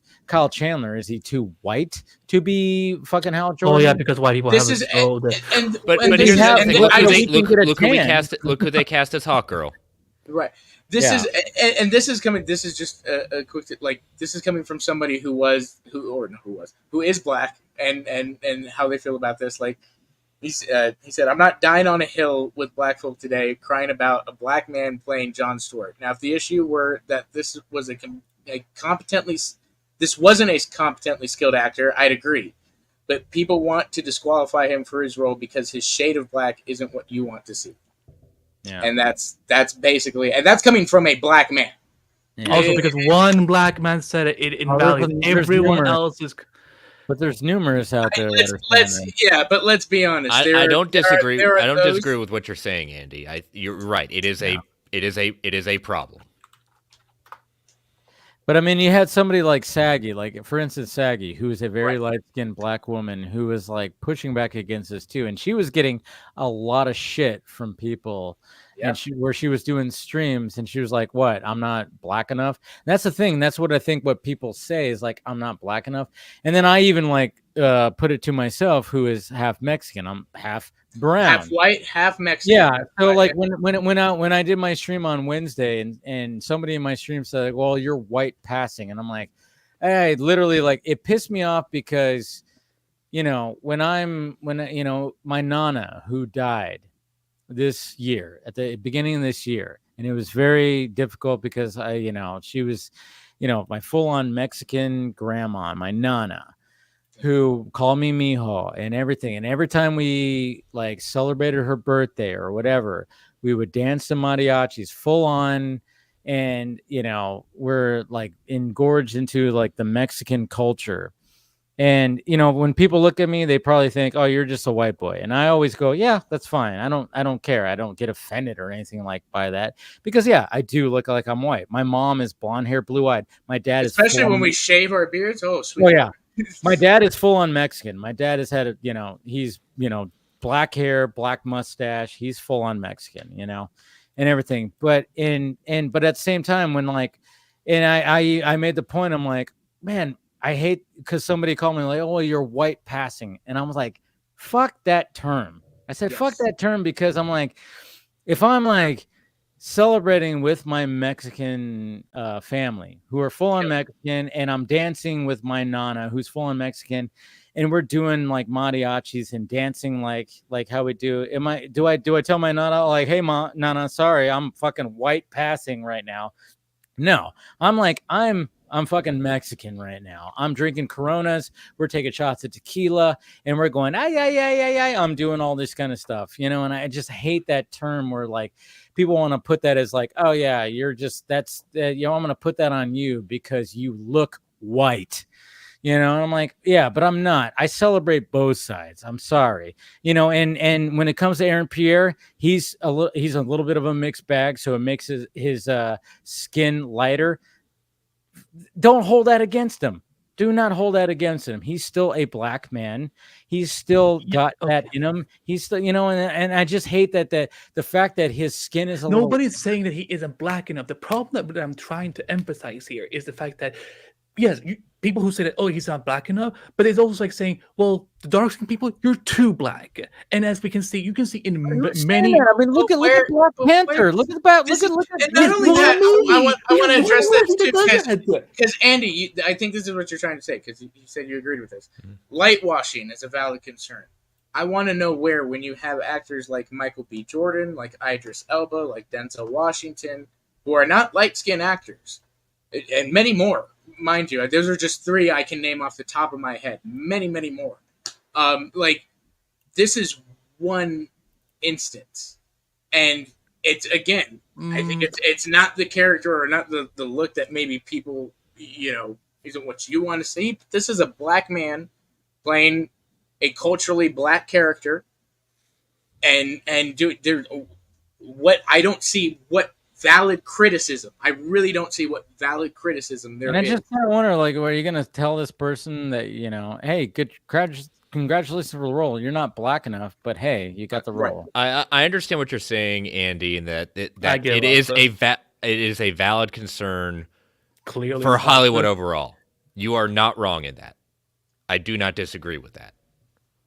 I see what you're saying is this the beginning of a trend within DC Studios? Just to keep an eye. Am I capturing what you're saying? I disagree. When you have Anthony Mackie as Captain America, and you had Chadwick Boseman and Latae Wright, again, these are not light, quote unquote. No, you're not. I'm just saying, like, we're talking overall. Overall, I think this is one superhero, and I don't see. I think this is people making a big deal out of absolutely nothing. Yeah. I mean, yeah, I felt like that too. It was just like, all right, it's fine. I'm just speaking as someone who is dark skin brown myself, who has to deal with but do people talk about that? Like, is there different shades of that where they start right? You know, and I'm thinking about that too. I'm like, are they talking about? Because I made that's the kind joke, of why I feel like I made the joke. I made the joke as somebody who's half white, half Mexican. I'm like, am I too tan for white? Am I too white pale for Mexican? I'm like, am I if I were to be cast in something, I don't know where I would fit, if like where I'd get backlash because I'm like a half breed or whatever, hybrid. Am I not Mexican enough to play? I'm like, I can get a tan, but at the same time, I could also be pretty pale too if I don't get a tan. So am I not, if I were to get cast in something, and then of course at the same time, like somebody actually brought this up too, and like Film Junkie Live is like, yeah, nobody ever talks about like the mix. They never talk about the mix where it's like, and I'm like, yeah, it's interesting because I think like when, you know, some of us are mixed, we just don't care. Because everybody that isn't wants to try and put us in this category of you're this or that, and when they don't understand, you made a perfect point. Okay, so for me, it's the opposite side. It's my mom's side and all that. We're all, you know, she's Mexican and same thing, right? I dance with my grandma and all that type of stuff. Yeah. You know, my dad, white as hell. Barbecue in the backyard type, you know, so like just white as like, and you know, I feel fine in both. Neither of them have made me feel like you need to be one or the other. So why is it that everybody else has to? Well, I mean, we just go back to the whole thing of like, you don't get judged by the skin, you get judged by what, you know, the character. Yeah, but the problem is when the majority of these castings, when it comes to like casting, you know, what majority? Can I finish? Can I fucking finish? Go ahead. When it comes to casting a lot of characters of color, and we look at the majority of what happens in either it's big IPs or it's small IPs, when it comes to, again, Hollywood studios, they love getting those diversity checkpoints, but what they tend to do is they try to cast as wide as possible with a lot of roles with those people of color. That's the thing. Like you see more light-skinned people of color than you see dark-skinned people of color. So Michael B. Jordan as Creed taking over that franchise, is that my god, bro, you're missing Michael. You know what? I'm looking for. I'm saying the majority. What franchise are you? Can you give me a franchise that is of that example that you're saying there's? Because even somebody pointed out in this chat, Mr. Terrific was cast as a dark skin, and that's awesome. I'm glad that they actually went accurate with that. I'm saying, and Hawk Girl was. I mean, was she not dark Mexican? Like dark, I don't know. They went with that version of Hawk Girl. It's fine. It's fine. I give up. Well, don't give up. We're just trying to say, I want to genuinely know what we're trying to be like. You're saying we want to hear what you're saying. A majority of this happens of they're looking for whiter skin African American actors, and I'm wondering what franchises are they doing that with? Because Marvel, Chadwick, Anthony, you know, Creed, Aaron Pierre. Did they cast the best person for the part? That's what they were looking for, the best person. If they've had two people right there, it's not that they're looking for the shade; they're looking for who's the best for it. Like for this role that is supposed to be for this specific color, you know, like, you know, a person of color, I guess you could say. That's the thing. And it's not like they're like fully going, like they're not just holding up like a graph that goes, nope, you're not the right like shade. And that's the thing. And that's the thing that I think what people are pushing back against is like, what? You're not black enough? I mean, could you imagine somebody saying that to Aaron Pierre? Like, oh yeah, you're not. They're basically that's what some people are saying. Yeah, you're not black enough, and that's just and that would be such that other guy they were looking for is that no, you're too black. So you know, again, but it's fine. It's that's fine. What I'm saying. You're darned if you do, darned if you don't. Right. It's like it kind of is one. Yeah, you're right. It's like one of those where it's like that's what I'm saying.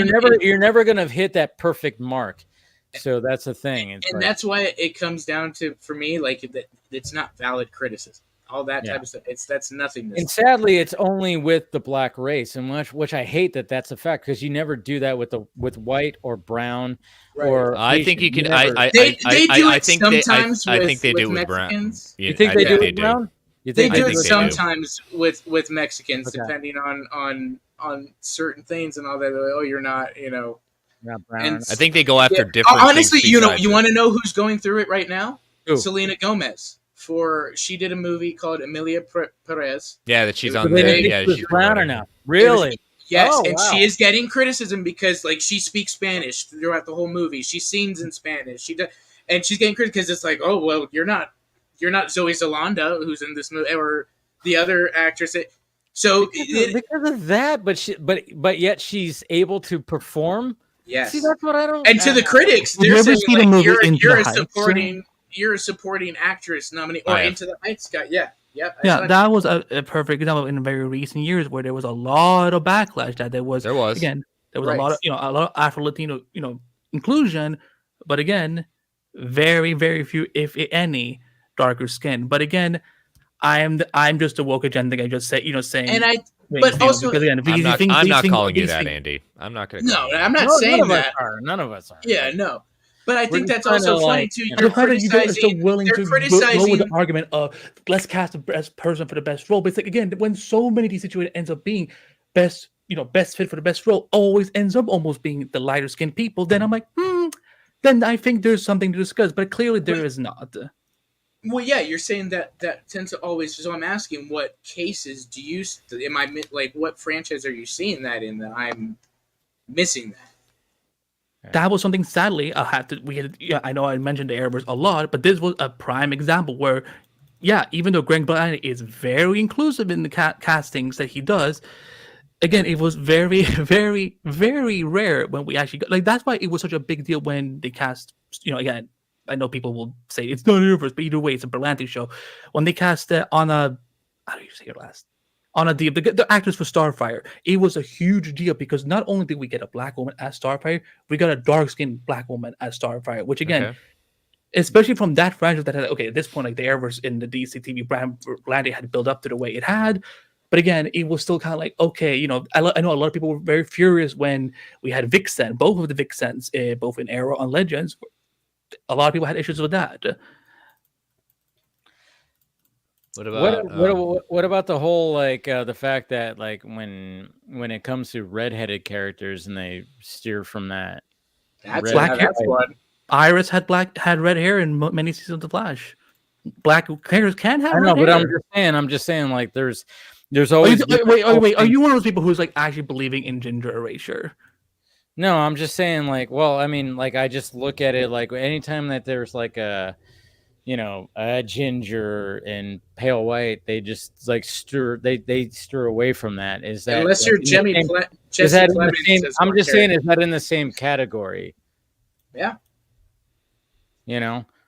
Because they tend to not go like that. They literally made, if I could play devil's advocate and make the case that they literally made a redhead character in The Little Mermaid a complete opposite.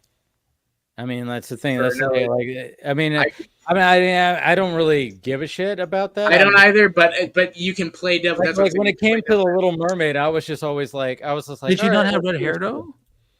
Yeah, no, she did, and I was like, all right, that's fine. And I was perfectly fine with the movie. It wasn't for me because I just don't like the fucking Disney movies. But at the same time, I'm like, I didn't like it because she was like, oh yeah, they cast a black actress. I didn't care. I was like, I just didn't like. At the end of the day, I didn't watch the movie, but I still went like, if she's good for the part. That's what I love about it. It's like, I didn't like the movie. It's like, oh well. I didn't even watch it, but if she's good for the part, that's at the same time. It's like, it's like, what do we? Should they have? That's the thing. It was like, and that's always been like a running joke. More, I would say it's been a running joke. I've even joked about it too. It's like anytime there's like a ginger character, they just go, well, let's make it this instead. And I was just like, and then of course people were like, oh, they hate the gingers. And I'm like, it's whatever. And then, but of course now, like in the DCU, they did. They got a Jimmy Olsen who is a fucking ginger. He's a freckly faced ginger. And I'm like, oh wow, they actually did it. And I was like, and I actually joked about it because sometimes they just kind of don't. Even like when it comes to previous Jimmy Olsens, it's not even like they go drastic with the fact that I think the Supergirl Jimmy Olsen was a black guy, right? Yeah. Yeah, so they did change that, but at the same time, like even like if you look at the other Jimmy Olsens in live action, they have made him not a ginger. So it's like there's always been that kind of thing where like, oh yeah, let's not make him a ginger, let's make him just standard fucking white boy with brunette hair or something like that or something. So they have done that with that. And everybody's just kind of like, whatever. And it's just like, hey. So are you saying that hair color is the same as no, but it's also rays skin. or skin? It is also skin, though. It's hair. No, it's not hair. It's skin because they do have lighter skin, and they have freckles. And yeah. like look at Jimmy in Superman Returns. That's what's his name? I forgot his name. He's Sam not Worthington, whatever. But he's not redheaded. He's not as pale as gingers are, and he doesn't have freckles. Same thing with like we see Lois and Clark. Both they have two Jimmys. They had two actors that played Jimmys. They both had brunette hair, and they did not have freckles, and they were tanner than what a Jimmy should be. I mean, that's the thing is like you start comparing it to that, and even the to Jimmy Olsen, I guess you could say, even in Snyder's, who sees he sees fate quickly. Same thing. He doesn't have freckles. He's not. But is that even the real Jimmy Olsen? I thought that was just a cover name. He probably is, and he's just like a secret agent kind of thing. Bad example. No. But I thought I thought wasn't that just a cover name? And then the real Jimmy Olsen is still out there. That's what I always said. When people especially when Skylar, what's his name, was cast, going back to even like what we're doing, even like, there's certain people like, oh, he's a better Jimmy. I'm like, no, he wasn't even a Jimmy Olsen. I think he was that was just like a cover name kind of thing. Yeah. I don't think like, I mean, so people really thought that was the real Jimmy that they killed. Like, so they really think that Zach just brought in Jimmy Olsen just to kill him off as a. No, it wasn't a really. Zach was being Zach right there, and that's what But we're just saying, like, when it comes to if you wanted to like go this way with it, we're just kind of like doing this whole thing. It was like, it's just when it comes to pigmentation, it's like, are we really gonna like, fret? We're gonna start nitpicking that now, like that, but it's still like it's a talented actor who's on his way up. He has. When you look at him, and when you look at him, I mean, again, when you compare him to the animated series, I'm like, oh my god, it's almost like he just got ripped out of that. It's like, yeah, maybe like the tone is not there. I get it, but at the same time, you could say that about other characters too. And that's why I said we can both be excited about this casting, but also see the issue that exists. I don't want certainly Aaron Peter to look again. I'm super thrilled with him. I love him. I interviewed him once. He is awesome. I am so thrilled for him. So again, he's just 1 year younger than I am. I'm so excited to see what the kind of doors that this will open up. All I was saying was we can both be excited for this, but also acknowledge there is a problem at it. But God forbid that I did. So I will retract it. I will heal the rest of my I don't think anyone here, Andy, was trying to come after you. Yeah, we're not trying to do that. I have these types of debates all the time, but if we're gonna make these types of statements and stuff, I'm always asking for the evidence behind it. And so as far as what I've seen with these major franchises, we've seen because you could start nitpicking about a lot of things. I mean, Kyle Chandler, does he have the same kind of hair as Hal Jordan? No. Right. Is he the same height as I think he's doing that stuff too? And there's a lot of things. Because it's exactly the same thing as it is with race and skin color. Exactly. Well, that's what somebody said. Chris, you're damned if you do. You're born with that hair color, though, aren't you? Right. You're born without hair color. You're born with a hair color, but you're also born with this pigmentation. Absolutely, yeah. Again, it's kind of like you said earlier. Yes, Little Mermaid was redhead. It's like, but how many natural-born African American redheads you actually that's the thing. It's even that they legally cannot exist. And I never said that, but obviously you're insinuating that. Oh, I never insinuated that. I said how many. Like if it is, it's not that much. Like that's just the facts. I mean,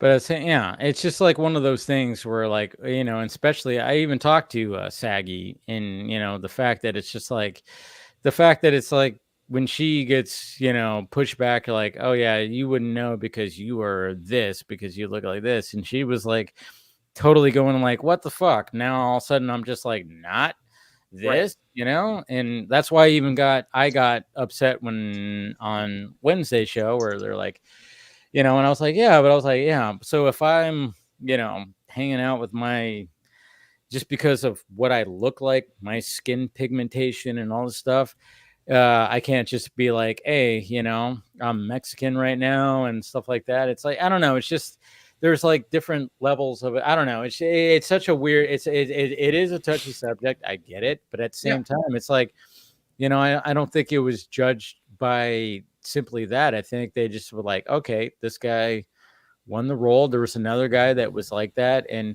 and then of course a lot of people were just trying to push the whole thing of like when it came to waiting cars, like, oh yeah, Snyder understood the role, but it was like, yeah, but he wasn't judging it by that. It was just like a thing that he did. He went rogue when it how do you know that? What? What if he specifically was looking for actors who were dark skinned when he was casting? Talking about Zach? Yeah, Zach. What was No. He that's not what happened. Zach went rogue on that fucking scene. He went rogue a lot. Yeah, of course. He went rogue on that scene, and it was Ray Fisher's friend suggestion that he recommended to do that. And apparently what I've gathered, I don't know if like it's fully whatever, but he wasn't even part of SAG-AFTRA, so they could get away with it. He's not a film actor. I'm looking at the pigment of his skin. He was just like, oh yeah, there's a dude that there's a black guy that I could play John Stewart, and he got him in there. Didn't pay him or anything like that, and he could do it under the radar. Did it, and then but someone that could still act, because that's the thing. Like when I've interviewed Wayne, I like Wayne a lot too, and said he's not a film actor. He's a Shakespearean theater actor. He's or Broadway or New York. Like he teaches people how to act. Yes, that's how good. So when he takes on a role, it's very special to him. Especially like he did something in the Macbeth movie with Denzel Washington because he worked with that cast. Macbeth, not Othello. Macbeth. You're right. Macbeth. Sorry, yes. There was a lot. So for him, like it was a favor to Ray, who also Ray is theatrically trained. They grew up. They have that companionship and stuff, and so it was a favor to Ray. And Zach obviously well, this guy can act. He can say the lines very well. And I don't have to. So that's all he really needed. And then of course you get the pushback, because I saw that too, where it's like, oh, Ray, if you look at his, right, skin color too, cyborg, it wasn't quite there too. And I'm just like, what are we doing here? It's almost, and again, this is not me saying to you, Andy, this is just like when I all started seeing, it's like, wait a minute, it's been barely cast, and now we're just finding problems with it at this point. I'm not saying saying that. Okay, go on. Okay, I'm not saying that there isn't that problem. I'm just saying that, gosh, we can't even give him a moment just before. That's what more of this. Like, oh, I just want to be happy for a good casting at one moment, and we can't even enjoy that for like 5 seconds. Yeah. And I'm not invalidating, Andy, anything you're saying. I think we need to have these. I know David says touchy, but I think it's important to have these conversations. Well, yeah, we should have the conversations. Yeah. And stuff. And look, I'm not invalidating and anything. I understand where you're coming from and stuff. But the way that some of you guys are coming a little bit defensive about it, as if this problem, it doesn't really exist. The way that it was kind of like, but to me, I don't see it, and I've asked for the evidence behind that, and I still disagreed, but I don't disrespect. If you want, I will happily I will pull an all-nighter, and I will make you the most messiest graph of all time, looking at several Hollywood franchises. If you need me to, I will fucking do it. I did it in high school. If I had to prove a point, I can do it now too. If you want to, I'm just not gonna do it on a Friday night stream when I'm like, I'm just saying that this issue exists, and I'm just once again. For anyone, woke Andy is saying we can both be excited, but also acknowledge the problem. Two things can be true at the same time. I'm excited for Aaron. I bet he's gonna crush it. I'm thrilled for him. Of course he is. Does not exist. Does not mean that this problem doesn't exist. And all I was adding was that I hope that this doesn't become a trend for future DC Universe castings. And now I really yield my time. Yeah, but I just don't hope that like when if somebody goes to the beach and they get a tan and then all of a sudden, it's just, I don't know, it's just well, and that's what I say. I respect your opinion and stuff. I agree to disagree in that I would agree if that there were a problem, to be excited and a problem to be worried about, then yes, but I don't see the problem. Yeah. I think it's one of those things where it's like, okay, there can be something and there can be a discussion, sure, but at the same time you got to start like, why is it specifically on this, and then there's also all these over here, and it's never really talked about when it's like over here too at the same time. I mean, I remember one of the examples I was thinking it like specifically when I was like thinking, okay, because obviously anytime this happens you think about yourself, like, okay, what about like me when it comes to something like this? That's what we do. I think that's what a lot of us do. And I was thinking, I was like, being like half Mexican, and I'm like, okay, I can tan pretty well. All right, cool. And that's why I made the joke. And it was a joke. I was like, am I, too tan to be white? Am I too pale to be Mexican? I don't know. And then I made that joke because when it comes to something like that, and Aaron also is, he's not, full on, but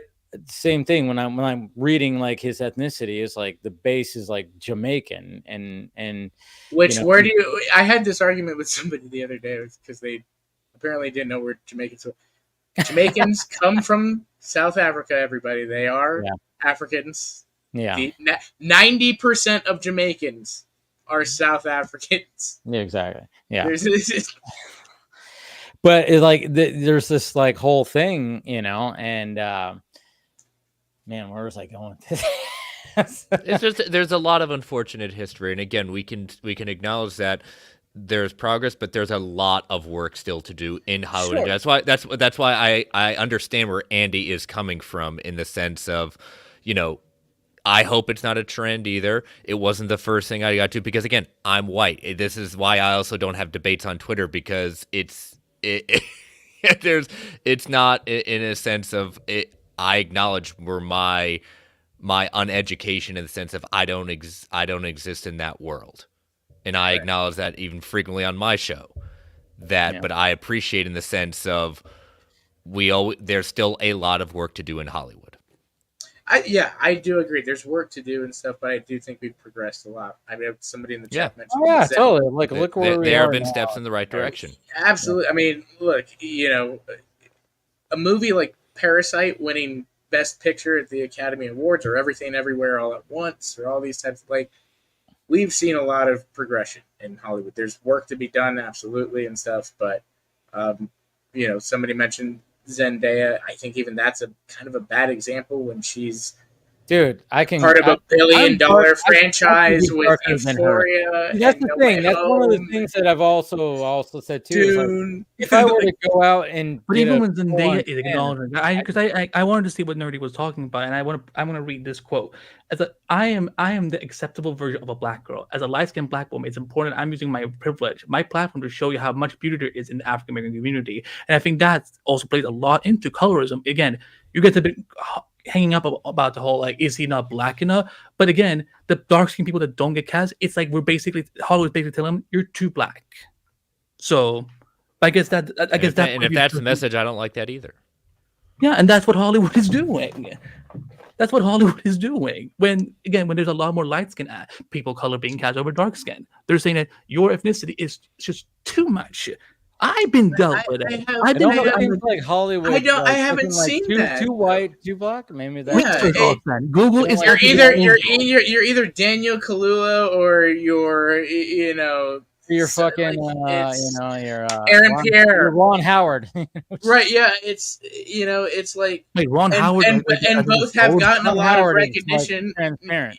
He's like a director. So that's the other thing. This comment that I'm hearing of that Hollywood is afraid because they're too black, but again, where am I saying that when Steve McQueen has been nominated for Best Director and is loved amongst when Daniel Kaluuya is one of our loved, Jordan Peele, like again, all these other like darker skin that I'm not seeing this like. Okay, is there maybe a slight problem? But we've progressed a lot, especially with those names and much more being brought to the spotlight over the last 10 years or so. Yeah. Viola Davis. I mean, so many more. Yeah. Oh, yeah. Nerdy Masterminds in the chat. He's the one that called me white passing, which, all right. I just hate that term. Hey, I got called a liberal hack for hosting a bipartisan politics. Oh, you know. I get called a fake Persian because I can't speak the language properly. But that's because I lost my language when I was in 2 because of that's autism. The thing, though. So I'm behind. I can't speak fluent Spanish. Yeah. No. Yeah. Yeah. I'm not Mexican enough. And I'm not Persian enough as some people. But see, that's the thing. It's like you're always going to get those that, it's like I wish I was like fluent in Spanish. I eventually maybe will get there, but at the same time, I wish I was. But at the same time, it's like I said on my show on Wednesday when, I'm getting called like white passing. Should I tell my Nana that while we're dancing to mariachi music and she's having a good time and I'm having a good time and we're doing the fucking whole thing?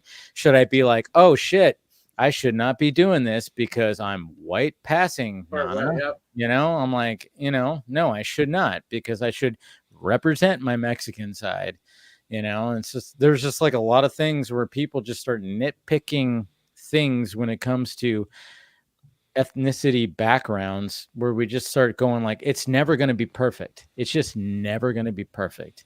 It's never going to be perfect. Well, they had the same thing. It went under the radar, is that not going after, I shouldn't say that, but in the sense of people pointing out that, in this society, going after is becoming way too normal.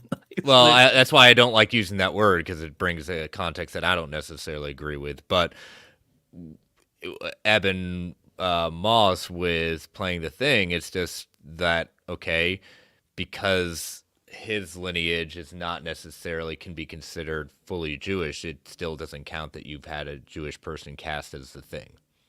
Yeah, they're not wrong, but that's also out there. It's getting to the point where everybody's just kind of Oscar Isaac, same thing.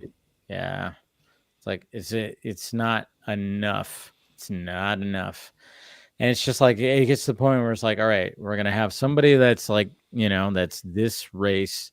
And it's like, okay, going up against somebody of this race, some of this race, and they're all not going to be like the same, and I don't know, like whether it's just one of those things. And I think, to be honest, like when it comes to people talking about like, oh, this is cast by Twitter, I always say, like, if it was down to him and the other guy who was darker skin, and then just like went, oh, well, and they just kind of went, well, look at Twitter, look at full social media, people kind of like Aaron Pierre, so they were like, MySpace these days, actually, but MySpace could be MySpace too, I don't know. But at the same time, I'm just like going, are we gonna just like approach Aaron Pierre and be like, what? And it's probably gonna happen, which I'm going, fuck, I don't want to well, they basically just done I don't want to see Aaron Pierre in a fucking interview where he goes, how do you feel about people saying you're not black enough? Right. Or that you got cast by Twitter? That's what I worry about, and that he's gonna get these interview questions, and I'm like, fuck, that's gonna make me upset, and it's like, oh yeah, did you know when you got cast, people thought you weren't black enough and you weren't you were cast by Twitter? I'm like, fuck, man. That's why I push back against this, because I'm just like kind of going like, dude, if some fucking asshole interviewer on some probably Grace Randolph. Yeah, she might. That's basically when you pull an RDJ and just say, all right, we're done. Yeah, I'm not answering that. I'm not dignifying that. That's what I'm worried about. It's like, man, he's gonna get asked. Bradley, I think you're thinking of Variety. Because Yeah, the guy that will ask like dumb questions at the record. Yeah, it's usually the variety guy. No, he might be talking about Tatiana Segal, Hollywood Reporter. Is that what you're talking about, Bradley? No, but he said like, I can't stand that guy. So I thought the guy. Oh, I didn't see the previous. Yeah, you're right. Yeah. But that's what I would applaud him for. It's like, no, we're not. I'm not answering that. And if we're going to continue down this road, we're done. See, that's the thing, and I'm like wondering, like, because I'm sure that Aaron Pierre's people are seeing this, and it's like, and he's probably going, "Fuck, man, I just got." That's what I'm saying. Like after 5 seconds, we can't. Yeah, he got the role of a lifetime, and all of a sudden, he like his PR team's going like, "Oh yeah, by the way, people on we have to deal with this now. Your skin's not dark enough," and it's like, fuck. Again, he is. I mean, I'm not saying that Aaron is the problem. The problem in the long run is the fact you're not Indian. I yeah, I'm adding this for myself because I know there will be people in the comments tomorrow going after me for whatever things that have been said. I'm saying that it's the studio executives' fault. They're the ones who ultimately make these decisions. Again, will never put the blame on an actor, right? Trying to get a job, especially in this current Hollywood. I totally understand. Again, Aaron is not the problem. I'm so happy for him, and I'm excited to see what he's gonna do with my favorite. Again, I also grew up with Jon Stewart. He was my favorite Green Lantern. Like the first time I heard how I'm like, who the fuck is that? And then I'm like, wait, why is there a white Green Lantern in this movie? Why is there Ryan Reynolds? I'm like, oh, so there's been this other Green Lantern this entire time. I always thought it was Jon Stewart. He was the only one. I'm just saying that it's the problem lies with the studio executives, not with the actor who gets the job. I'm excited for him, so that's all I'm saying. Yeah, it's just one of those things. It's a weird. It's just one of those. But at the same time, I think Aaron Pierre is gonna knock it out of the park. So of course, there are people that are just going like, Kyle Chandler, you're too old. So now we got old. We got ages number 2. God damn it! How old is Kyle? 59. He's 50. Nah, he cannot be 59. He is. Look it up. Look it up. He's 59. He looks good. He'll be a dude. I'm again. Okay, so now back to just the fact he looks good for 59. What did my dad do wrong? What did my dad do wrong? It is kind of funny. I will say. No, I love my dad. I love my dad. Just for the record, Dad, if you watch it, I love you. But this is not what you looked like when you were 59. So either I need to know what you did wrong and what Kyle did right. I will. Yeah, I know, but I will say that when Max posted the images of those two, they did take an old image of Kyle Chandler. Yeah. Where he was younger, and I remember I was like, oh shit, that's not a current picture of him. And then I looked and of course the people who hate this are like, oh, they use it. I was like, oh, what are you doing? Use a current picture. He still looks fine. He does not look like he's 59. So why'd you use like a picture when he was like, in his fucking 40s? Wait. Is it the Meet Your Lanterns, Aaron Pierre, Kyle Chandler, and it's like the one is. Oh yeah, that is an old picture. Yeah, you see that? The Max picture? Yeah, I'm on the stream on Max Twitter, right? Let me see if I can picture of Kyle Chandler in 2024. Yeah, look at him now. He doesn't. I mean, yeah, it's gonna look a little different. He's gonna have a little bit more bags under the eyes, but I mean, this was the. It was just kind of funny because this is what they used right here, and this is a young. That is a very young picture of Kyle. That is a very young. They decided to use a very young picture of him. I'm like, whoa, How do I find pictures of someone from like? Yeah, it's just. I mean, he was recently. I mean, that's like Friday Night Lights Chandler. Yeah, that looks very much like from Friday Night Lights. Wait, is this what he kind of looks like right now? I just went to the Hollywood Reporter article. Is what I guess he's looking like right now. Oh, you put it in the chat, yeah. Yeah, that's closer. That's much closer. Yeah, but again, like, Dad, what the fuck did you do wrong? That is not. I did a quick search like Kyle Chandler now. I mean, yeah, it's something like that. Yeah. It's a strange little gray hair. Yeah, he looks like he's in his 40s still. So yeah. They can dye his hair easily. Yeah, but he's aged pretty well. He's not like just something like that. It's like he's done pretty well for himself. He's just got a little more wrinkles and a little more gray. That's all it is. I'm kind of wondering though when it comes to an amazing thing. Yeah, I'm kind of wondering with the hair though. Do you think they're gonna do something with the hair? You think they're gonna temple it up? Well, I mean, he hasn't had the temples in a long time since that was changed with Rebirth. Because they did that with Affleck. They did it with Affleck, but Affleck had a full-on fucking piece going on. I know some people don't realize that, but the Bruce Wayne hair is fake. That's I don't even realize he had gray hair in that movie. He did have gray hair. Just the lighting, but that's not really Affleck's hair. He's wearing a piece. Hal, you don't need it because it hasn't been a thing in such a long time. I don't think even people, the current generation, has even recognizes that Hal had white temples at one point. Yeah. But it's just one of those things too, because like one of the things that when I was I saw somebody in my of course in my mentions get crazy sometimes is like somebody who of course I click on his profile. I'm like, oh yeah, you're a big time Snyder fan. Which I don't hate that, but I just hate. I'm like going, oh, you're one of those, Yeah. Right. And it's just like so because I scroll and I'm like, all right, I see where. Okay, so he hates the fact that it's like, oh yeah, they're doing an old Hal, and I'm like, I'm having deja vu when Ben Affleck was cast, and people are going, "Ew, they're doing an old Batman," and I'm like, "Do you guys realize that you are just fucking? You're giving me deja vu from back then when it comes to now," and I'm like, "You are the thing that I was defending against, and now I got to defend against again." But you guys are now that you were defending back then. Now you are being the fucking people that are pushing back. And I get these guys in my mentions, and I'm like, fuck, man. It's like, but then I go, were you around? But then I go like, were you around even back then? Maybe you weren't. And I go, oh, okay, maybe you weren't around back then. And now you're just coming around now. You found this whole thing.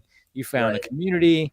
And now you got to defend this community, and you want it to continue, even though it's like, okay, well, it's probably not going to continue because Zach and everybody's doing their own thing now. It's all done, and there's a new thing now, and now you have to hate it. You hate James Gunn, and it's just like it's such a weird thing because I think a lot of us here just want to go, hey, we just like DC content, and we like Zach. We like what he did, and he did his thing, and we have 9.5 hours of what he did, that you could watch, and it's great. No one's going to take that from you. I know no one's going to take. No, James is going to destroy every digital copy of the Snyder Cut. No one's going to I thought he already did it, Andy. He's also going to put Zach in jail, and he's going to star Ben Affleck till he dies, and he's going to brainwash Henry Cavill. And no one's going to take away. I just sent an image in the private. Is this what we think he's probably going to look like? Because this is what I'm expecting, like, quote unquote, old Hal Jordan. Yeah. That could be it right there. Yeah. Here, I'll even present it. Yeah, that's him as Parallax. Yeah. Yeah, that's like. Oh, I didn't know that. I just that's. Well, it's yeah. Everybody. Well, when Kyle Chandler, when we were kind of hearing that he's not gonna do anything more besides this, everybody thought about the Parallax storyline, right? Yeah. And he might have something like that. Yeah. Green Lantern Rebirth got rid of the temples and explained how those came about, and it hasn't had them since. Yeah.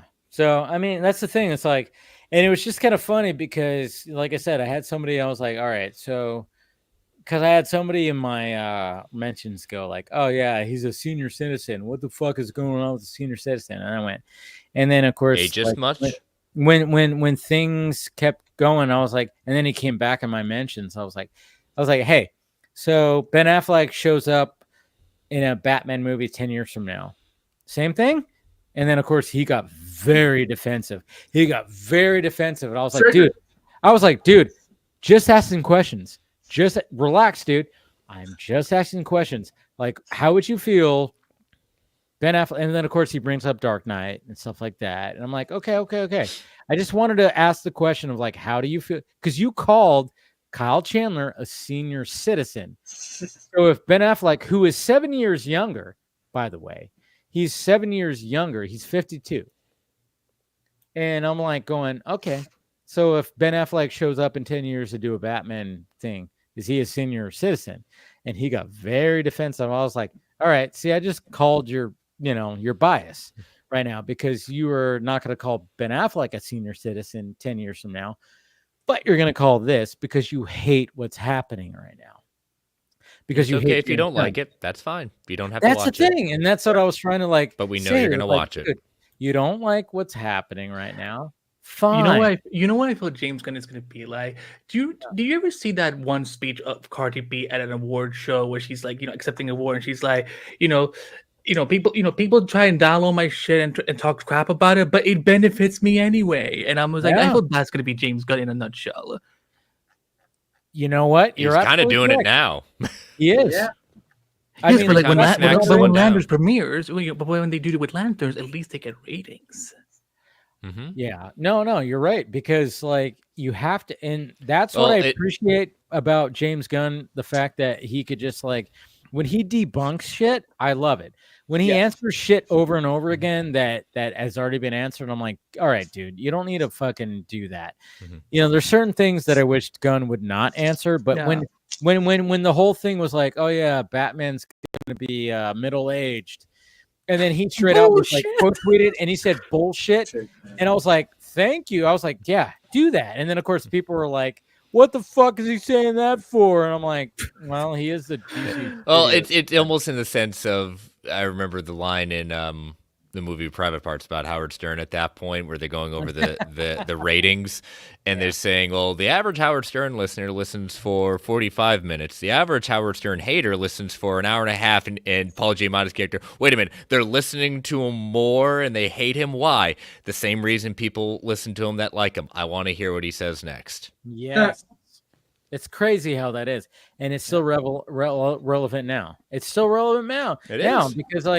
Because people just want to like, oh, what is he going to say now? Oh, James Gunn should say this. James Gunn should say that. Well, I feel like why do you think that they keep on trying to at him when they see he's live to try to get a response? Yeah, true. Even that day when you talked about the friend that passed away, people were still like, so is this true? And I'm like, y'all, come on, y'all cannot be this insensitive. Yes, they are, dude. The fact that James Gunn took the time to be like, hey, I lost a friend to alcoholism, and he suffered from alcoholism and like taking pills and stuff like that, where he had to get sober. So it was like I remember when he was doing those fucking periscopes. Time. I remember those times where I was like, I clicked in and I was like watching James Gunn lying on his bed talking to people on Periscope, and it was very obvious that he was medicated or drunk. And I went, holy shit, Gunn, you do not need to do this right now. This was like 10 years ago, something like that. And I was like, dude, this guy, holy shit. So the fact that he's kicked that, and then of course he like goes on social media to say that, and then if people say like, are you serious? I'm pretty sure he's fucking serious about that, because if he kicked that addiction of all that stuff and he lost a friend who could not do that, fuck off if you're going to push back against that. Fuck off. I mean, the fact that he's trying to create awareness for something like that, it's like, come on. I don't know. Fandom is such a weird... Could you imagine if he had done a post for AFSP? If those same haters would still have... Yeah. They'd find something wrong with it. Yeah. They'd say, he's trying to capitalize off of other people. You're trying to be like Zack Snyder. You're trying to be like James. You're trying to be James Snyder. My God. And that's what I'm saying. You can't. He's never going to win, and he's never going to aim to win, because that's not his objective. He wins anytime he can just log off the internet and just be like, I got cooler shit to do than being on social media. Yeah, I agree. I agree with Dave.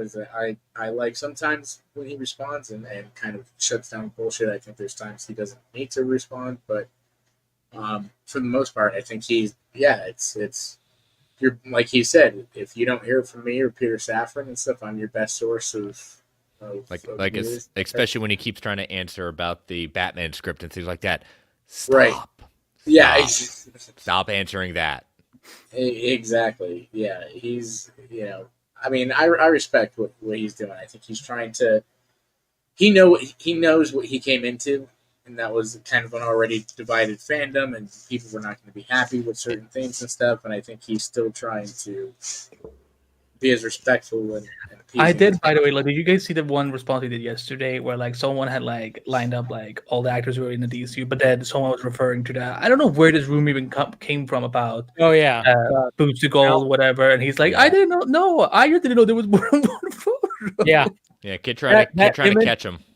That image was. I actually used that image because I asked on Twitter. I was like, "All right, so to the people who think that this whole universe is being cast by Twitter, like which ones exactly?" I actually wanted to know. I wasn't. I mean, I was kind of being a dick, but at the same time, I was also like wondering like which ones were, because to me, I was like going, "All right, Corn Sweat." I saw being put out there before. There was a little bit, right? Yeah. So I would say, okay, Corn Sweat, sure.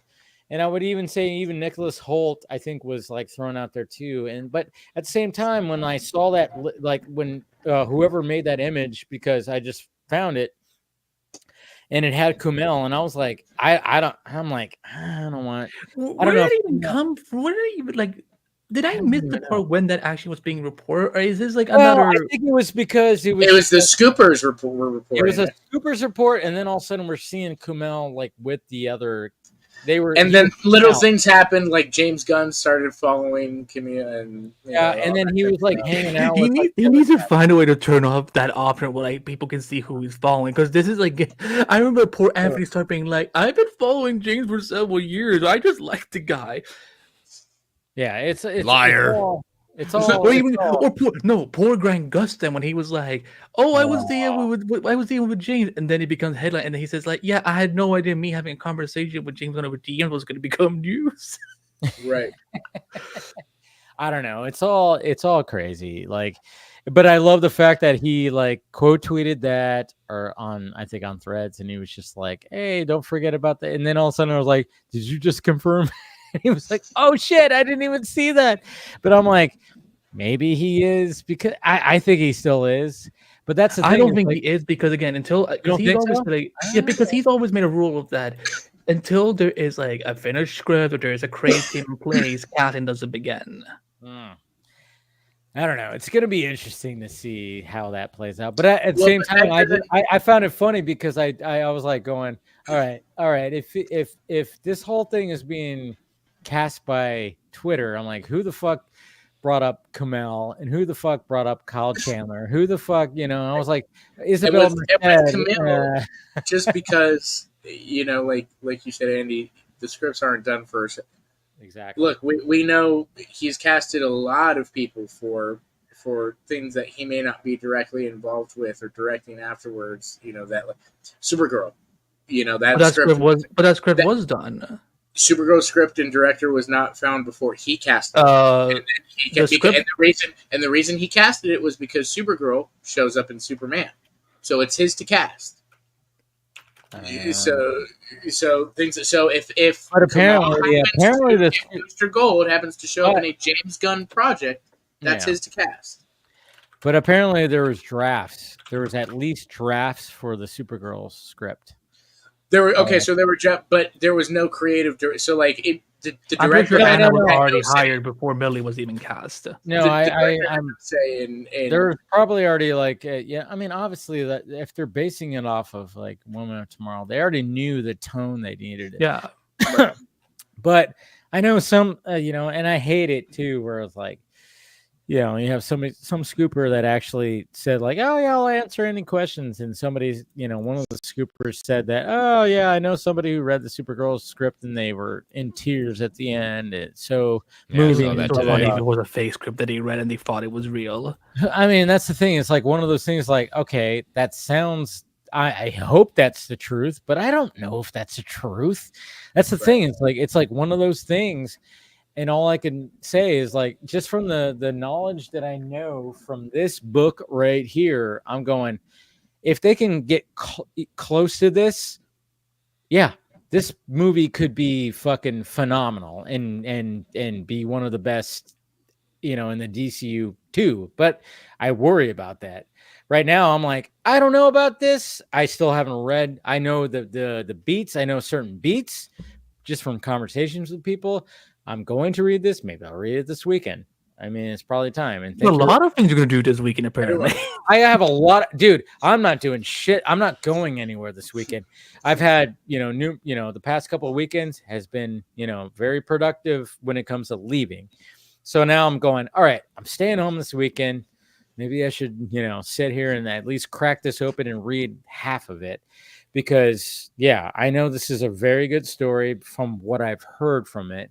But I'm just kind of going like, man, if they could pull something off, because I know the reaction to this, and people could just be like, this could be something pretty damn special where it's not just some cookie cutter fucking, oh yeah, this is just like this. It's the similar beats as Marvel Studios. No, it's going to be something that people go into the Supergirl movie going, oh yeah, maybe it's going to be this. And they go, oh my God, this is not. I'm just relieved that because for years during the DCEU era, we kept hearing rumors about like it's going to be, a Supergirl movie set in the 70s against Brainiac. I'm like, I am so fucking tired of that plot. Yeah. Why are we stuck in the 70s and why is Brainiac only getting active death?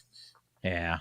It's I mean, that's the thing. I mean, one of the things when it comes to James Gunn's DCU, it's like we're still waiting to see, what's happening. Obviously, it's it's weird that we're getting the first one's going to be Creature Commandos. Well, that's because of the strikes. That was because of the holiday. That makes sense. Yeah, I'm gonna watch Creature Commandos. I'm gonna watch. I'm fucking excited for that. That trailer was I'm interested on seeing what it's gonna be about. Because guess what? It's different.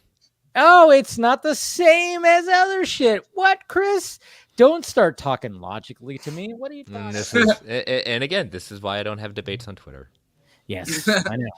That's why I stay out of those, because I've seen those events like, oh yeah, Creature Commando is going to be. I'm like, you don't have to watch it. It might not be a hit, but it's going to be something. Because you probably will. Conversation. See what happened. Right. But I'm going to watch it. James got his Cardi B speech. That could be it right there. But yeah, when it comes to Green Lantern, I think I'm really excited for that, because I think that's going to be with those two. I'm going, holy shit, you guys, got some powerhouses who are not like big time names, but I know them enough to be like, oh, that is going to be something interesting to see. And then we have, of course, Nathan Fillion, who could show up. It probably will show up as Guy Gardner. And then we don't know which other Lanterns might be a part of this too, which is going to be like, whoa, there's so much here. There's so much on the Green Lantern bone that they could use. And I'm just kind of going like, all right, we're finally going to get this. We're finally going to get something when it comes to Green Lantern where we don't have to like condense it into a movie. There's too much here to do that. We can. And I love the fact that DC Studios and James Gunn and Peter Safran are leaning into series where they can do something like this. And I'm like, fuck. And on HBO, like that's good. Like Sunday night is gonna be so much fun. Dude, look what's happening with Penguin. Yeah, I love. Yeah, I mean, I don't have to watch it on Sundays because I've already seen the whole season. So, but I'm just saying that when we get, so when we get. I beg your pardon. I'm just jealous, Andy. That's all. Mm-hmm. Yeah, don't you cuss me up. I'm 31 now. You have to show me more. I should have reached out to be like, give me the fucking whole thing, but I didn't. Damn it. Anyways, yes, because they just give it away with the normie candy. They just give away like free candy. I know, right? No, but again, Sunday nights, HBO, again, 1 hour. That's the thing. I'm just like, these are 1 hour things. These are not just 41 minutes with 20 minutes of garbage commercials. No. You have a full-on, like, chapter of a story. Right. And when it comes to Green Lantern, there's just so much there. And I'm like, fuck yeah, man. I'm all for it because there is so much there. That's the next thing people are going to complain about, saying, wasn't enough lanterns. What are they saying about it? Wait. Yeah. We're gonna have every spectrum. We're gonna ignore that. Yeah, we're gonna ignore that. We're all gonna have nerd boners about it. We could have a literal season when Sinestro is just the lead character. We see the whole again, because the show is just called Lanterns. There's no color in front of it, so you get like almost do every spectrum.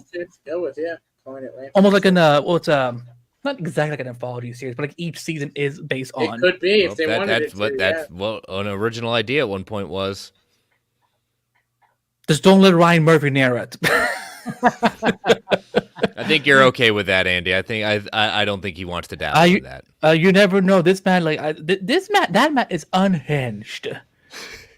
Seems like with the stuff he's put out there, you'd have to be a little bit. I think and then 25 seasons of what is it called? American Horror Story. Yeah, that's okay. He's winning. It's okay. He is. He's doing very well. Anyways, let's go ahead and wrap this stream up. I think we've talked about all we need to talk about, and this has been fun. This has been great. This has been a little controversial, which I like, but we're all good at the end of this, and I love it. And Austin, thank you for joining and talking about your project right now when it comes to this stab. It looks great. Like I said, looks great. When you sent me those teasers, I was like, oh wow. This looks really good, and of course we watch it on here, and seems like you guys are doing some fun shit, and can't wait to see the outcome of that. Yeah, I appreciate it, man. Yeah, we'll have it out on on the 20th, so it'll be out right before Halloween, and everybody can check it out and stuff. And yeah. So go ahead, promote yourself. What do you got going on? You can check that out on the channel on the 20th. In the meantime, we've got a couple of other things, podcasts where we kind of focus on different filmmakers and their filmographies. I've got my State of the Election Politics podcast where we kind of look at it, but it's from a non-biased point of view. Okay, we got all sides of the aisle and stuff, so we're critical of it all. I thought he was putting Trump hats when he raised. They're killing the dogs. They're killing the pets. We criticize that for sure. We criticize everything. So, but yeah, it's you can check out the channel. We got that going on. 48-hour film festival that we're doing here in Vegas. So if you're in the Vegas area, so fun, dude. Hit me up. Come out, Dave. Come on out. I want to come out so bad. Come at him while you're out there. Right. Yeah, Jesus Christ. No, I that sounds so much fun, man. So much fun. Yeah, well, whenever you're in town next or whatever. Yeah. I got to make it out there again for sure, and I'll hit you up for sure. Absolutely. Andy, what do you got? I want to go last. Okay. Chris. Okay. You can follow me on all the socials at Chris Balga. I just wrapped up my very first podcast, over 100 episodes, World's Finest True Believers. Brought that to a close this week. So, guys, applaud! 100 episodes! Woo! So, thank you all for checking that out. But I'm still on Marvel Alliance, co-hosting with Brent every week on Geekverse and Geek Ultimate Alliance, so check that all out at Marvel A Podcast. And as always, Dave, thank you for letting me be a part of this lovely cornucopia of opinions. Hell yeah. All right. So great. All right. Wait, how do you say that? Cornucopia. You get a little education of SAT words on this show. That does sound like something that would be on the SATs. You realize that, when we have some smart people that are on here. I know he's a principal. I know he's a principal. We have somebody like Chris and Scott. I mean, come on. These guys. They help me with my dialogue. All right, you can go last, Andy. Go. Yeah. You can find me at Andy on all social media. I'm a senior writer at ScreenRant.com, where I do a lot of news and interviews. Today, finally, because I know, I told Dave this many weeks ago, but my Tom Welling interview finally went live. Yes, you did. And yes, I have spoken to the best Superman that exists. Fight me, Twitter. No, but he was so sweet. I also, I also spoke to Erica Durant, who plays Lois Lane in Smallville. So there's been a lot. I've been busy. Like my fingers are red, dude. Anytime it's been good stuff, Andy. It's been really good stuff. Thank you. Yeah, you've been doing some good fucking work, man. Yeah, I'm pretty sure like that I'm probably gonna like lose my fingers by the time I'm 40 anyway. So like I'm cursing myself. Yeah, check that out. I'm the editor-in-chief of multiverseofcolor.com, which you can find a lot of Lips Phil's writing. I call him Lip because shameless. And I also do a show called The Showrunner Whisperer at theshowrunnerwhisperer.com, which is all about chatting with the television showrunners and what it's like to navigate a TV show in today's television landscape, because it's not easy, especially after the strikes. And I stream here on Twitch, Kick, and YouTube, so catch me there. There you go. And thank you. Despite my discussions tonight, I always appreciate being on here. Dude, it's all about discussing it, and we're not, we're all still friends. We're all still friends. That's a little too much. See, that's the thing. And we still have jokes. Mm-hmm. Yeah. That's what we love. That's what we love. Even though we can disagree on certain things and we have those kind of, debates. Yeah, we're not going to go on Tumblr and being like, cancel Dave, cancel Andy, cancel. No. We're still all good. Other people do that for us, apparently. Exactly. Yeah, no, wait. Have you guys also fallen targets of Tumblr? Because I definitely have. What's a Tumblr? Tumblr, yeah. What's a Tumblr?